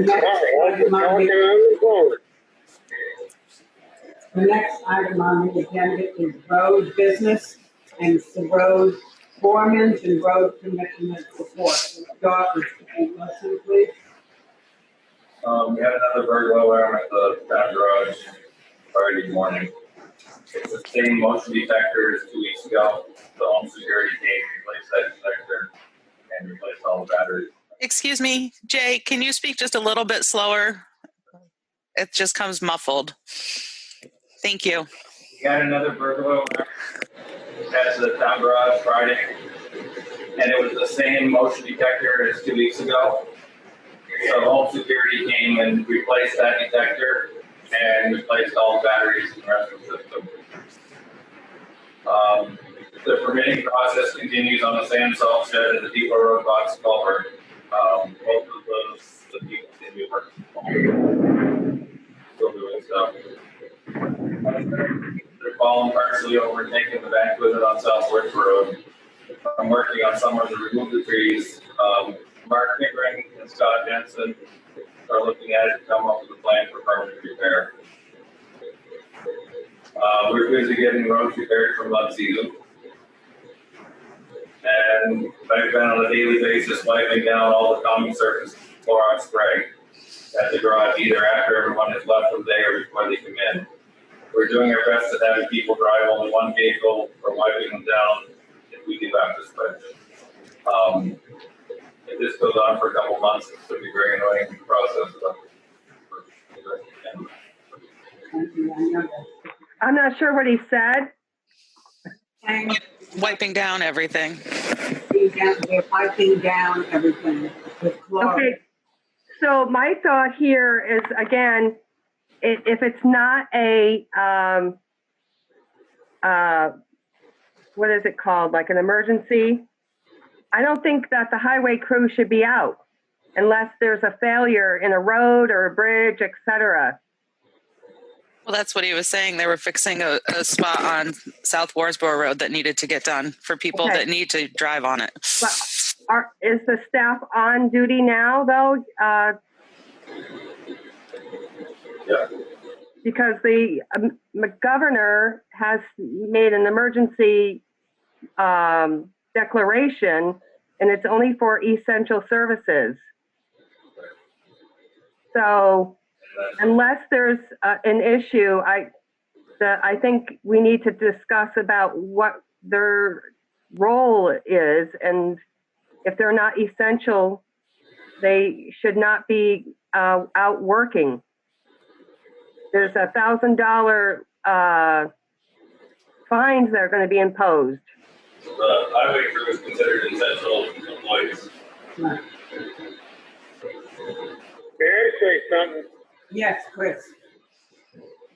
The town crew works on the roads. They aren't together. They're working on the roads, grade the roads. One fifth person is doing one thing, one person's doing another. Let the road crew keep working on their road. If you don't, you're going to have a real problem. Thank you. Thank you, Chris.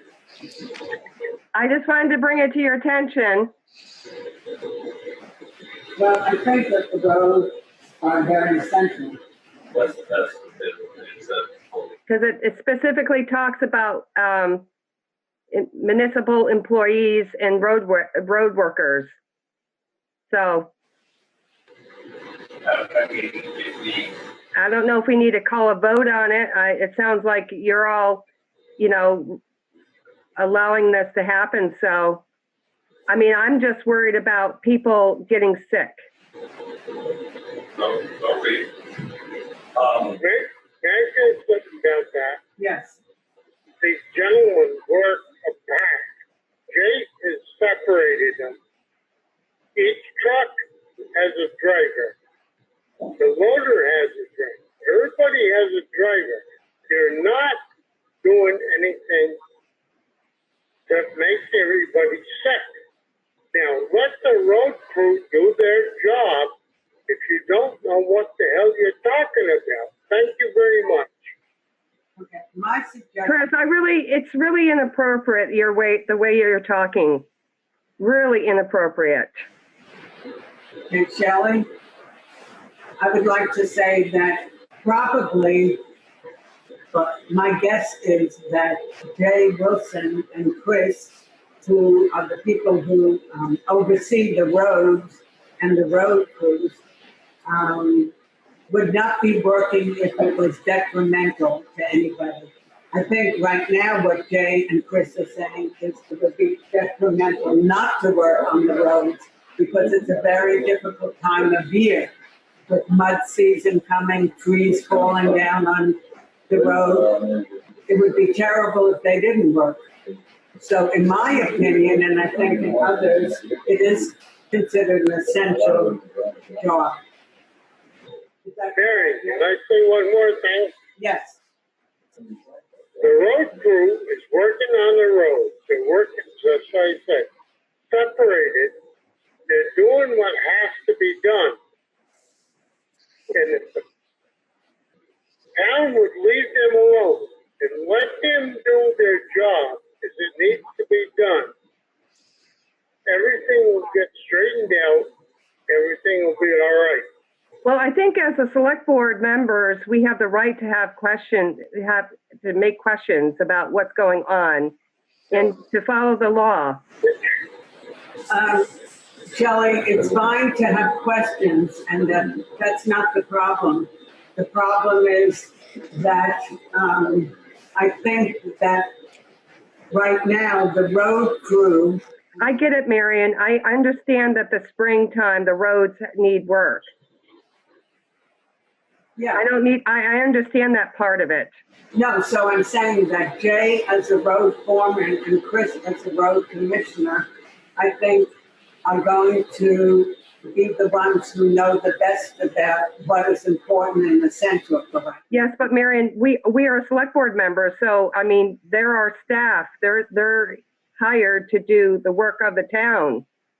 So, I mean, if you guys want to make a ruling that we're going to overrule what the governor's law has stated, that's, I'm just stating that I'm not real keen about it. But that is only if they're considered not essential. If they're essential employees, they can still go out and work. And unfortunately, with mud season, our dirt roads need to be taken care of. They can't just sit and wait.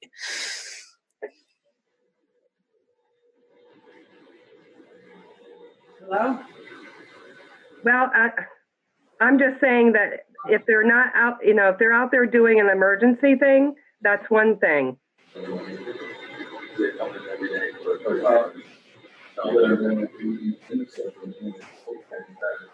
We have a gentleman over in Wilmington that died of this virus. It can happen to any one of us. Like I told Jay, I said, town of Putney over there, the crew is not allowed to drive. Can you speak up, Mike? Town of Putney, when I was talking to Karen, their road crew's still working. They're not allowed to mingle in the drive street like that. You can't went out to lunch and stuff like that. They're there, they're assigned a vehicle. They all come in the morning, they get their vehicles to go to work. Well, that's what Chris is saying. I mean, right now, they're still running out the drive. Still running out the drive, and just like that, for one thing, Christopher probably shouldn't be done. You know? Okay, so is my understanding that when the men show up from work, they go into the garage to get their vehicles, and then one by one, with their each their own vehicle, The they public's leave? actually parked all the vehicles outside. They don't do them outside, they're not in the garage, not allowed to. I can't hear what they're saying. Can you, Angela? No, I can't hear Mike. Yeah, what Mike is saying that is that in Putney right now, the garage and road crew people are not going into the actual building of the road crew. They are picking up their trucks which are parked outside. And I think right now without the snow anymore, you could probably do the same. Right?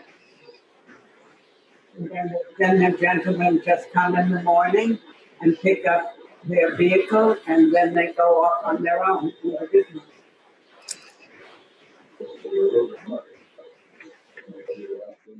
I think that's fine. And then I also think that if any member of the road crew feels that they shouldn't be at work, they should take it upon themselves to talk to Jay and explain that. We all have that decision, whether we go in or stay home. You know, anytime you should make that choice for yourself. They're aware of that any one of them are welcome to not come in. So, there's days like you get a heavy rain, you can't go out too much on the road. What do you want to do? If they stay home, do we still pay them? How do they do it? I don't know how to. Oh, that's a good question. I think the road foreman should work with the road crew, tell them what's going on, tell them how things are, let them do it themselves. I don't think we should micromanage them and tell them what the hell's going on. They know what's going on. They know if there's a problem. They know if it shouldn't be there. They know everything. Those people are not ignorant people. Just leave them alone. Let them do their job. Mike Maine has the butchering to do so with Dr. Bell and they gave whatever. I can't hear him. That's fine, but I just didn't know if we have a day where we feel we can go out and do something separately. How do you want to handle it? Jay, I think that a little close to delegating.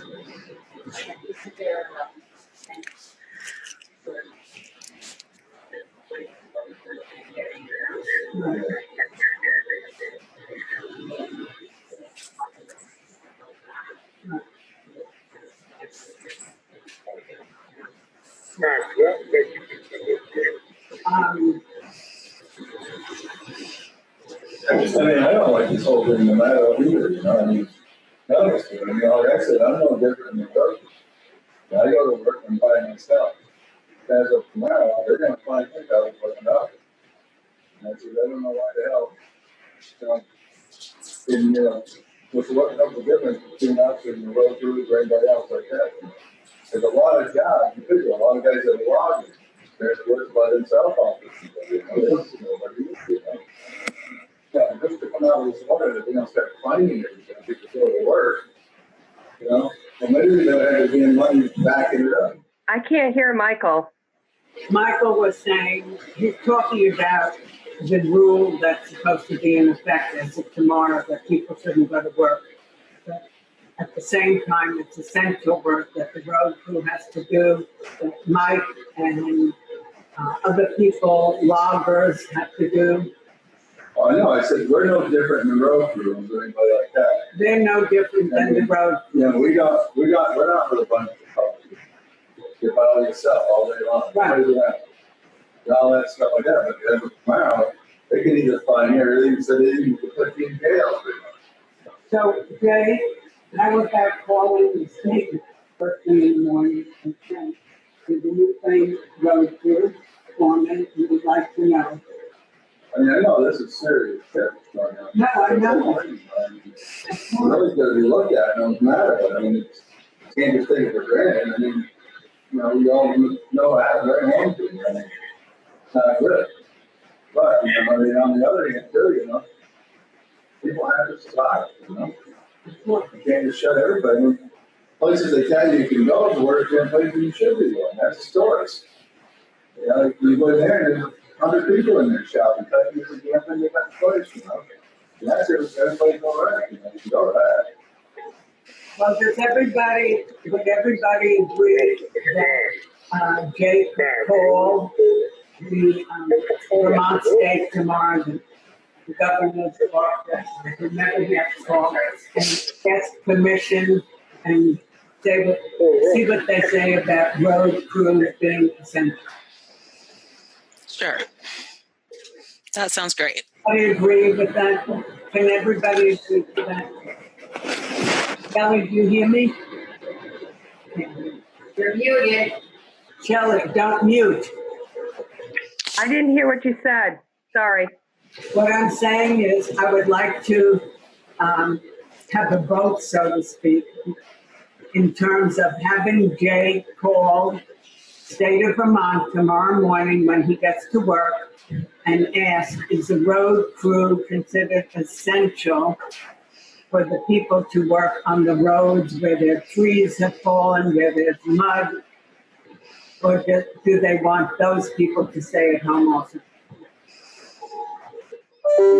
Yeah, I think you need to get clarification. It's in case of an emergency, yes, I could see the road crew being out there, but it's supposed to be, everyone's supposed to be staying at home and away from other people. Yeah, I want to know what the governor's office says to Jay as road crew foreman. I can't hear you. I said I read it. I read the material. What's essential? Get them going. The guys are not working tight together. They're away from everybody. Let the gentlemen do their job. Okay, well, I guess we're going to take a vote on it. I think Jay should go and contact and get the essential, who's essential, and regarding the road crew. Does everybody agree? Get clarity on it. Andrew, is that okay with you? Yes, that is fine. Thank you. Chris, is that okay with you? Repeat that to me, please. That I suggested that Jay call the state of Vermont first thing tomorrow morning from the road crew garage, and ask if they are considered essential workers. Yes, no problem. Okay, great. And Mike, you agree? Okay, we all have voted yes, that Jay will call. Great. Yay. Yay. Thank you, everybody. We need a motion now to accept Jay's road crew. Okay. I'll second. Okay, any further? I'll second. No. Okay, motion and Jay's report. And Chris. Okay, moving right along to administrative assistance report. A very brief one. I've been working from home remotely in the evenings, checking emails, looking at the mail, talking with Mary and setting up conferences and planning what's going to be essential to the select immediately, and just trying to keep things moving and efficiently. Also, Renetta's been doing training with BCTV to get this Zoom on and to get the office working to have this happen. And Peter, who is the assistant to Carroll Town Clerk, has been in here working with Renetta this afternoon and maybe before that. So there's good teamwork going on in this building. That's wonderful. there a motion to accept Juanetta's report? I'll make the motion to accept Juanetta's report. Further discussion? Discussion? No, thank you, Juanetta, very much. Okay. Now, we don't have any unscheduled matters to cover.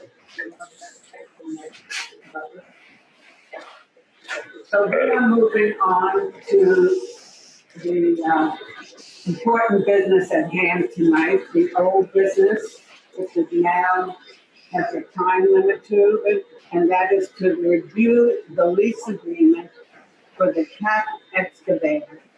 And the question will be to consider renewing the excavator for at least another year or return it. And we need to know this within a few weeks. I'll make a motion to renew it for another year. Thank you very much. Okay, is there a second to that motion?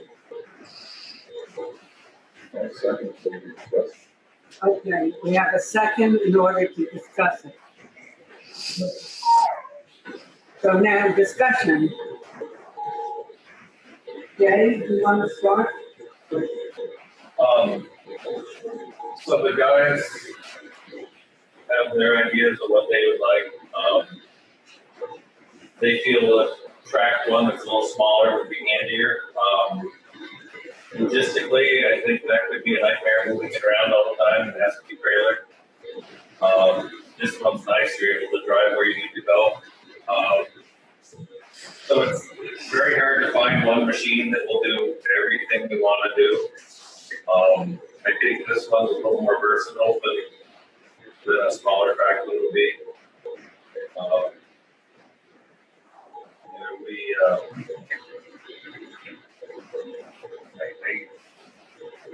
I just can see if we were able to go through the covered bridge with this one because we're able to sneak through, whereas the other one we have to go over the. Can't hear you, Jay.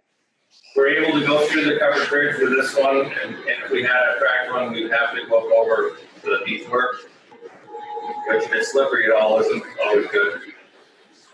I don't know. I think we've been able to do quite a bit of stuff with it. How often is it used? We put about 340 hours of move on this summer. 40 hours in the summer? So we've had it for a year. And so what are the projects that have been done up with it? The lake, two spots. We did ditching on Newfane Hill. We did ditching on Helmsville.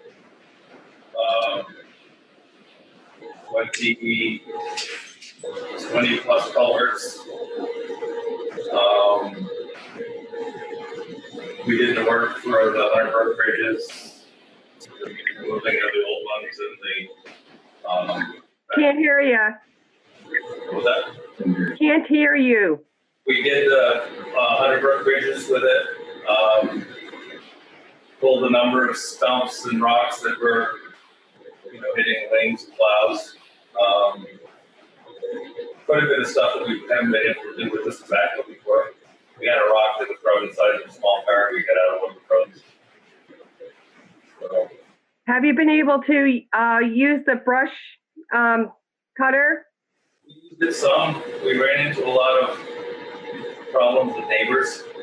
The power company had come through and everybody was still a little raw from all the cutting they did. And so it was a lot of people were coming out and questioning why we had to cut the road back and so forth. Why you were cutting it back? Yes. Really? Did you say 340 or 500? 340. I think the normal usage for town, last time I saw it was like 3. I can't hear you. Looked up what they usually figure the hours. They base our warranty on how many hours the towns usually use them. Yep. The range was 350 to 500 hours was the average for a town per year.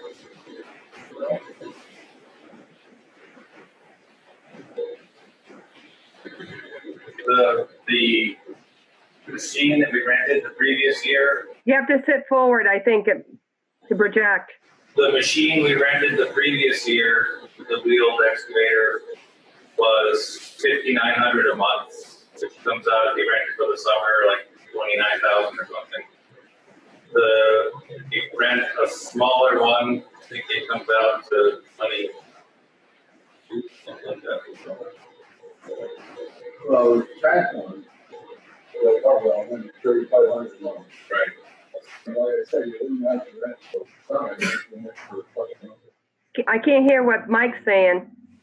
No, the thing is, if you're only putting 300 hours a year on it, that figures up to like $100 an hour. Right? Yeah, it's cost-wise. Losing it, and then you got the guys running it, you got fuel, you got your insurance. Almost to the point where it's a lot cheaper to hire someone just to do the work. So you're saying the cost of using it versus the cost of renting something or buying something, it kind of is the best situation. Kelly, wait, let him finish and then you can talk. I couldn't hear him. Yeah. Oh. Like I said, if you put on roughly 300 hours or so a year, that's $100 an hour. Right. Then you got the operator running it, which is costing, what's the guy cost it down, 30 some bucks an hour? So then you got 130 some bucks an hour there. You got your insurance on that. You got fuel going there. Before you're done, you're spending probably. You're probably spending goddamn 150, 60 bucks an hour for that machine. Where you could hire somebody for a hell of a lot cheaper. A lot of our ditch work, though, you can't just do all of it in one shot. You have to do pieces, place the culverts, so the machine sits a lot. Whereas it's not like you get to go out running for 300 hours. It takes you months to get that done because so much time has to sit while you do the other part. Like I was saying before, I think this grant that should be off the market by the time. That should be good. I think you get a better deal. People, if they put a contractor to do it, they can count it. And furthermore, it takes away from the town doing the maintenance on the road. The way I look at a road crew, if a road crew is the maintenance. Many of them do it on the road. And they never have, and most of them don't. They just do the project, they put it down there. And I think that's the way to go. Especially right now, they got people out of work, get it done for a little now.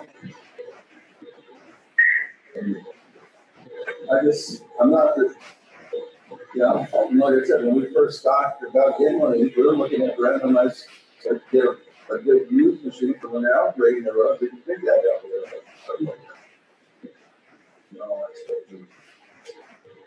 Everybody I talk to just think this thing's way too big for our road. I don't really give a shit one way or the other. I've had a lot of people back there pissed off with each other.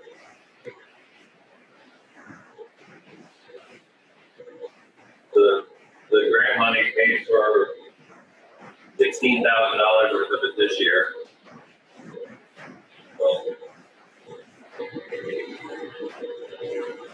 So 16,000 is paid.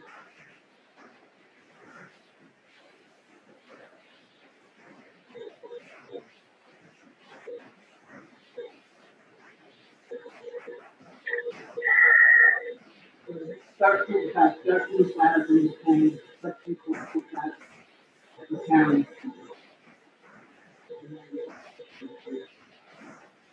Is that a grant that you can apply for on a yearly basis? Yes, we apply for 2 every year. We've got 1 so far.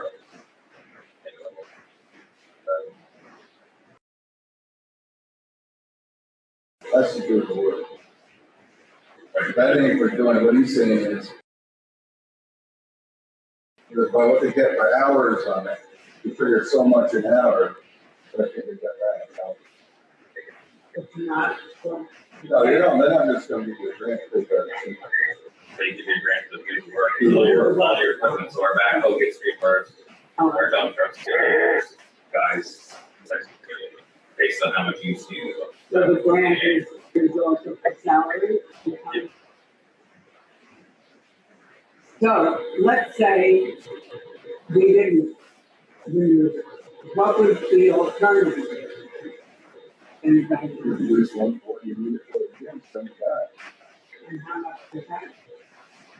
That's what the one that set up grocery shop is out there. Can you hear? No. The one they thought they wanted is $3,500 a month. For the rubber trash, for the buckets and all that stuff. So that's more than, but it's. Marion, Yes, I make a motion to renew the lease. The taxpayers have paid it. They have already offered it. Renew the lease for another year. That's what I got to say. They've already come back. I said, now we discuss it. yeah, you made that motion, Chris, and Michael seconded, and we're in the discussion period right now. Okay. So we're considering it. I think what we should do right now is go over it for the next 2 weeks. There's no way to get out of it.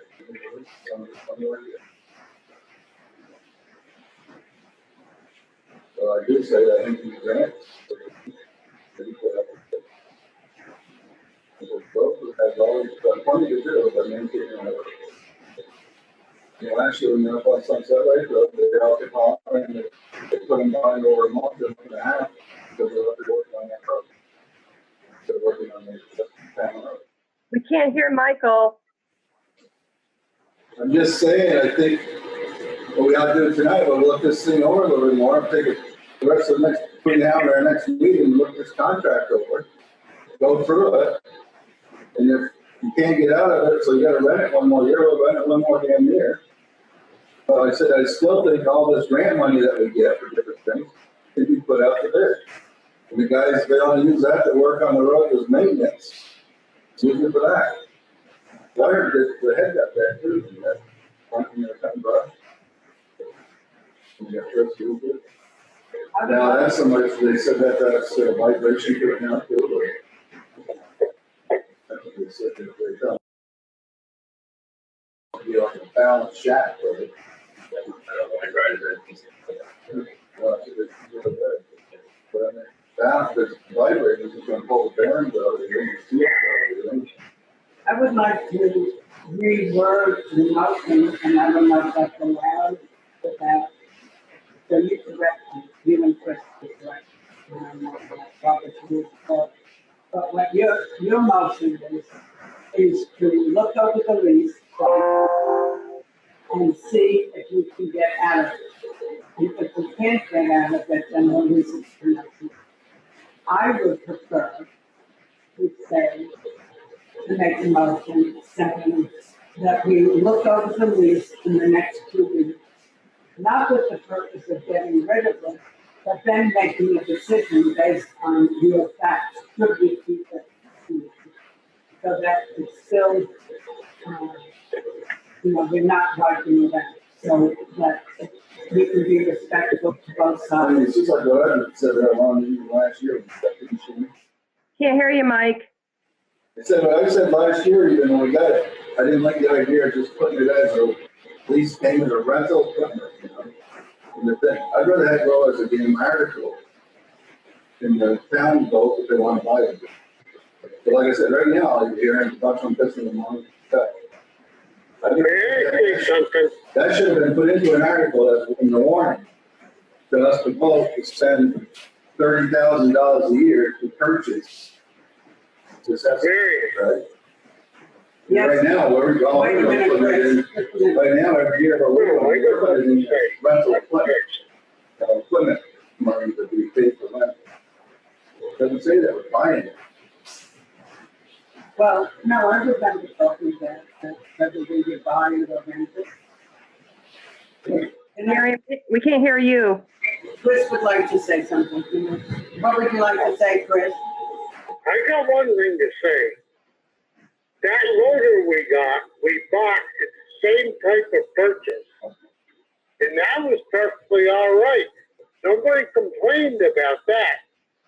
Now, what the heck is the problem, what we're doing now?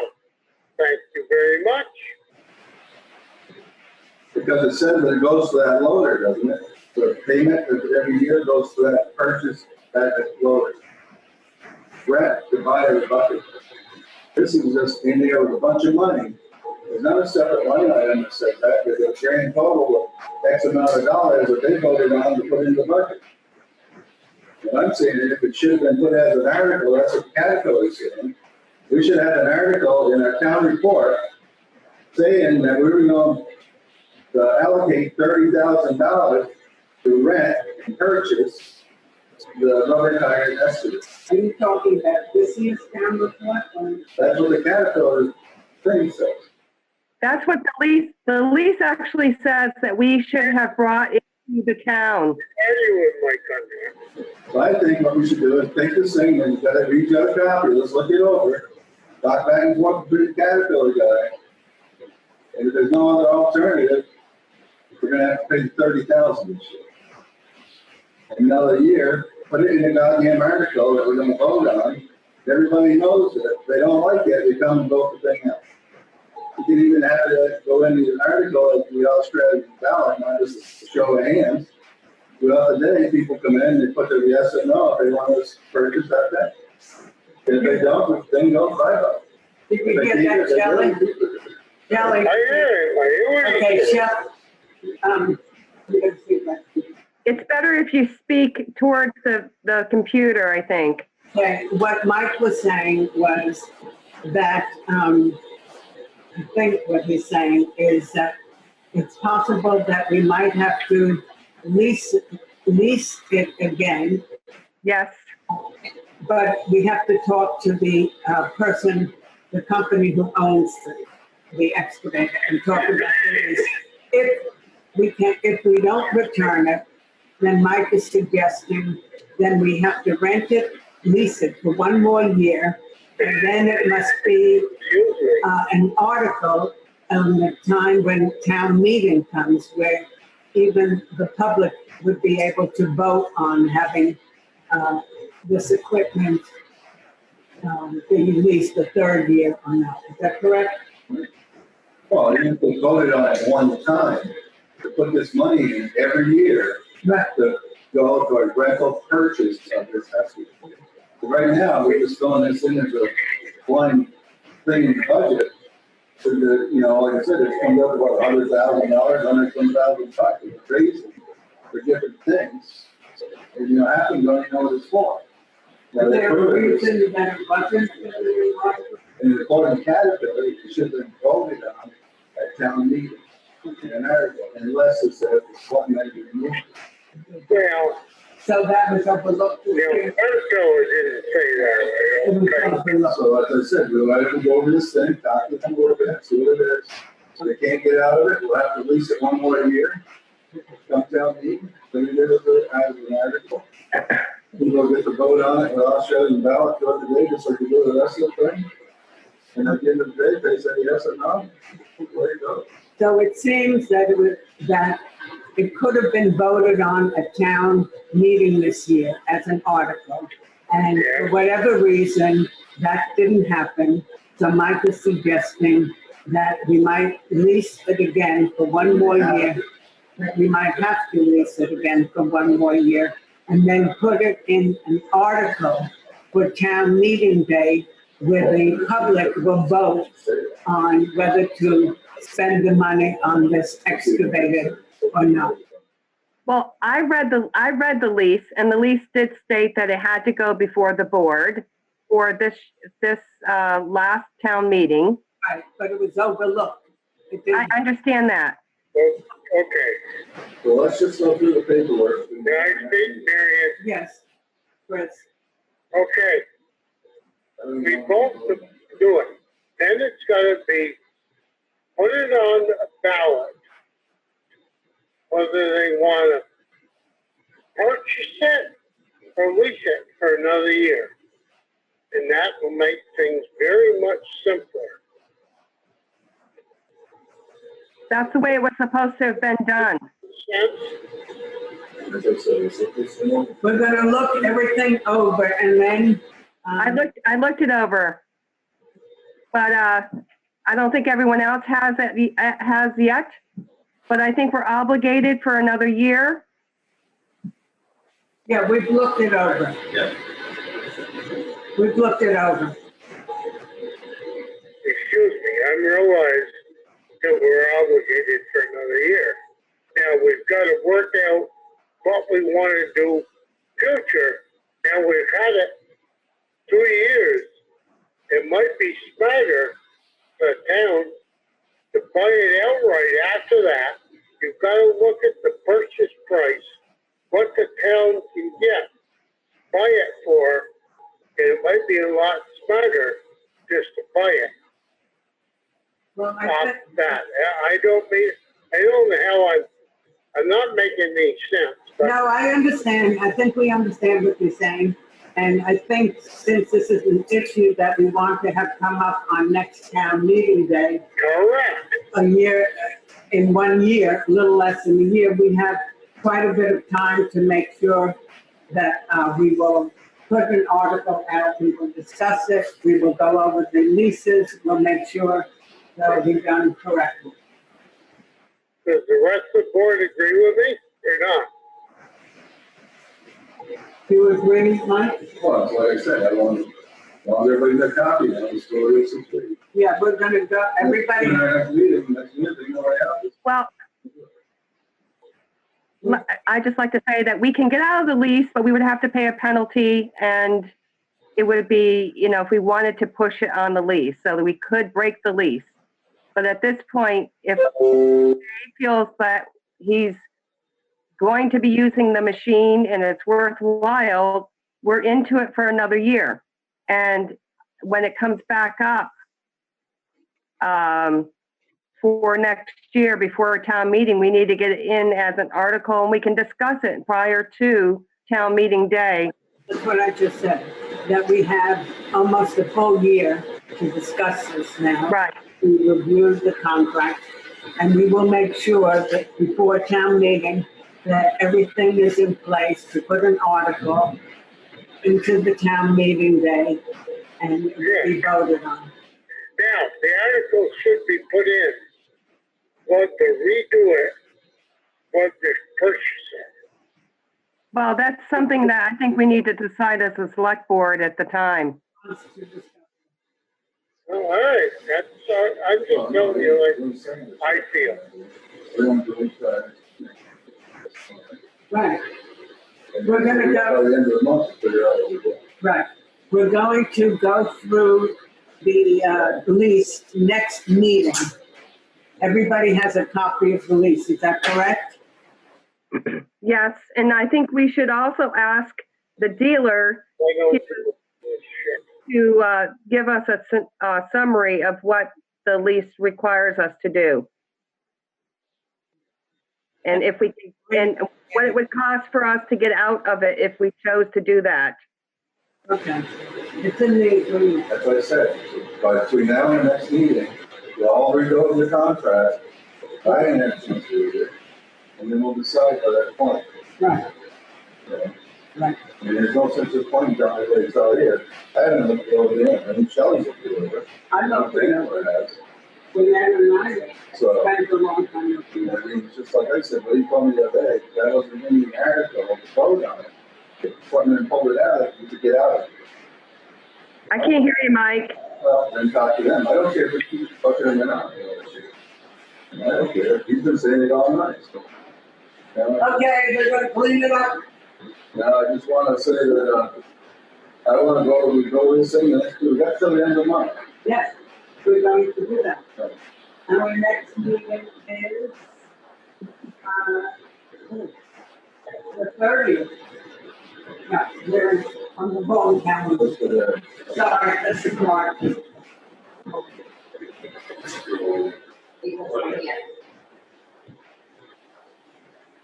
20th is our next meeting. April 20th. April 20th is our next meeting, God willing, we're all here in the live window. Okay? Is that good for everybody? Angela? I can't hear you. Can't hear you. April 20th? Yes, Angela, you're not on. Angela? Nobody can hear you. Are you muted? Muted? You say yes? Yes, it is. Yes, okay. Okay. So, do we need to vote again? Okay, so can I make a motion that we contact the dealer? No, we have the motion already on the floor. Motion on the table was. So you can vote on that, but then I wanted to make a motion to contact the dealer if we're not going to do that.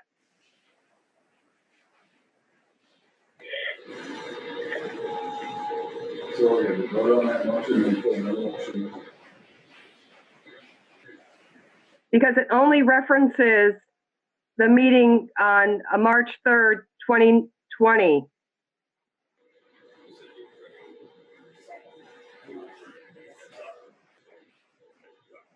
Hello? I think it's including, Mike has offered to go and talk to the lease person. Yeah, but I think we need it in writing. We need a statement in writing from the dealer so that we all have it in black and white. I will have that done. Who's going to go with you? You and Jay? Jay and Mike are going to go and talk to the dealer and have it in writing, whatever the decision is.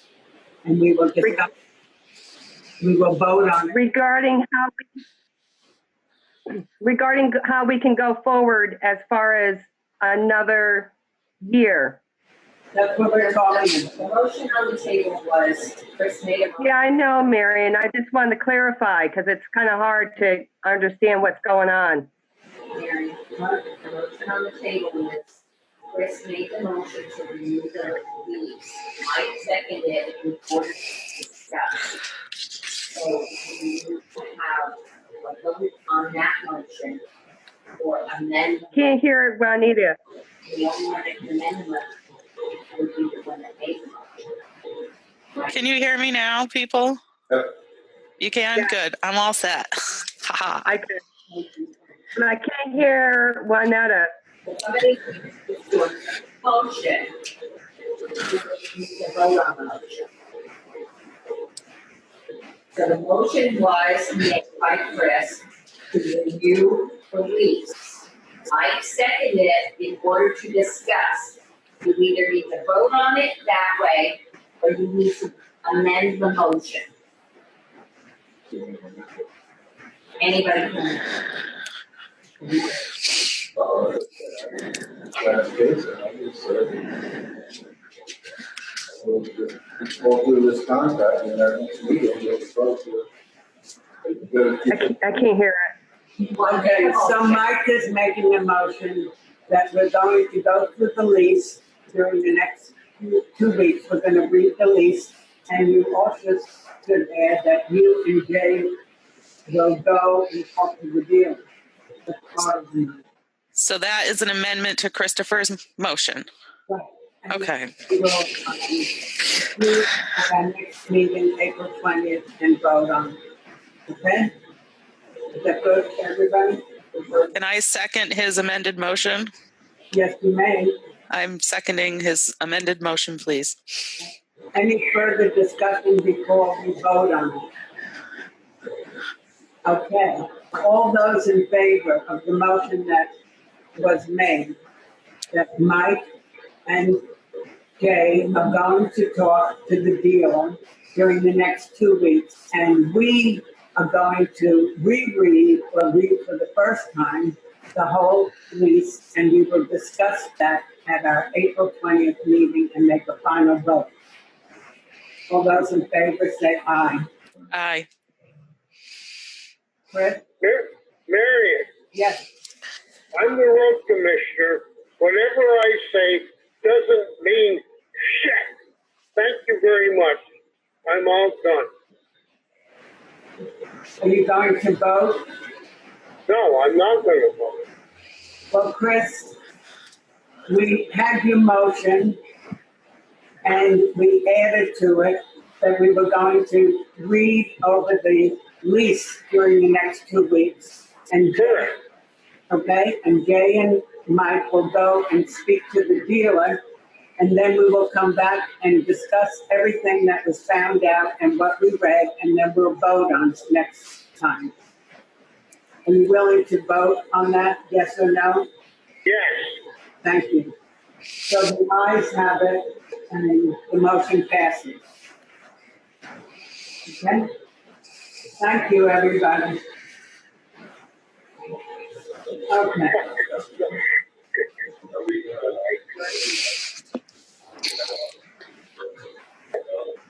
We don't know, we have to find out.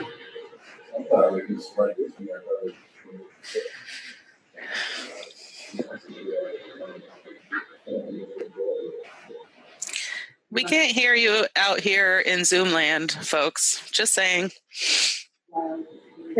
It's really frustrating because you guys need to project your voices. Would you have everybody on Zoom? No.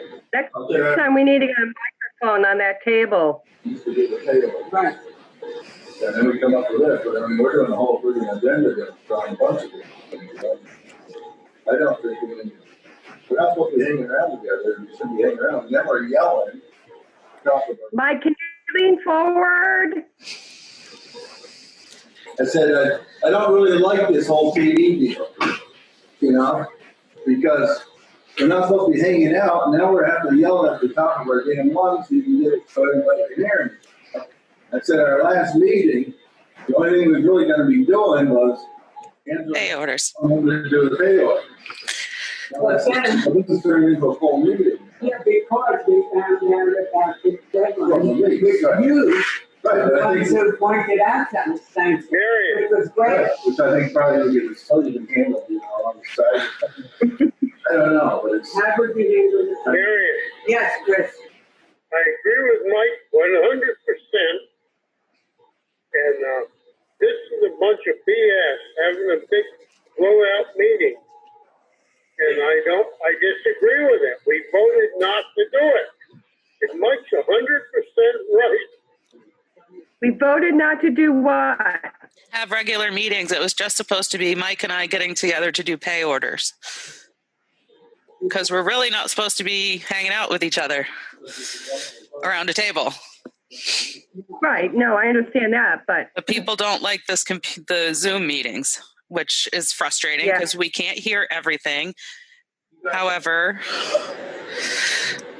you guys hear each other all right? there's still oh yeah. We need a microphone on the table. I can hear Shelley and Christopher clear. So if we were all, then it would be easier. Right.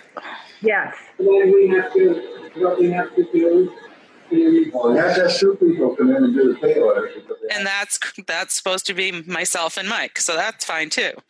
I could also do a Zoom meeting in another room at the town office with my laptop, so that's fine too. It's all good, but I think we need to start wrapping this up and moving along so that we can get all of our business done. And Fine with me. Everybody got a letter, I think, by an email from the letter that Bob Fisher wrote a letter regarding the select board to follow the oath of office, particularly about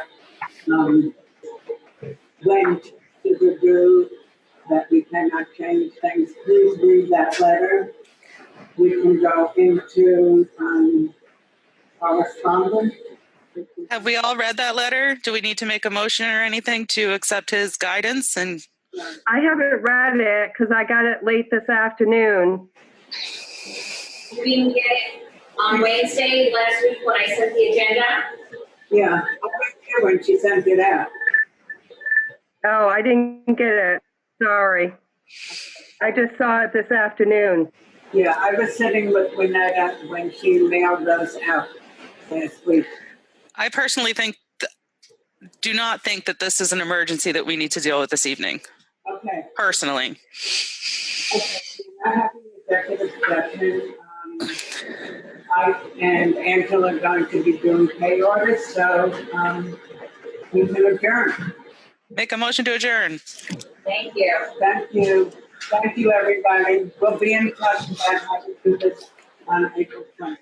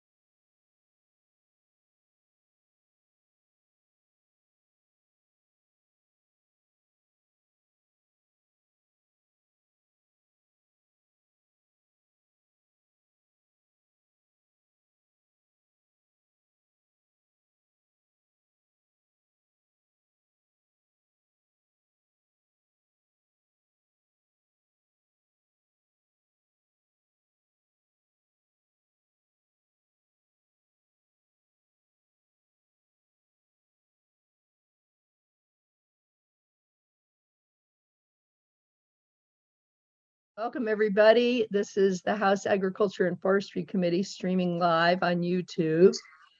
We have several guests today, and we're going to start off. Of course, we are focusing on COVID-19 response, and we have been hearing from our dairy farmers and how sort of desperate things are becoming.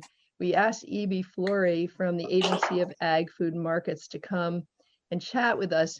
We'd love a bit of an update, E.B., but we wanted you to answer a question. We had a question from Representative Sharon Fagard regarding what would a conventional dairy farm or even an organic one need to do in order to sell their own milk. Let's say they purchased a pasteurizer and they wanted to sell their own milk directly to the public. What would they need to do to comply? And what are sort of the guidelines? What determines what they need to do? And thank you so much for joining us today. Yeah, thank you all for having me. It's nice to see you all it's a different environment, but it's still nice to see all of you. Thanks. So first and foremost, if any of our dairy farmers are thinking about trying to set up and be able to process any product, whether it's fluid milk or cheese or any yogurt, what have you, they need to call our office. And that's 828-2433, and you'll be transferred to my line and we can have a discussion to figure out what the actual situation is, what the setup is. A few hindrances to entry is there has to be a designated separated room from the home, from the milking parlor, the barn, what have you, to actually process this product in. It has to be a sanitary room. Some facilities may have a room that they could retrofit. Some would possibly have to build some sort of building for this. So that would be the biggest hurdle to begin with. And from there, if they had a place that they could retrofit, it would be discussion. I would have staff go out, look at this place, and then get into what equipment they need and what is approved equipment. With the person that that Representative Sharon had shared with us, the pasteurizer that they're using at home isn't what the federal regs from the pasteurized milk ordinance, which is what Vermont adopts by reference and statute. So that's the laws that we're held to. That pasteurizer unit does not meet federal standards whatsoever. Some of it just has to deal with milk has to be agitated. It has to have so many thermometers, recording charts, and these other things to confirm that this equipment, every drop of milk in this body that's being pasteurized has been pasteurized legally. The other thing with bottled milk is that you have to have a chiller and to chill the milk after it's been pasteurized to prevent bacteria growth in the milk that you don't want. And then lastly, you would have to have a bottler that would seal the containers appropriately. And so the pasteurized milk ordinance can be an overwhelming amount of information, and it works better and saves people money if they're looking into getting into this to have a staff member go out and be able to address what they need to do or what options are on the market. There are for bottling milk. There are vendors that are approved by the pasteurized milk ordinance with their equipment that have like an all-in-one piece that pasteurizes the milk, that chills it, and can fill and bottle it. So there are options out there on a small scale to an even larger scale. So that is a helpful piece with that. And other things that someone would have to do is they would have to be licensed with us to be a milk handler, which is something that we can handle fairly efficiently. And then depending on the farm, they may have to be rated, which is something that does not cost the farmer any money. This is something that we do, and it has to deal with what product they're making. And if it's a grade A product like fluid milk, the farm would have to be rated to meet grade A standards. Since the COVID-19 outbreak, we had a cheesemaker that had excess milk. They lost their market overnight. They contacted another small milk bottler in the state that said they would take their milk, and they called me on a Saturday. I had someone there on Sunday doing a rating on their farm and getting everything ready. So Monday morning, the milk was picked up, no milk was dumped. So those are things that we want to work to help and keep our farmers from having to dump milk in any way that we can. We had another farm that was selling milk to a small cheese producer. Cheese producer lost their market, and the farm was looking for a way to bottle or process their own milk. They needed to act immediately. So we asked them to call a few processing plants that were in their area that have down days. And one of the processors is allowing them to make butter in their facility. So that was a situation where the farm didn't have a facility. They needed to move quickly. And we were able to work with them, get them trained, up and running, and they're making butter right now and not having to dump milk. So it's best for them to call us because there are some efficiency workarounds, but some of it just depends on what they're looking to do, where their location is, and resources. Great, EB. Thanks so much. That's really helpful. Could you just, for people who might not know, can you talk a little bit about what just for a few minutes about what the pasteurized milk ordinance is? You mentioned it earlier, but thanks. The pasteurized milk ordinance, it's one of the oldest food safety regulatory documents in our nation. It's been around since right around after the Great Depression, and it really has picked up steam in the 1950s and it has evolved on. And it is the federal national guidance for all dairy farms and manufacturers in the United States. Also, for people importing dairy products into the United States, they have to meet these standards. And the reason why Vermont adheres and adopts the PMO as our federal regulatory guidance is when you adhere to it, it makes all of your dairy products eligible to be sold in and out of state. And that's a huge deal for Vermont because so much of our milk goes out of state and is consumed out of state. So I would say abbreviated, the pasteurized milk ordinance is the dairy Bible of food safety. So Great, thanks. Are there questions for EB at this point?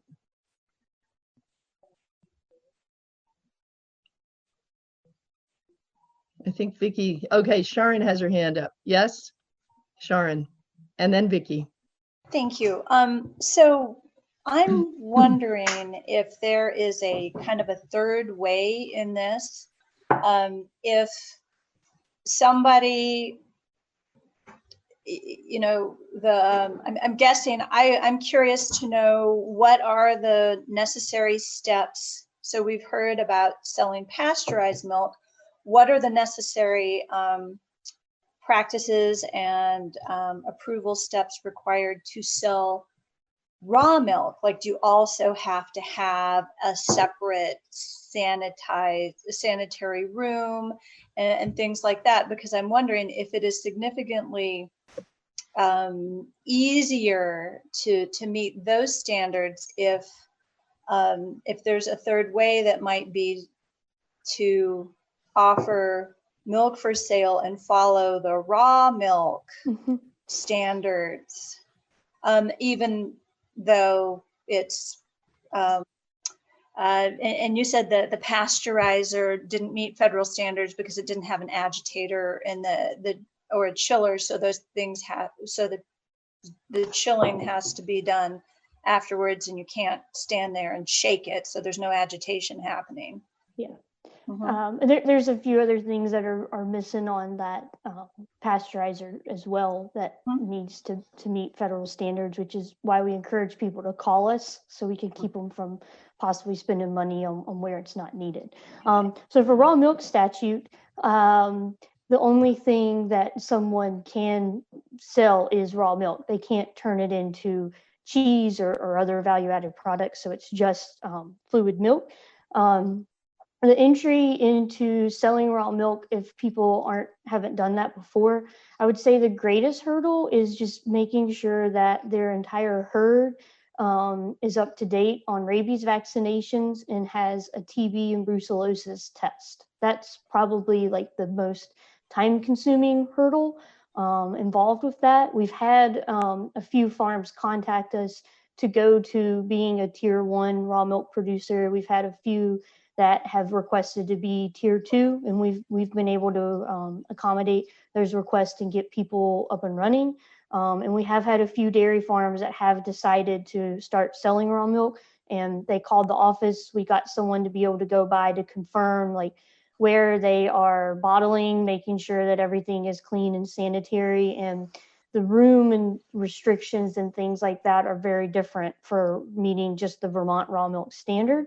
Right now, the biggest comments that we're hearing really to sell raw milk as a tier 1, people have to come to your farm to purchase it. To sell as a tier 2, you can either do home deliveries or sell at a farmer's market, which with things that are going on right now with farmers markets not being allowed, there have been some tier 2 people concerned about how long will this continue and options with that.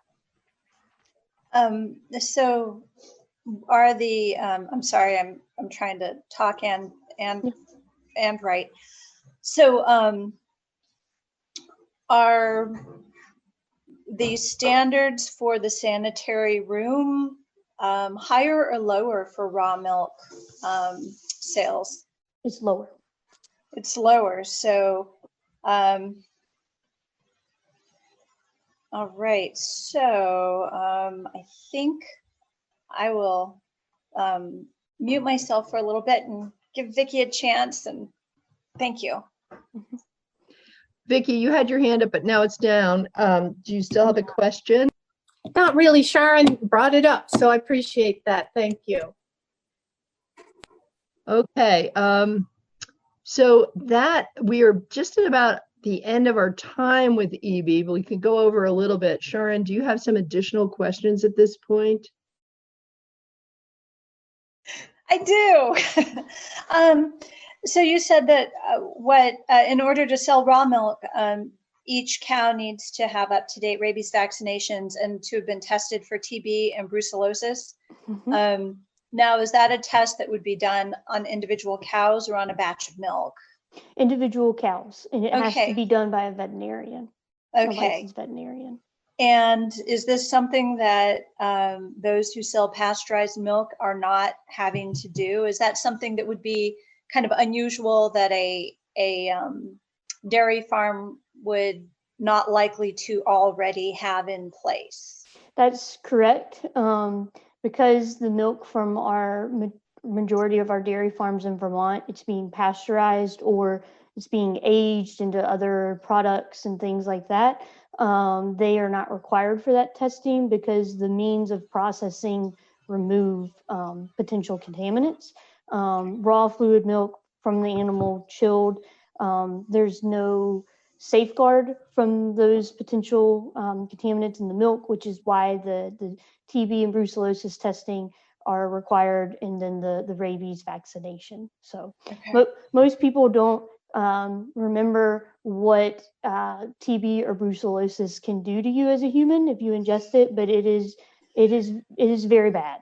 It's very bad. There was a case in New Jersey last year where a woman, her pregnancy was aborted from drinking raw milk that had brucellosis in it, and it can be fatal. So they are bad. If you survive this sort of contamination, it can have long-lasting health effects. So it is a serious concern, which is why I believe the legislature put those requirements in place to have some safeguards for those that want access to the raw milk. All right. Thank you so much, EB. I feel much better informed. Yeah, absolutely. Great. Thanks, EB. And now Vicky has her hand back up. So Vicky. I'm sorry, this is just a quick question, EB. Yep. You just said in one of your statements was that raw milk standards were not as high as when you pasteurize milk. Is that what you said? Yes, ma'am. I'm okay. I'm just a little confused because I thought the bacteria count had to be lower in raw milk than regular. Yep, that's correct. So the actual testing that's required, which testing is only required for people that are the tier 2s, there is a stricter bacterial count testing. What I meant by the regulations being more lax has to do with the actual farm setup, the milking system where they're bottling and those things. It's not meeting the grade A PMO standards. And again, I think part of why the actual bacterial testing for the tier 2 producers is stricter is because we're trying to find data or proof that despite they're only inspected yearly, not every 6 months like our dairies, and they're not meeting grade A standards, that we need something to stand on that this is safe for those that are buying it. So, okay, thank you. Yes, ma'am. All right. Do we have any more questions for EB? All right, EB, thank you so much for joining us today. This has been really helpful. I hope y'all have a good day. Yes, thanks so much. And you feel free to stay with us, or probably you're going to want to leave the meeting. Take good care and stay well. Thank you. Bye. Where are we at with farmers markets? I've heard now conflicting things that the governor overruled ag and health, and then I've also, EB Fleury just said that they weren't open. So, well, yeah, farmers markets at this point are not allowable places. They're not considered essential businesses. So farmers markets, in the way that they have functioned, cannot operate. That is a fluid situation. It may change. The agency had put forward a proposal that NOFA Vermont worked on along with agency input, which would basically spell out protocols for how they could do markets in a safe way. Our sense is that both Dr. Levine and the governor felt that it still was not, that was still too risky from a public health perspective. And they, on Friday, issued as part of the guidance and clarification that that was not going to be possible.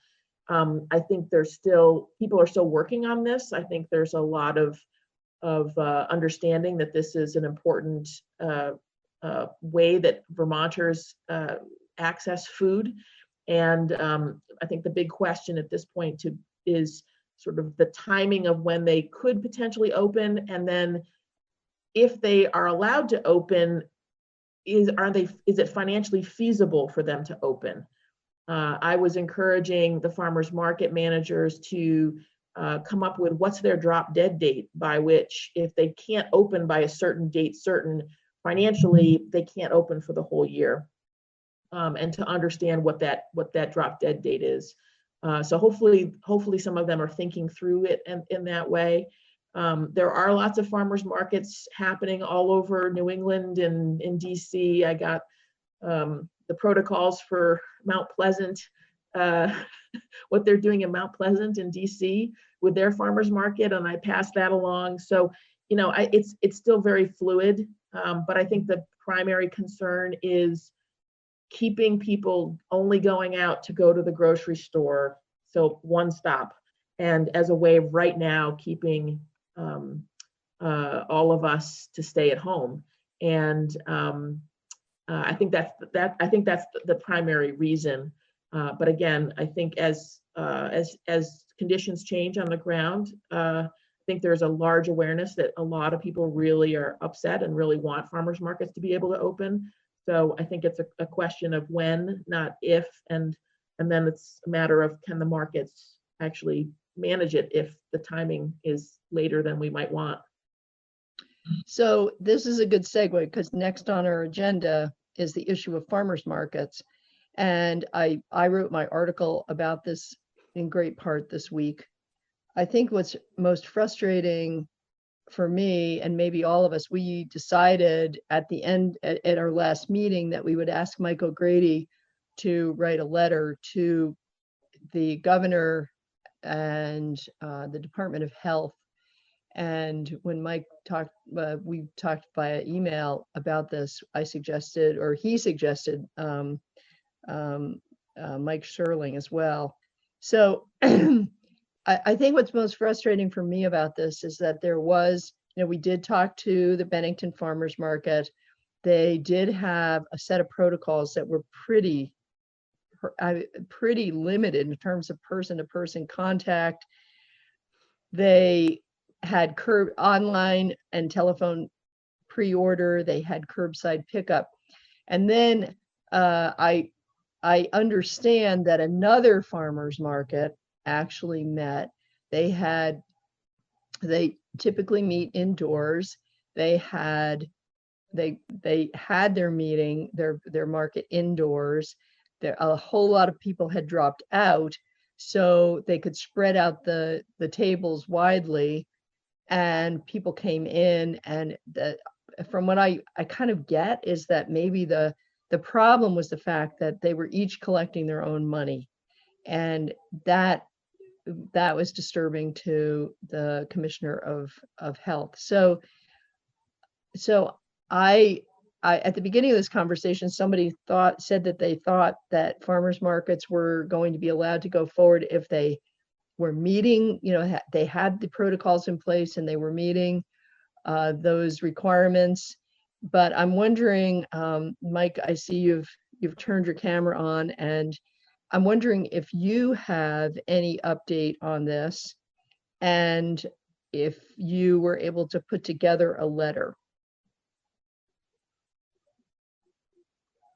As to an update, I believe the guidance document issued by the Agency of Agriculture last week is still in place.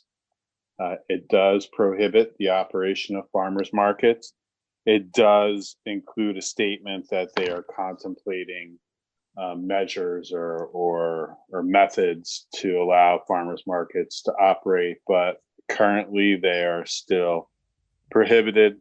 I did draft a letter for you. I sent it to Linda. I don't know if it made it onto the web page yet. I don't see it for today. Linda, do you want to unmute yourself? Not on the web yet, sorry. Okay, that's okay. Yeah, I have not seen it. And I'm wondering if we want to spend a little bit of time going through it. I just want to say I appreciate the desire to maintain very limited person-to-person contact.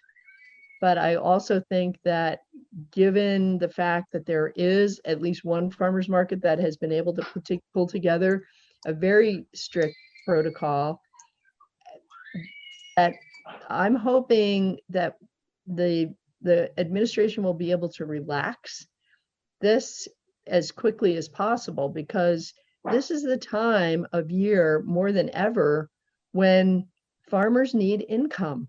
This is when they're putting their seeds in the ground and getting ready to grow the food that we're hopefully going to eat in the next, in the next few months. So this is why I think it's important that potentially we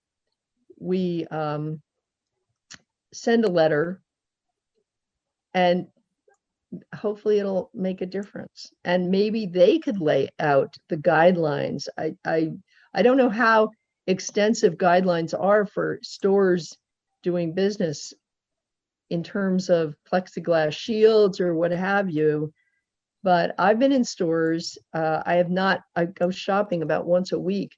And the last time I was in a shop, the cashier wasn't even wearing a face mask. So, what gives here? I think that's one of the big challenges that a lot of folks are facing who are very pro farmers market, is that they have lived experience of going to regular grocery stores that have not put in place the level of protections that they really should be for their employees, but also keeping the people going through up and down aisles and being in line and shopping carts, and limiting the number of people that are allowed to be in the store at any one time, those kinds of things. Hunger Mountain Co-op, for instance, has done a great job of putting all sorts of protocols in place. And I think it's been less happening at the regional grocery store level. I do get the sense that some of that is shifting, but that's another area of just concern of these stores need to do more. I did see it was a Vermont Digger article where a lot of the stores, the regional stores, they have orders in for PPEs, for masks, and they can't get them. So some of it is part of the supply chain challenge. You've got hundreds of employees at a larger grocery store, all of whom need PPEs every day. That's a big challenge. And I did hear a report from one of my constituents who had, for some reason, been up in Bradford, of all places. They did go to a Hannaford there where they had instituted one-way aisles, and that was not the case when I was last at the Brattleboro Hannaford. So it's changing quickly. Yeah. Sharon has her hand up. Sharon?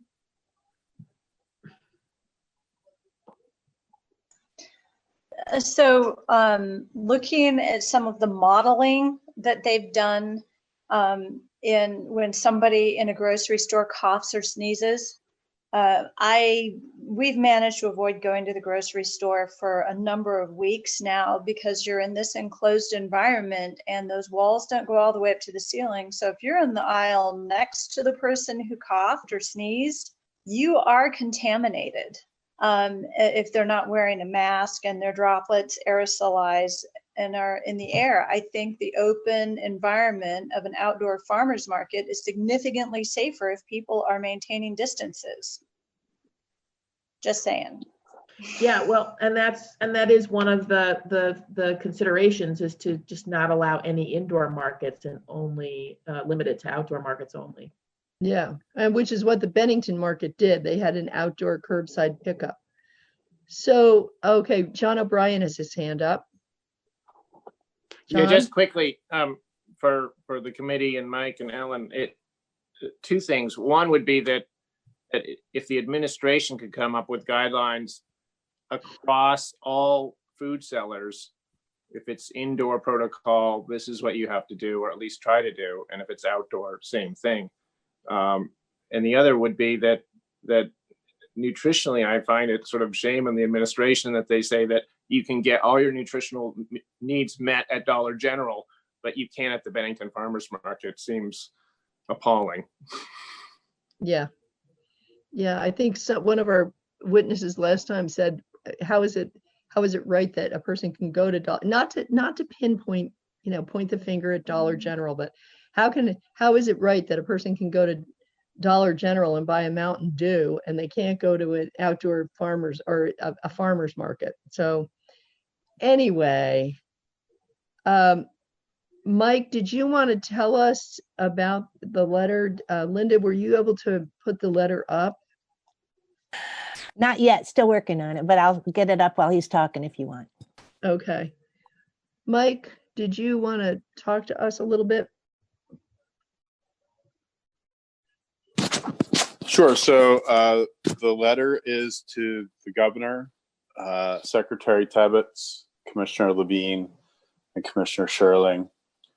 It says that Carolyn is writing on behalf of the committee to object to and request revision of the Agency of Agriculture's guidance that prohibits the operation of farmers markets during the governor's stay home, stay safe executive order.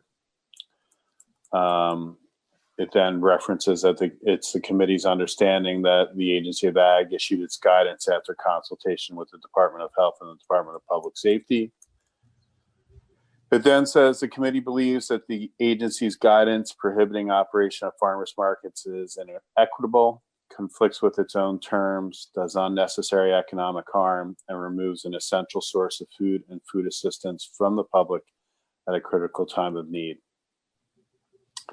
It then goes to the next paragraph and summarizes the governor's stay home, stay safe order and the basis for it, how it was issued to reduce the spread of COVID-19 and avoid needless illness and deaths while ensuring the continuity of functions critical to public health, safety, and economic security. The order mandates Vermonters stay at home and leave home only for essential reasons. Among the essential reasons a person may leave home are to shop for groceries, pick up goods curbside, and obtain meals or beverages. The Agency of Commerce's guidance to businesses for the order provides that businesses that provide essential services, including food distribution, may continue to operate. It then says farmers markets unquestionably provide essential services. As the Agency of Agriculture's guidance itself clearly states, farmers markets provide food to Vermonters. Markets also provide prepared meals, beverages, and other goods. In addition, farmers markets serve as a necessary source of food for persons participating in food assistance programs such as 3 Squares Vermont. To the committee and to the average Vermonter, farmers markets clearly are more than essential. They are necessary services that should be exempt from the stay home, stay safe order. Yet despite providing these vital services, the state is prohibiting farmers markets from operating. What exasperates the committee is that the stay home, stay safe order is inequitably applied to farmers markets. The state is allowing grocery stores, hardware stores, liquor stores, and big box stores to operate because those stores allegedly provide essential goods and services, while farmers market supposedly does not. Many of these exempt stores are operating without significant social distancing measures, whereas farmers markets have volunteered to implement social distancing, remote ordering, and curbside pickup. Why can a person buy a television from a publicly accessible Walmart but cannot remotely order spinach and pick it up curbside from a local farmer's market? We see no basis for this inequity. In addition, the Agency of Agriculture guidance advises farmers to do exactly what farmers markets have proposed. Namely, the agency's guidance provides that farmers can and should sell food through farm stands with appropriate social distancing, online food sales, phone orders, curbside pickup, and delivery. Farmers markets offer to implement these exact measures, but the Agency of Agriculture still is prohibiting their operation in direct conflict with its own guidance. These are extraordinary times. People are anxious, unemployment is high, and the economy is suffering. The committee understands that the state must take unprecedented action to protect public health and safety. However, prohibiting the operation of farmers markets entirely was unnecessary, contributes to unemployment, and further harms the state's economy. Farmers markets can operate subject to reasonable measures to protect public health and safety. The committee requests that the state reverse the policy prohibiting the operation of farmers markets and allow the markets to operate subject to appropriate social distancing measures. Such a decision would provide an essential service, protect public health, eliminate inequitable treatment, and avoid additional negative economic impacts on farmers and the state as a whole. In addition, the operation of farmers markets with social distancing conditions could provide a signal of a return to relative normalcy and comfort that all Vermonters currently would appreciate. Please reverse the Agency of Agricultural policy as quickly as possible. Feel free to contact me if you need additional information or have questions. And then it's signed by Carolyn. Sounds good. Sounds comprehensive. Thoughts from committee members? I see a thumbs up from John O'Brien. John. Thumbs up from Sharon. Sharon's having problems with her internet, so she's gone off video. John, I see a thumbs up from Tom and Terry. John O'Brien has his hand up. John? Carolyn, if the committee agrees on this and you sign it, is this the sort of thing we could get into the papers as an op-ed? We could, but I will tell you that I think that I would rather send it and see if we can get a reaction and response from the agency before that would be kind of a nuclear option, and I'd rather not do that. Okay. If we can avoid it. Ellen, do you want to, I see Vicki has her hand up, but I want to call on Ellen because she might have a thought about this. I'm just wondering, Mike, about the reference to asking the agency to reverse its decision. But my understanding is that this is from the governor and Dr. Levine, and that the agency has been advocating for this. So I'm wondering if the letter should really be to get the governor to reverse his course. The actual guidance is from Secretary Tebbetts. It's signed by Anson. I agree that it was probably dictated by the governor and Commissioner Levine, but Anson's the one that actually signed the guidance document. Okay. Vicki's hand is up and Sharon's hand is up. Vicki? Yeah, Michael, thank you for crafting that letter. And I just had a couple comments. One is Ellen had said earlier that this whole situation's fluid anyway, and maybe even now as we speak is they're really diving in. I think they really are to make this happen. So I just didn't want to step on their toes too much, but to say, you know, we really are concerned as we are. So it's just my little bit of caution inside of me that just says they really are trying, and we want to encourage that and say thank you. I don't know. But in the meantime, there was just one reference to televisions. I missed it, Mike. Did you say people can buy them now? Because I don't think they can at box stores, but I'm sorry, I didn't hear it correctly. I believe you can still buy appliances at, yeah. Oh, because I know people have tried to get even phone cards and phones and they can't. But well, they can I can double check that, and I can change that sentence and say why can people access, you know, go to Walmart to buy food and not go to, if that would be more preferable. So I'll interject here that I was in a Walmart when I did my massive trip down to town. I needed some sewing notions, and unfortunately, Walmart is my best option other than going to Keene, where I would shop at Joann's, so another multinational basically. But when I was in Walmart, you could go anywhere in the store and buy anything you wanted. So that, granted, that was in Hinsdale, New Hampshire. I don't know if there are different standards for Vermont Walmarts, but there is. What's that? There is, as far as I know. There's aisles blocked off. A lot of aisles blocked off. You can't even go down them.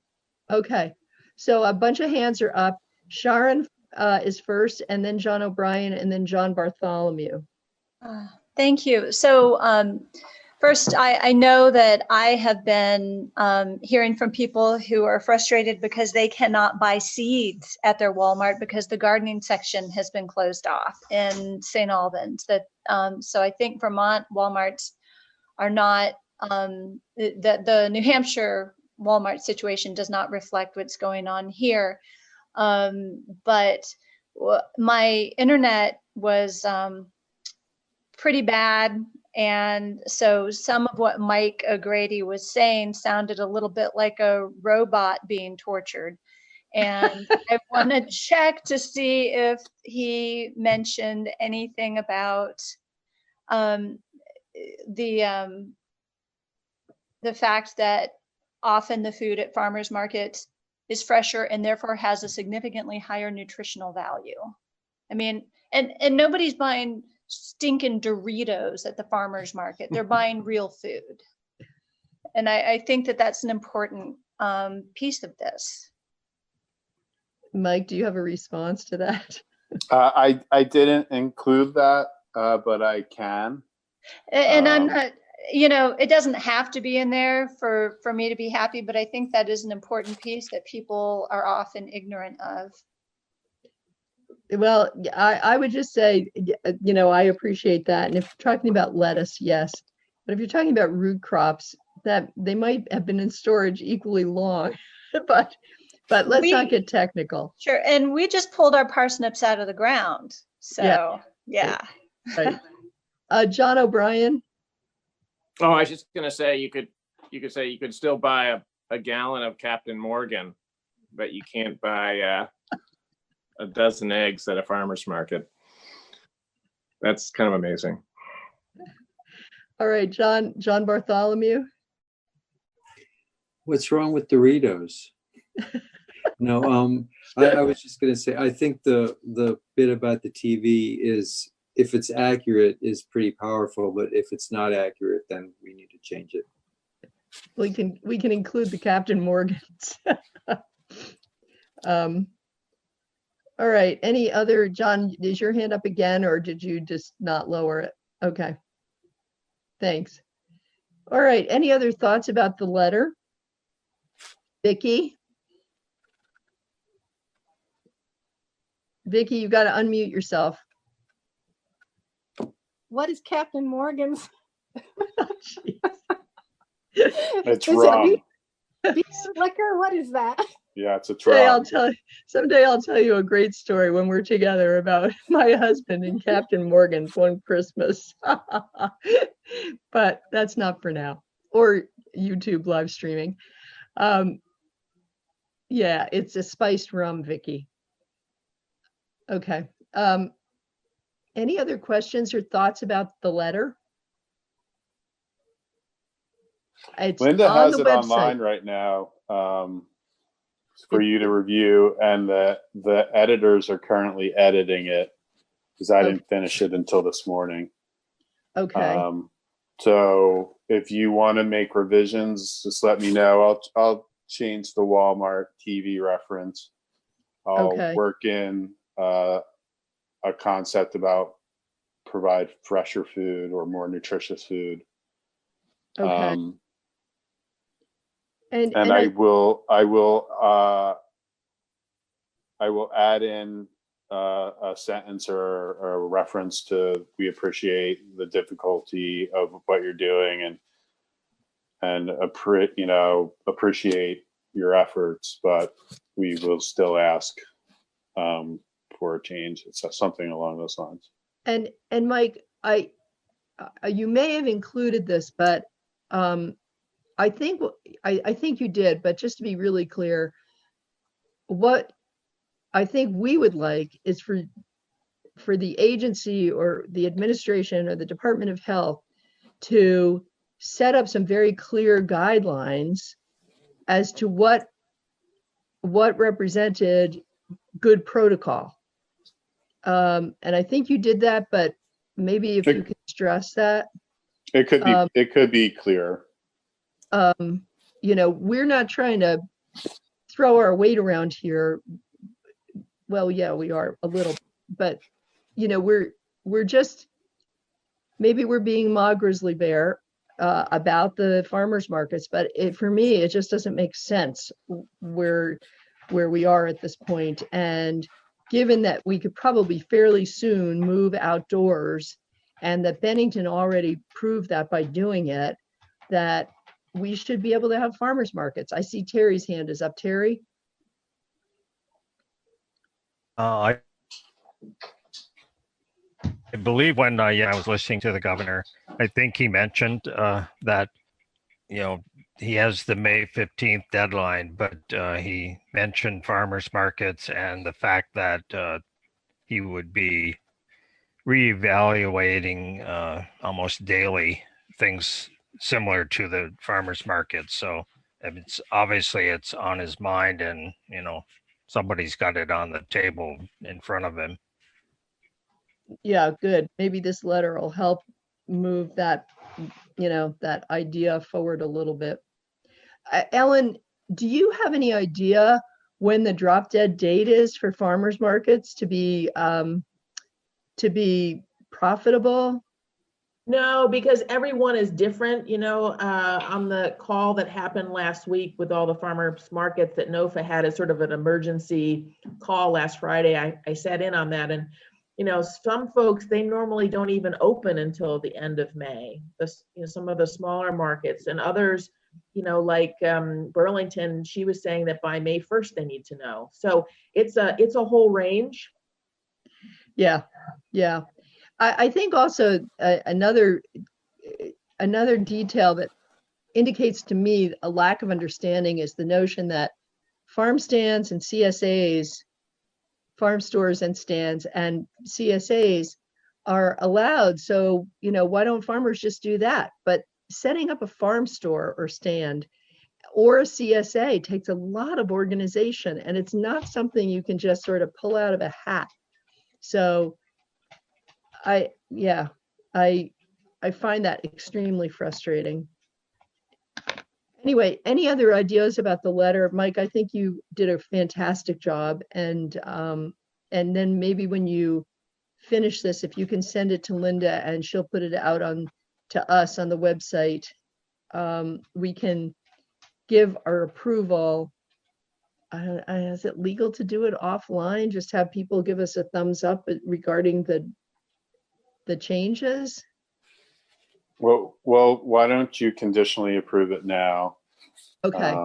Depending on the chair's input, the chair receives once the draft is posted. Okay. Is that all right with all of you? Thumbs up. Okay, I'm seeing a nodding of heads. Yep, thumbs up. Rodney and Tom. Thumbs up from Tom, Vicky, Sharon. Rodney, are you okay with that? I'm not sure.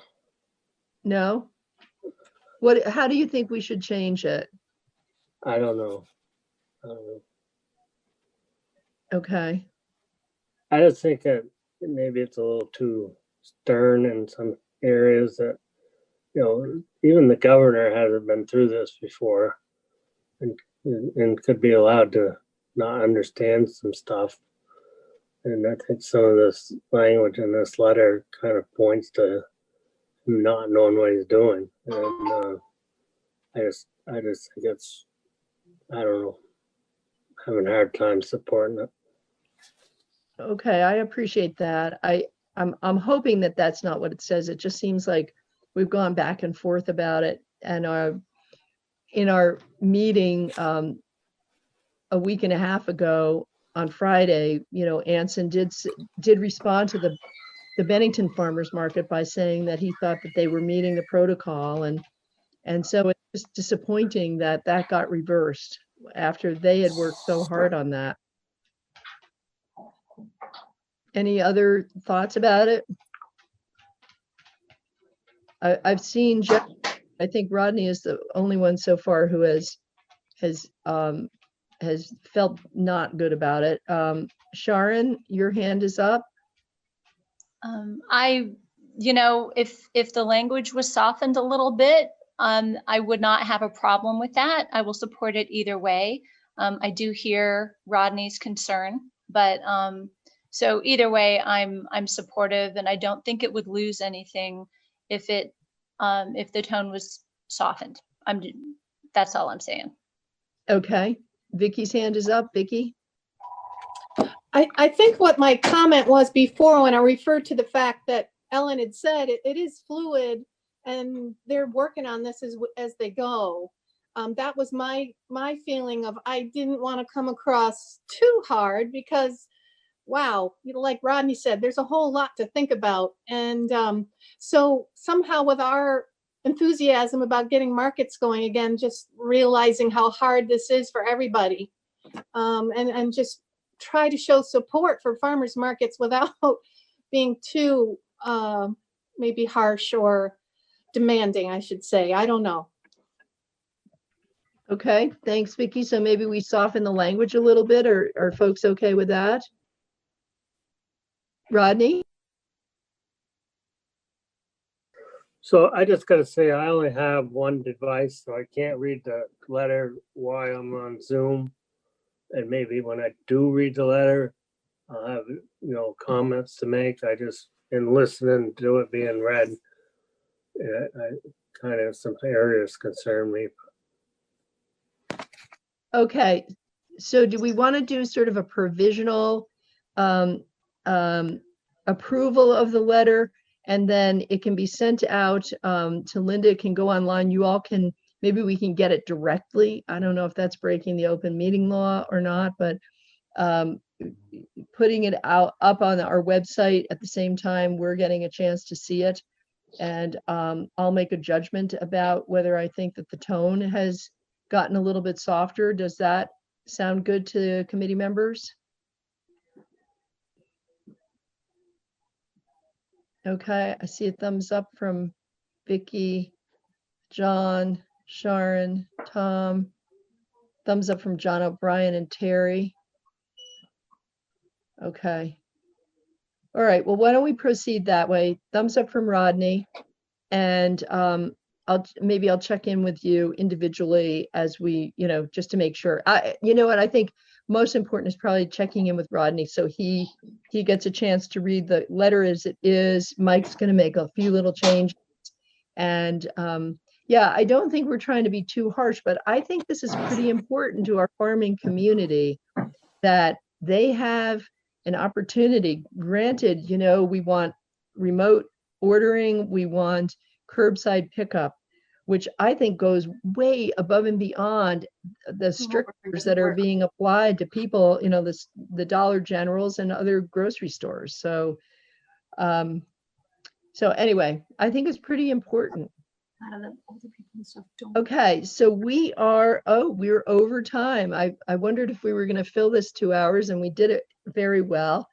John O'Brien's hand is up, and John Bartholomew. John O'Brien first.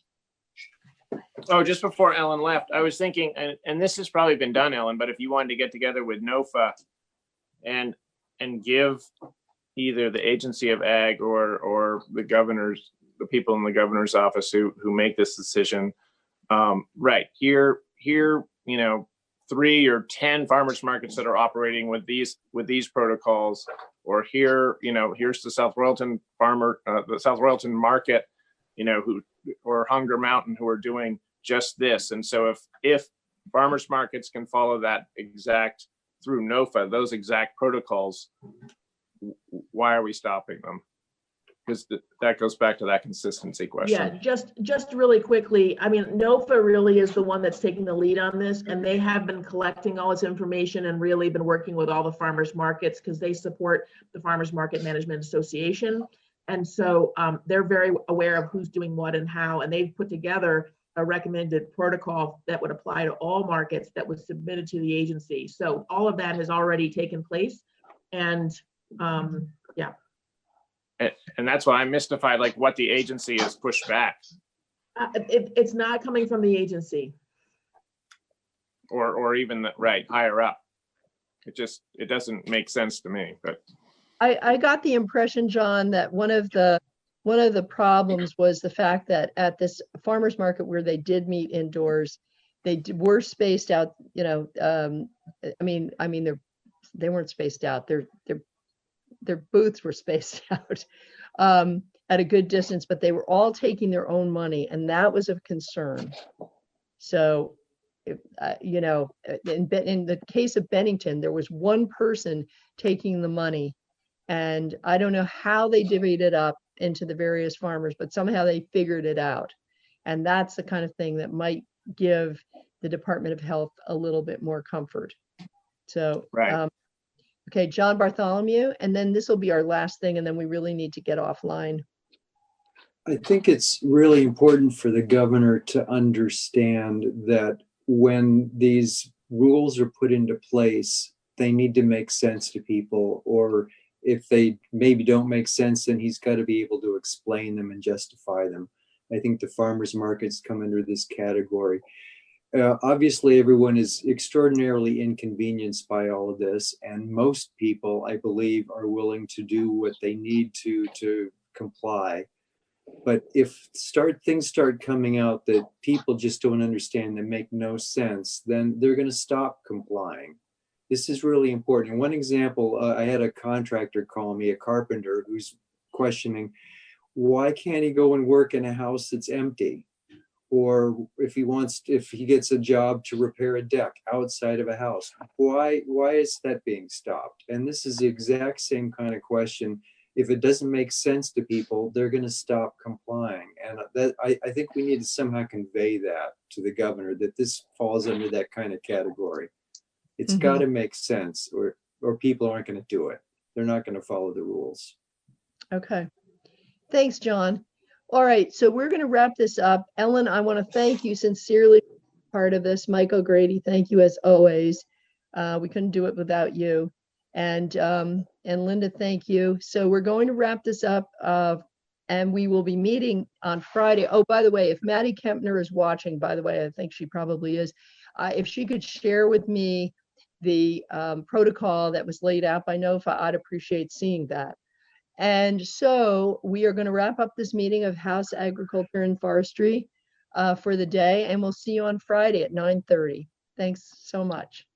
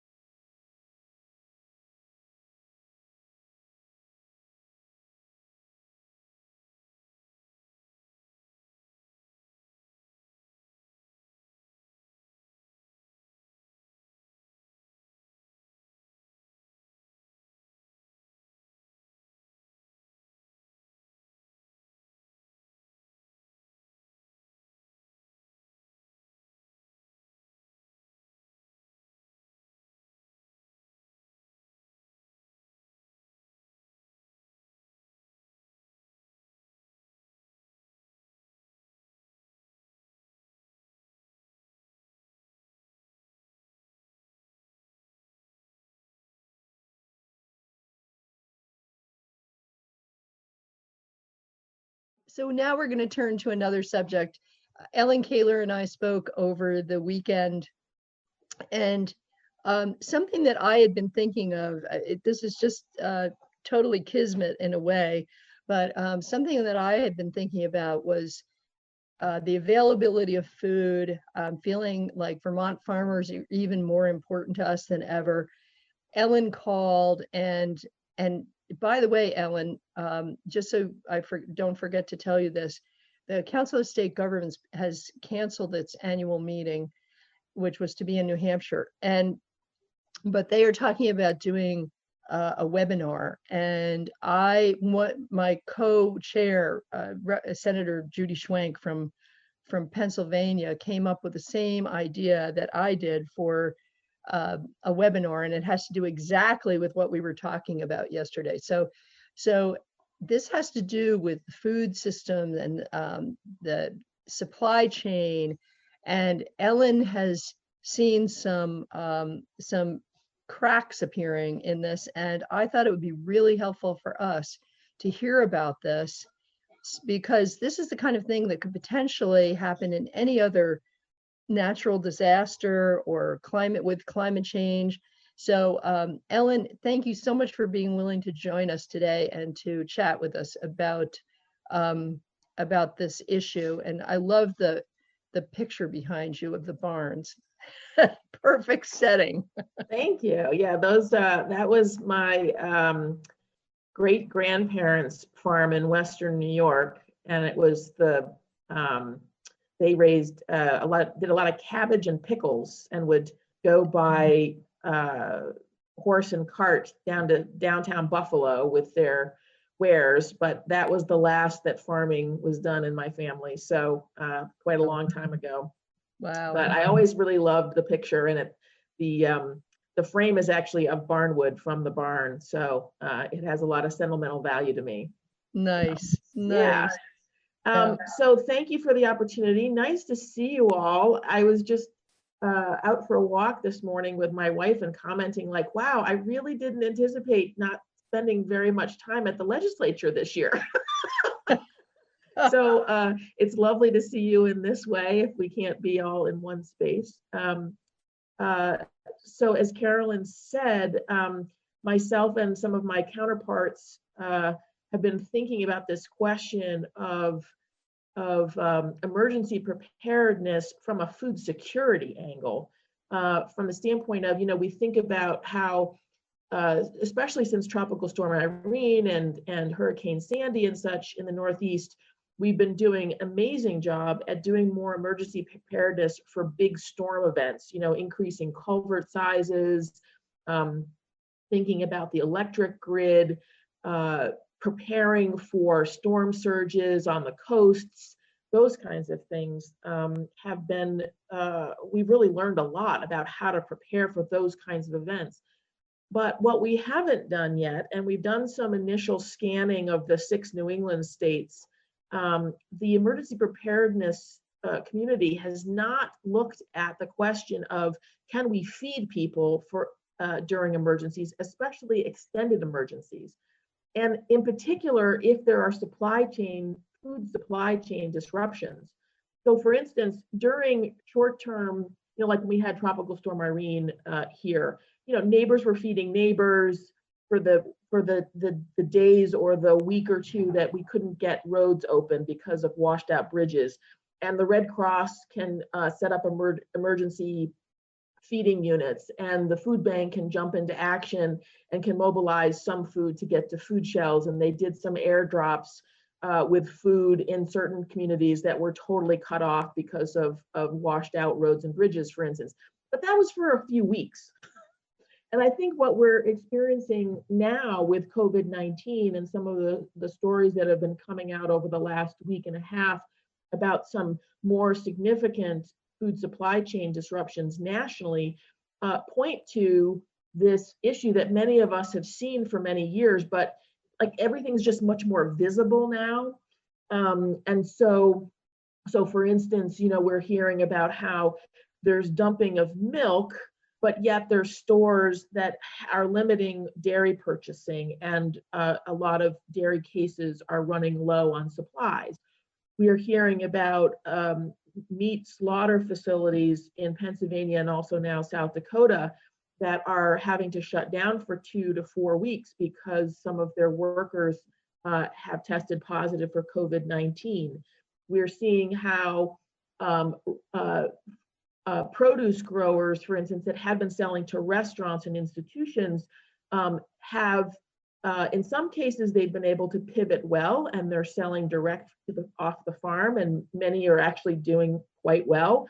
But for those that are wanting to try to unload even more product into grocery store supply chains, they're finding that that's quite difficult because the way in which things have evolved over the last 50 or so years in this country has been to consolidate the food supply chain. It's now owned by fewer and fewer mega corporations that have extremely well-tuned, highly tuned logistics and warehousing systems that very efficiently move large quantities of food, which in an inexpensive way that has kept prices of food artificially low, because we have this cheap food policy in the United States that we all want cheap food.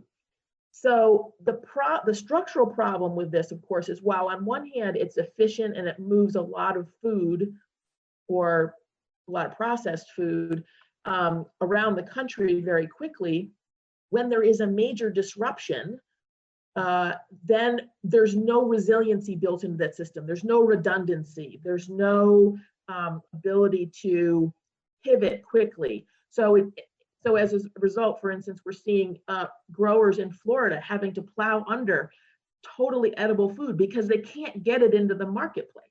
So these are the things that I think they've always been there, but they're much more visible now.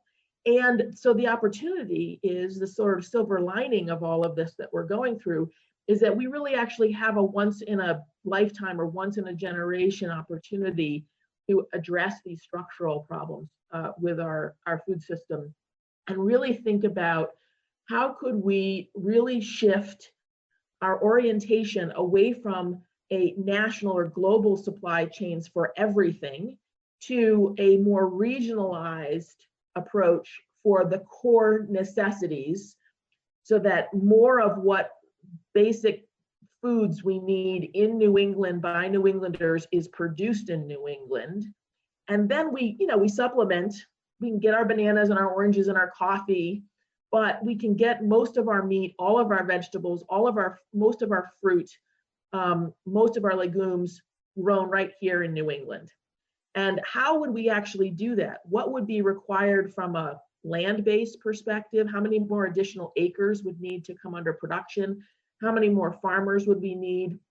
How much more infrastructure from a processing plant perspective? What types of processing plants?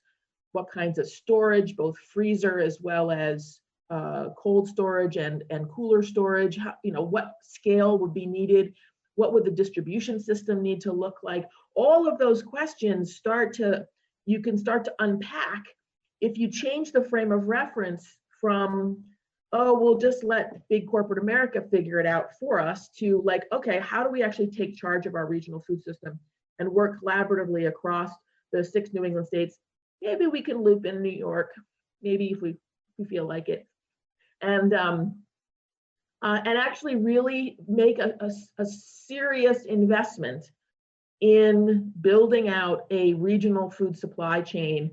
And that would require investment, just like we've invested in culverts and in improved bridges and things for other types of natural disaster emergency planning. We would need to make these kinds of investments in our food system. And so just to say that there's a group of us across New England who are starting to think about this very seriously, my counterparts in the other 5 New England states, as well as a regional group called Food Solutions New England. And interestingly enough, as we've been talking about this for the last 6-9 months, because of this particular crisis, a whole bunch of other people are all coming to the same conclusion at the same time, which is very good, because if we can get organized and set up a communications infrastructure, we can actually empower a lot more people to put plans in place and get things to happen at the community scale, at least, which could not only help us with what's going on right now with emergency feeding programs, but then sets us up for longer term structural change and engages people to be involved with that. So I sent along to Linda a 2-pager document. I actually had given a speech in Boston at the American Farmland Trust, had a big conference for the day down in Boston, and 200 people were there, and I had given this speech, although I did what I sent you, I modified and shortened up a little bit and added in COVID, the pandemic, because I was talking all about climate change and needing to prepare for climate emergencies with natural disasters, rising sea levels, climate migration because of people leaving the coast to move more inland, and what we're going to do to protect the land base, those kinds of things. And then, of course, had I been more prescient, I should have included COVID-19 right then and there in mid-February, because really we knew it was coming. So we thought that we were going to have more time to prepare for these changes because of climate change, like over the next 5 years. And then, of course, we get slammed with COVID-19, and it means that we have to move much more quickly to address these issues. So I would encourage you to take a look at the 2-pager that I sent. If you have any questions about this concept, I'm happy to answer them and talk a little bit more about that. Thanks. Thanks, Ellen. I was just actually looking for our webpage to see that was up. Who all is interested in talking about this from other states? Who have you been having conversations with? Well, we're just starting to have the conversations, but there's basically equivalents to Vermont Farm to Plate in the other New England states. They're not as well funded or well staffed as we are, but they do exist. And then part of the reason why I gave this speech at this conference was because there were going to be all the other key, at least nonprofit and government like people there. So Healthcare Without Harm, American Farmland Trust, Farm to Institution New England, as well as there were 5 out of the 6 commissioners from the region that were present. A lot of folks, financing people like Coastal Enterprises out of Maine was there. So it was a big forum to sort of test this idea. And we had within 5 minutes, we had 56 people that signed up that wanted to have follow-up, and that we didn't even cover the whole room because we literally ran out of time to collect. So this is something that is going to have serious legs. My biggest concern is getting it structured and organized in a way that we can accommodate and organize things in a way that people can plug in. What we're also currently doing is reviewing. I've got Becca Warren from Vital Communities, who's been helping us with our Farm to Plate 2.0 process. I had a little bit of money to be able to pay her. She's starting to take a look at each of the 6 New England states. What are their emergency preparedness documents? And do they include food security type language in them? So we want to catalog all of the official sort of policy docs that relate to resilience planning, climate action planning, emergency management, preparedness planning, whatever the language is that are used in the different 6 states. Collect all of that and then assess them to see, are there logical places to be then working with the entities who are responsible for drafting these documents to include food security preparedness planning into those documents. Because our feeling is if we can get into those documents, then it will force them to actually start thinking about how to do the planning. Thanks, Ellen.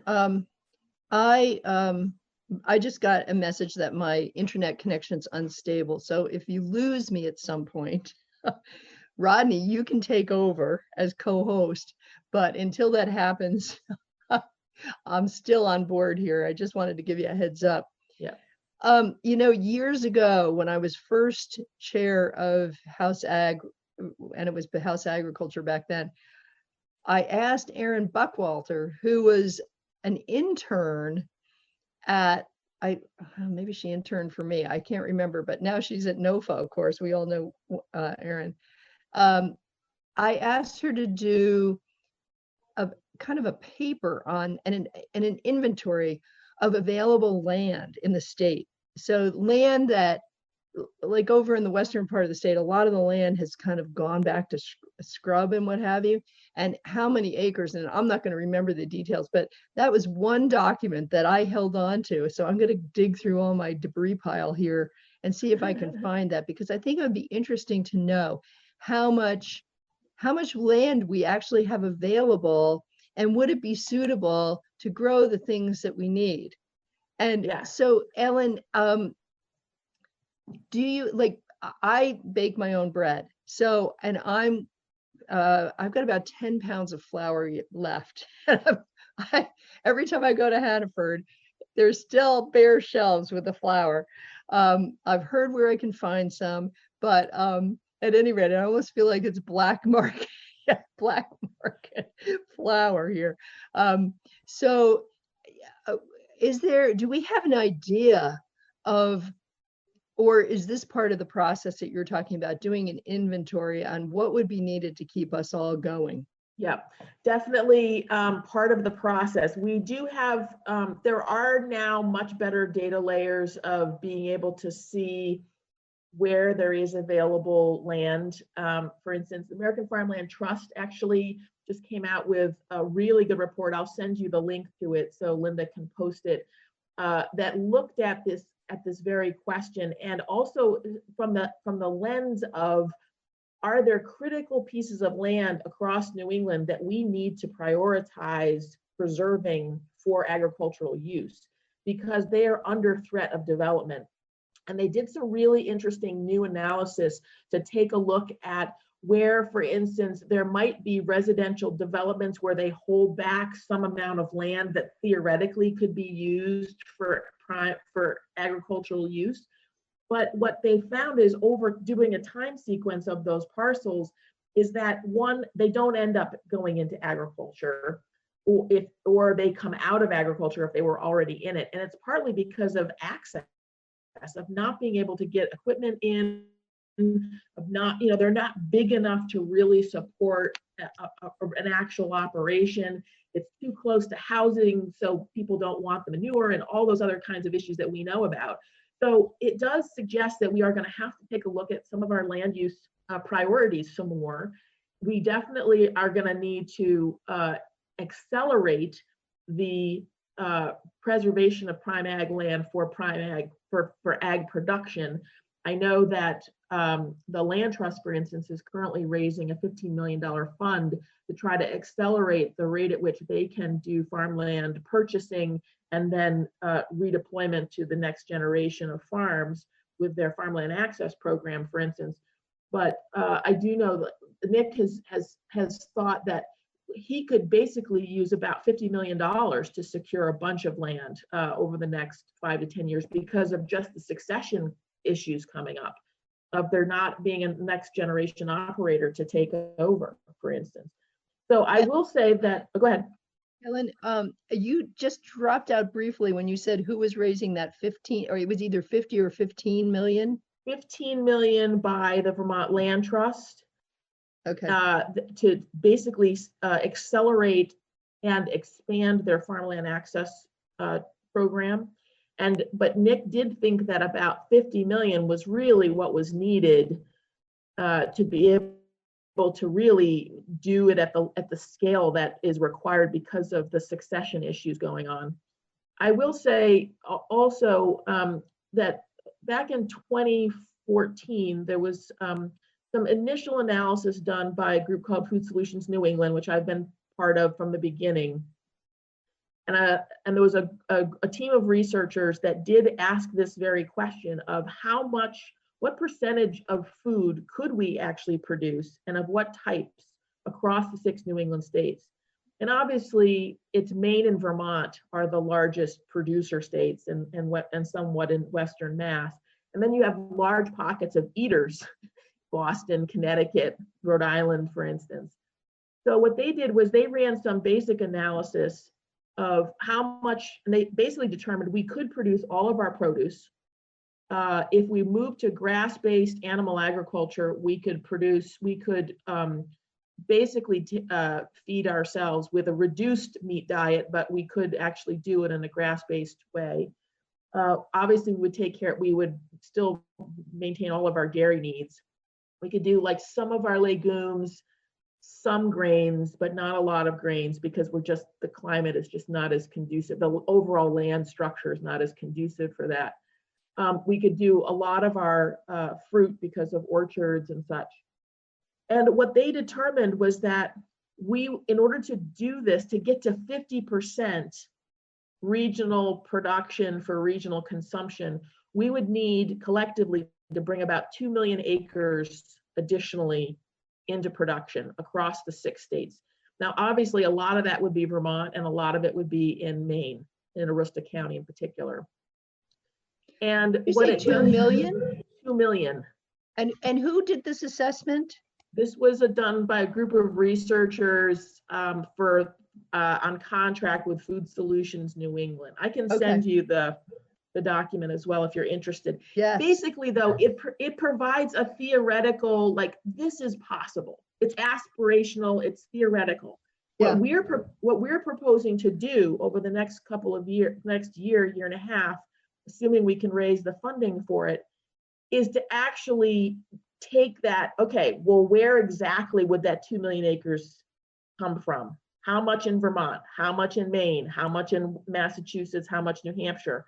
And then say, okay, so let's just take the example of Vermont. Let's just say we need to bring 750,000 additional acres online, just making this up. Okay, how many farms at what scale? What would it need to produce? How do we ramp up existing produce production? How could we ramp up existing livestock and grass-based livestock? How could we shore up the dairy industry, again, to really serve the regional marketplace and less about, say, powder global markets as a way of really increasing the value gone back to farmers, those kinds of things. So we want to do that analysis. Ellen, that sounds really fantastic. I'm sorry to interrupt. Tom Bach has his hand up. Tom, you have to unmute yourself. I'm making everybody practice. Well, Ella, I'm just curious in my mind, is the central part of your proposal the distribution system or this land use system? It's both, because we can't, first we need the product, right? And then, and simultaneously, we need to be figuring out the distribution system that allows that product to get to the various markets. So this has to be at all levels, all at once.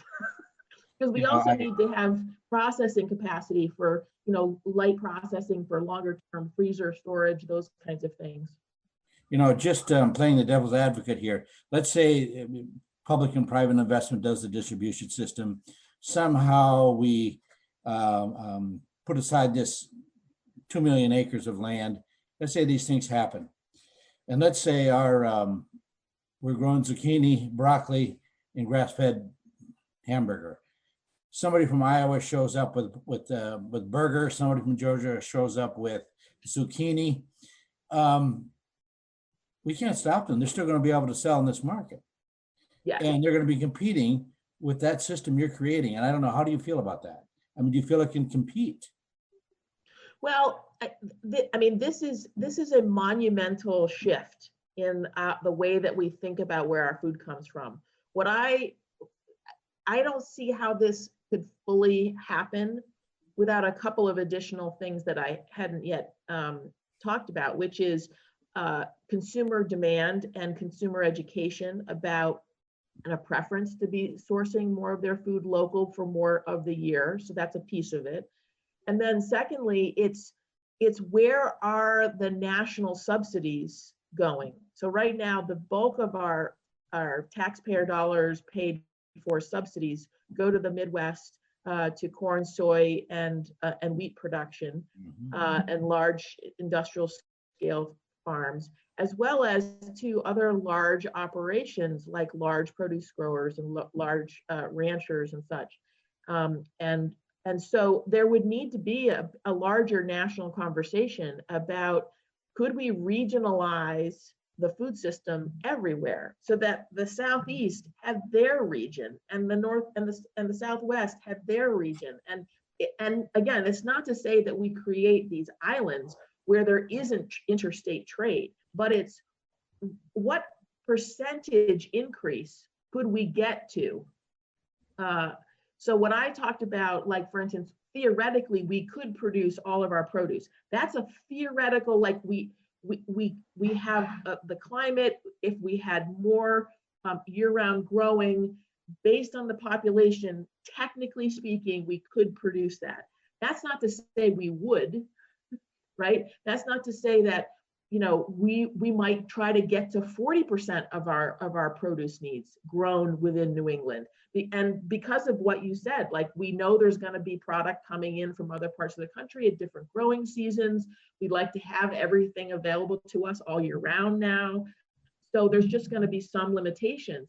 But to me, what was interesting is just trying to think about the theoretical, and then how would you actually implement at least some of it across the region. And that's the conversation that we're just starting to have. And, you know, your questions are good ones, and there's thousands of more questions to try to do this.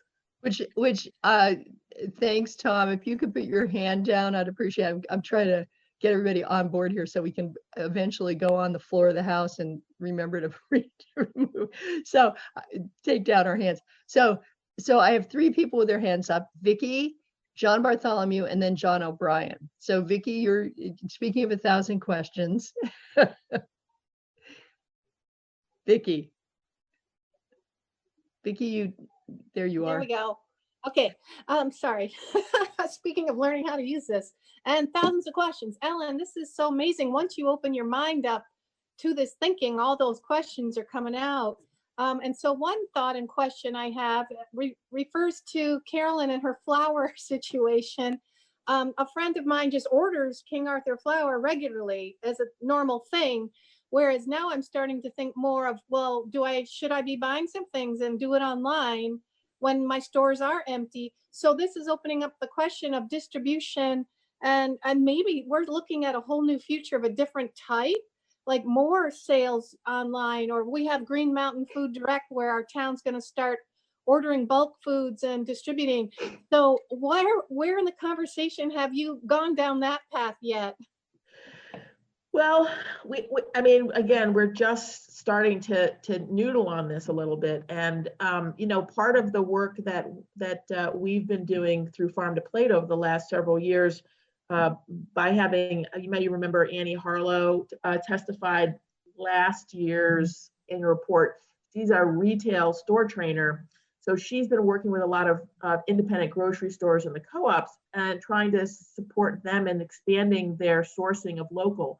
In the process, that opens up the question of like, okay, so if you want to source more local into your independent grocery store, how do you actually get that food? Like who are the distributors that will source, that will buy in local food? And then how do you identify it on their sales lists? And then how do you work with both a distributor as well as maybe doing direct store buys from producers in your region, right in your local area? So these are all big questions, and we've been having conversations with the distributors like Upper Valley Produce and AG New England and Reinhardt and such to talk about what would it take for them to source in more local and then promote it. Because it's one thing to have it on your sales sheets. It's another thing for the stores to actually know that it's there. If you don't mark it as local, how do you know it's local? And if you have stores that really want to be buying more local, they need to learn that they need to ask for it. So there is such a learning that needs to happen across the entire supply chain, because we've gotten so used to the sort of anonymity of everything for so long, and how things just move, and you don't pay attention to where it comes from, and you just, oh, I want that, I get it, kind of a thing. And so what we're saying is we need to really rethink that. And I think one of the things that's happening right now that's amazing to be watching is that the current understanding is CSA share sign up is through the roof. Everybody is going out and so many people are signing up for CSAs, and they hadn't for years. And interest in growing their own food. I mean, High Mowing Seeds had 10 positions open because they couldn't fill seed orders. They had a 1 week sales jump of 300% for their seeds a couple weeks ago. So like Vermonters anyways are like, oh my gosh, there's not food on the shelves. I need to grow it. I need to buy meat from my local farm down the road. I need to do this. I need to do that. Taking more control. The question is this going to be maintainable post-COVID-19? If COVID-19 does what they anticipate of a lot of like little bumps until everybody gets vaccinated, then the possibility is that this could be an 18 to 24 month situation, which means we have a greater chance of actually transforming things that will last, because we will have more time to get more in place that people then get used to the new way, which then makes it easier for them to maintain going forward. So I do think that there will be more online, but I think the big question is, with online is just then you have the issues around climate change with a lot more trucks on the road going, up certain roads, and just the inefficiency of doing individual home delivery drop off in a big way, if it were to really scale, as opposed to, there's definitely efficiency of having stores and people come to the stores. Thanks, Ellen. John Bartholomew. I had to find my mute. Couple of things. One, you mentioned regional growing of food, and I'm just wondering how that might play out in terms of food cost. You're still going to have large farms in the in the West that would have economy of scale and could probably produce food a lot more cheaply. And you might also have regions of the country where people just demand better food and are willing to pay for it, but you still have people living in those areas who can't. So I'm wondering if we went down that path, we would end up with a situation kind of like housing, where you want to live in Vermont because the houses are too expensive, or wow, food is really expensive there, that regional food. Live in Iowa where you can get food a lot more cheaply. I also, I had a different comment, but I don't know if you have any response to that. I'm just concerned about if we were to actually be successful in that, would regional food prices be just like housing? Yeah, no, I think it's a really important question. And to a certain extent, that was a bit of what Tom's question was about as well. It's definitely, our cost of production here in the Northeast is definitely higher because our farms are smaller. So as you say, economies of scale. But I think that, so some of this is again about consumer education and awareness.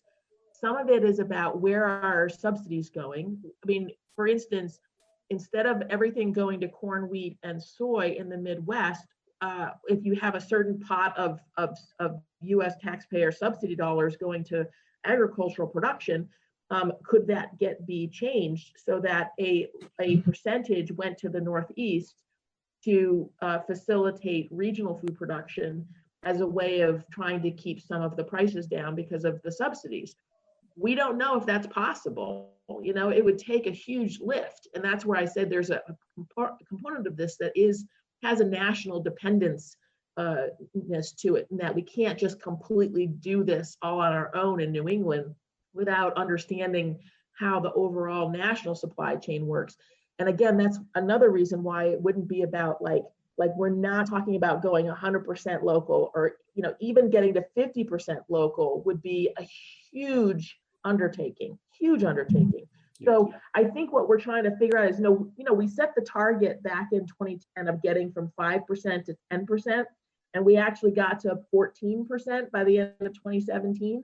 You know, what would it look like if we got to, say, 30% by 2030, you know, or 2035? Could we get, like, what would that take? And that's, I think that's really the nature of the conversation. And your question about price is a really important one, because there are so many people in New England who are very price sensitive from a shopping standpoint, because they have fixed incomes, they have low incomes.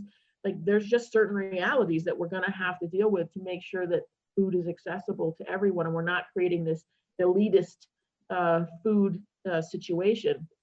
But part of this is also just us as consumers thinking about, where do we want to spend our money? You know, there are certain choices that I make as a consumer of things I'm not going to buy because I want to have more disposable income to spend on the food that I choose. So there are those household choices that are going to come into play as well. John, did you have a follow-up? Well, just kind of on a separate thing, you commented on the people buying a lot of seeds, and I'm not viewing that very favorably right now, particularly because we're having trouble getting seeds. And I'm thinking that this is just hoarding. I'm not convinced this is really a good sign, because like I say, I think that there's probably as much chance as those seeds getting in the ground as the toilet paper will be used in derrieres. You very well may be right, especially if people are not used to gardening. They may be like, oh, I need 5 pea packets when they only really need 1. I mean, that absolutely could be going on. I mean, time will tell once people Or start. maybe they won't plant at all. Oh, but I got to do this. But yeah, no, you're absolutely right. It's just, I'm being a pessimist. I'm sorry. I don't know. Maybe it's okay. Maybe you should take a job up at High Mowing, John. All right, John O'Brien has his hand up. Sort of. It says lower hand, but the hand there. It's still been up. Ellen, I don't know if this is even going to turn into a question, but what strikes me about this conversation is it's almost like we're back to non-emergency preparedness in everything you've been doing with Food to Plate about, you know, producing more local food for more local shoppers, or regional food for regional shoppers. Doesn't even have to do so much with an emergency. It's just where we want to go. I mean, it makes sense economically for you know, communities and landscapes. On the other side, then have you had conversations about, you know, what happens with a tropical storm Irene to our farms? You know, if we're at 50%, all of a sudden we're down to 25%. Or if we get a Fukushima type situation, or like this weekend where you have a plague plus tornadoes, or we get, Hurricane Sandy plus COVID, what happens then to our food? Yeah. No, that's exactly right. Those are really good questions, and they're completely out of our control. But, I would say that if we had more local food that was staying within the region, I think that we could pivot more quickly to move food around within the region. Like, there's questions going on right now about how is food actually moving either from Vermont to, say, the southern part of New England? Like, are there markets opening up because their markets are there? They have more shelves that are empty because of higher populations. Like, we just don't even know at this point because the system is so fragmented. The other thing that I would say to your question is that it's about resiliency and working with more of an ecosystem mindset. If everything is concentrated, that's a real vulnerability. And if we had more distributed, more diverse scales, markets, distributors in all these different areas, then if one part goes down because of a natural disaster, there's more resiliency and capacity around it to then meet that need. of what went down. You know, I think that what is still though very challenging is when you have this level of pandemic where every single state is impacted, whereas natural disasters tends to be like one state or a couple of states at a time, and so you have a little bit more ability to pivot quickly to meet emergency needs. I do think though, on your question of emergency needs, is we need to simultaneously be putting in place actual emergency feeding plans that are more robust, more detailed, and can go into place even more quickly. It's been amazing to watch the food bank and the work that Benji Adler and his team are doing around meal preparation for the homeless and for the food bank, food shelves. Like, it's unbelievable how quickly things are being taken care of. Just, you know, even just like the couple of day pivot for schools to start preparing and delivering meals for kids twice a day. That's amazing for us. And we can do that in Vermont because we have this small, tight-knit community. We've invested in our relationships and farm to plate over the last 10 years. We're really seeing the benefit of the level of investment that we've made in the networks that we've built and the relationships that we've invested in, because people are able to move much more quickly to address needs than we would have 10 years ago. But to sort of flip back to your point around the sort of vulnerability of a supply chain, if you guys were to take a look at that, I forgot to mention this, that 2-page speech that I sent over, the PDF, the third page has these 2 visuals of the United States. And this was from research that was done out of University of Illinois. Yeah, Carolyn's holding it up. And it's fascinating because what they did was they analyzed what's called the commodity flow survey, which are all the products that go on ships and rail and trucks, and how food is moved around within the United States. And the Agency of Transportation does this research every 5 years. So they analyzed the 2012 data. So there's now 2017 data they could add in, but they basically showed how food moves in the United States. And if you take a look at that map of the United States, you will see, like, take a look at New England. There's not nearly the number of lines, which really shows, and everything is through the I-95 corridor. So you start to have major disruptions of the food supply chain there, and we're basically cut off, is what that tells me, right? And the other, Ellen, yeah, having traveled that, we're not going to Maryland this year, but having traveled that, there are areas of the, you know, I suppose it was constructed as part of the national defense, but there are places in Baltimore where you're pretty low down, you know, close to water. So I don't know.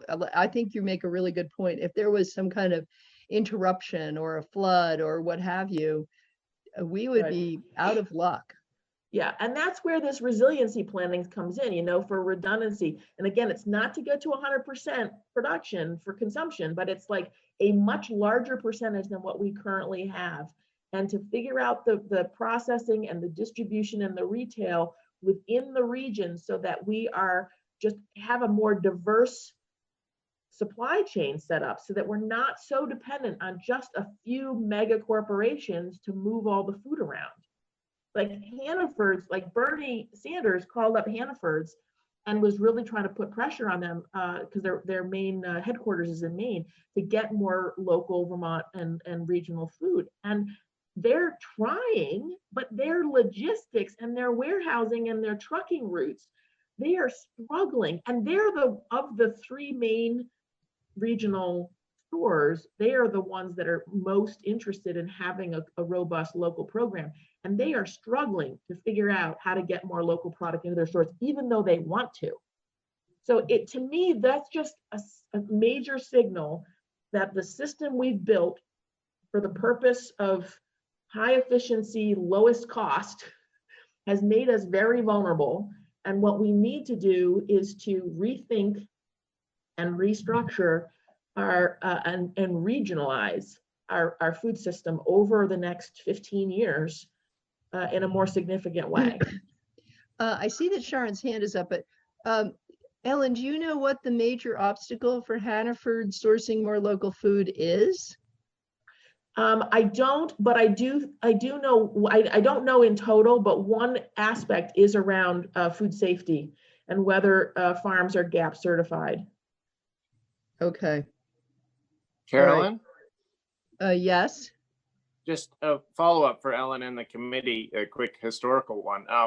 I just wonder, thinking of the stay-at-home thing with COVID, if there were any parallels, thinking back to where you couldn't leave your house with, it must go back to sort of Cold War planning or Vermont Yankee melting down as far as don't leave your house. And I wonder what those plans look like if they were state or federal, but I assume, we were heading in the wrong direction at that point as far as it was much, we're going towards a national sourcing of food, not a regional resiliency. Does anybody remember? Carolyn, you probably would, about Vermont Yankee meltdown. So honestly, all I remember about Vermont Yankee was a basic, if something happens, you need to get the heck out of Dodge. And which my husband refused to do. He said, I'm not leaving. We have animals here. We have to feed them. And there was no way we're going to load them all onto one truck, right? So I don't remember anything, although, somebody like Jim Matteau, who was part of that emergency planning for, Jim was the former executive director of Wyndham Regional Planning Commission. There might have been something about food, but honestly, I don't remember it. So, Ellen, I don't know if you have any idea. I don't, but I mean, those are the kind of things we probably should be dusting off and taking a look at. I don't know whether they planned around food or not. Yeah. Maybe it was from the national commodity warehouses where they have the emergency backup supplies of cheese and butter and powdered milk and those kinds of things, but you can't survive on that for very long. Well, butter and cheese maybe, but so I don't know what they're yeah. So one of the things that's different now that I'm actually really quite excited about, and my team is when we did the Farm to Plate 1.0 plan, as I mentioned, we only set one target, the getting from 5% to 10% local consumption. And we said we wanted to have more jobs, but we didn't set a target. We just sort of said, this is what we think is possible if we can expand, we can double our local consumption, right? And 10 years ago, the community was not ready for targets of saying, how much produce production do we want? How much livestock production do we want? How much dairy production do we want? Like with the goal of feeding a greater percentage of meeting a greater percentage of our food needs more locally or regionally. And what I'm sensing now, and this is showing up across the New England states, is people are actually more open to setting targets now.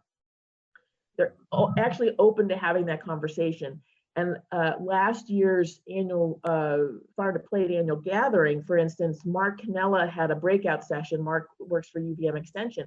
And he was just toying with this notion of, okay, we keep seeing this downward slide of dairy. Well, what's going to replace dairy?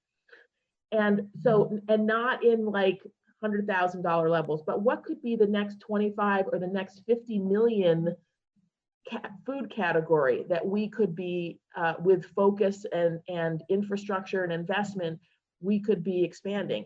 Maple is already 50 million plus, but produce is like 25 or 30 million.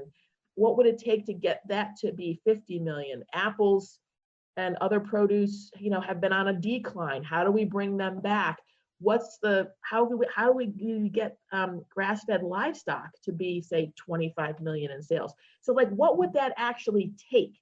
How much land, how many farmers, how many animals, how much actual product, how many acres, and to really build that out And what I'm sensing is a real interest in actually doing that work now.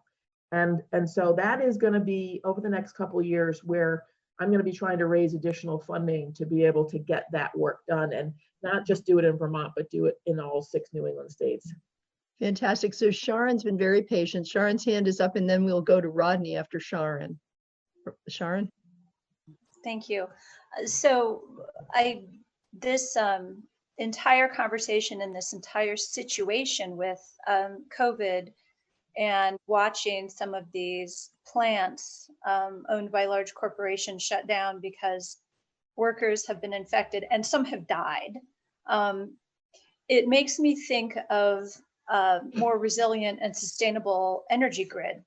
You know, the further, and there's so many similarities, because if there's a breakdown and you're on a grid that's relying on, babe, I am off mute, thanks, that you're so vulnerable to something that happens 1,000 miles away or 500 miles away, and you don't have the local ability to respond to it. You don't have the nimbleness.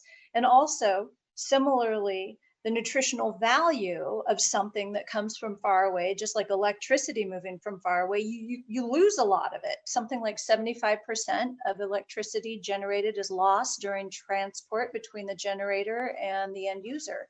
And so that's just, I know I'm preaching to the choir, but I feel like this is a really important conversation, and that we have a lot of issues with nutrition and ignorance about nutrition, that we are in a position to help people understand better. And yes, people are a lot more aware that basic needs are actually the foundation upon which we can do everything else.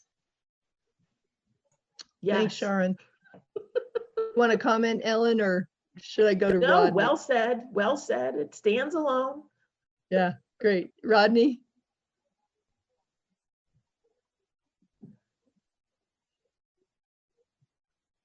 Gotta get unmuted here. I was just wondering on you mentioned Hannaford's trying to get more local food, and here in central Vermont, we had a family-owned grocery store called Howard's, and they used to take in a lot of local food. And then Hannaford bought them out. And at that point, Hannaford's had a regional warehouse that was in New York. So any local producer, if they wanted to get local food in, had to deliver it to New York so that it could be shipped back to Vermont. Right. Is that still their practice? And yes, and so that's why, you know, these small local producers can't deliver to New York. Right. And so that is absolutely a key component. And all of the regional and national chains, that is their operation. They have centralized warehouses, and food goes to that warehouse and then goes to its end place, right? So that's why what we have seen is an increase in the amount of local food that is direct store delivered, DSD, to independently owned local grocery stores. So if you're a store owner, you know, like White's Market, or any of the like Richmond Market, or the Market Underhill store, those stores, they can set up relationships with local growers, local livestock meat producers, for instance, and they're buying in direct. The challenge for those stores is that if they really want to have a robust local program, they could be buying from 25, 50, 75 producers, which means that that means they have 50, 75 trucks showing up a couple times a week delivering, as opposed to one centralized distribution truck, like Reinhardt or something like that, right? So these are the trade-offs that we have to sort out. Smaller stores don't have the kind of loading docks and don't have the store storage capacity. So it can make things more difficult than just having one. We need to be doing both. We need to get local product on into the larger chains, so that we can have both options. The direct store delivery option definitely delivers a higher price point for the producer than going to sell through a distributor, because the store is more willing. Well, there's just not the middle person that a distributor is with all of their overhead costs. But as a store owner, you have a challenge because you're managing that many more vendor accounts. So that's the balance that we're trying to strike. It seemed to me too, as we talk about the future, that storage is a huge part of this. You've mentioned it several times, but storage is really big in order to put stuff away. I know Harlow's, for instance, in Westminster Paul Harlow has some pretty huge walk-in coolers. And that's the kind of thing, maybe even larger, that it would take to be able to make a regional food system work. Yeah, or just cool, dry storage for root crops and squash and things like that, for instance, so that you can extend their ability to last throughout the whole year, for instance. There's just a lot of that kind of infrastructure that we're gonna need. And it also impacts the emergency feeding system when we do have an emergency, because, for instance, just last week, a number of us found out that there was like $100,000 worth of product that Reinhardt needed to unload because they were getting close to sell-by dates. And the question was, where should that food go, either for sale or for donation, if they couldn't sell it? And so a bunch of phone calls being made around about like who actually has cold storage, who has freezer storage, could we get it processed and frozen, who's going to cover the cost of the freezer space, then and how do you get it, can it get broken down really quickly by the food bank and then distributed, and what types of products, how much packaging just needs to come off of that food, like all of those questions literally were happening last week. Yeah. And to try to make sure that we could not like lose $100,000 worth of edible food. Was it produce, like it was vegetables? It was primarily, but it was, because it's, anything that's not shelf stable that, doesn't have a long life, but some meat as well as produce. Yeah. I think one of the things that I was looking at that, this page, and this looks really interesting, and what is sort of shocking is that the bottom graphic says core counties for the U.S. food supply. A study showed that these 9 counties, mostly 7 of them are in California, are most central to the overall structure of the food supply network. A disruption to any of these counties may have ripple effects for the food supply chain of the entire country. So one is in South Texas, one is in southwestern Tennessee, and the rest of them are in California. It's like insane, Yep. And and a lot of that is through the port of LA. So some of that is all of the shipping containers coming from overseas that go through LA County. Yeah. And then, but it's also port where the base of the Central Valley, where so much produce comes up from Mexico or it's produced in California. Yeah, no, it's really scary. And the place that you mentioned that's on the Mississippi River, the reason that those 2 counties are vulnerable is because the lock system on the Mississippi River have not been updated, and so there is a potential breach in the locks and the levees that if they fail, then trade up and down the Mississippi goes kaplooey. Wow. So think about that from, and it happened last year with all the flooding in the Midwest and not being able to get crops up and down the Mississippi. Right. Let alone get crops in the ground. I mean, and the fires in California, I mean, this is where the risks and the vulnerability of what we have created over the last 50 years is really coming home to roost and becoming so much more visible now. I mean, it's not that it wasn't always there, but we just couldn't fully see it and appreciate the magnitude of it until now. Yeah. Yeah. Well, I'm glad we're thinking about it now. I'm pretty stoked about it. I'm excited. Yeah. Yeah. I know. I know. Yeah. No,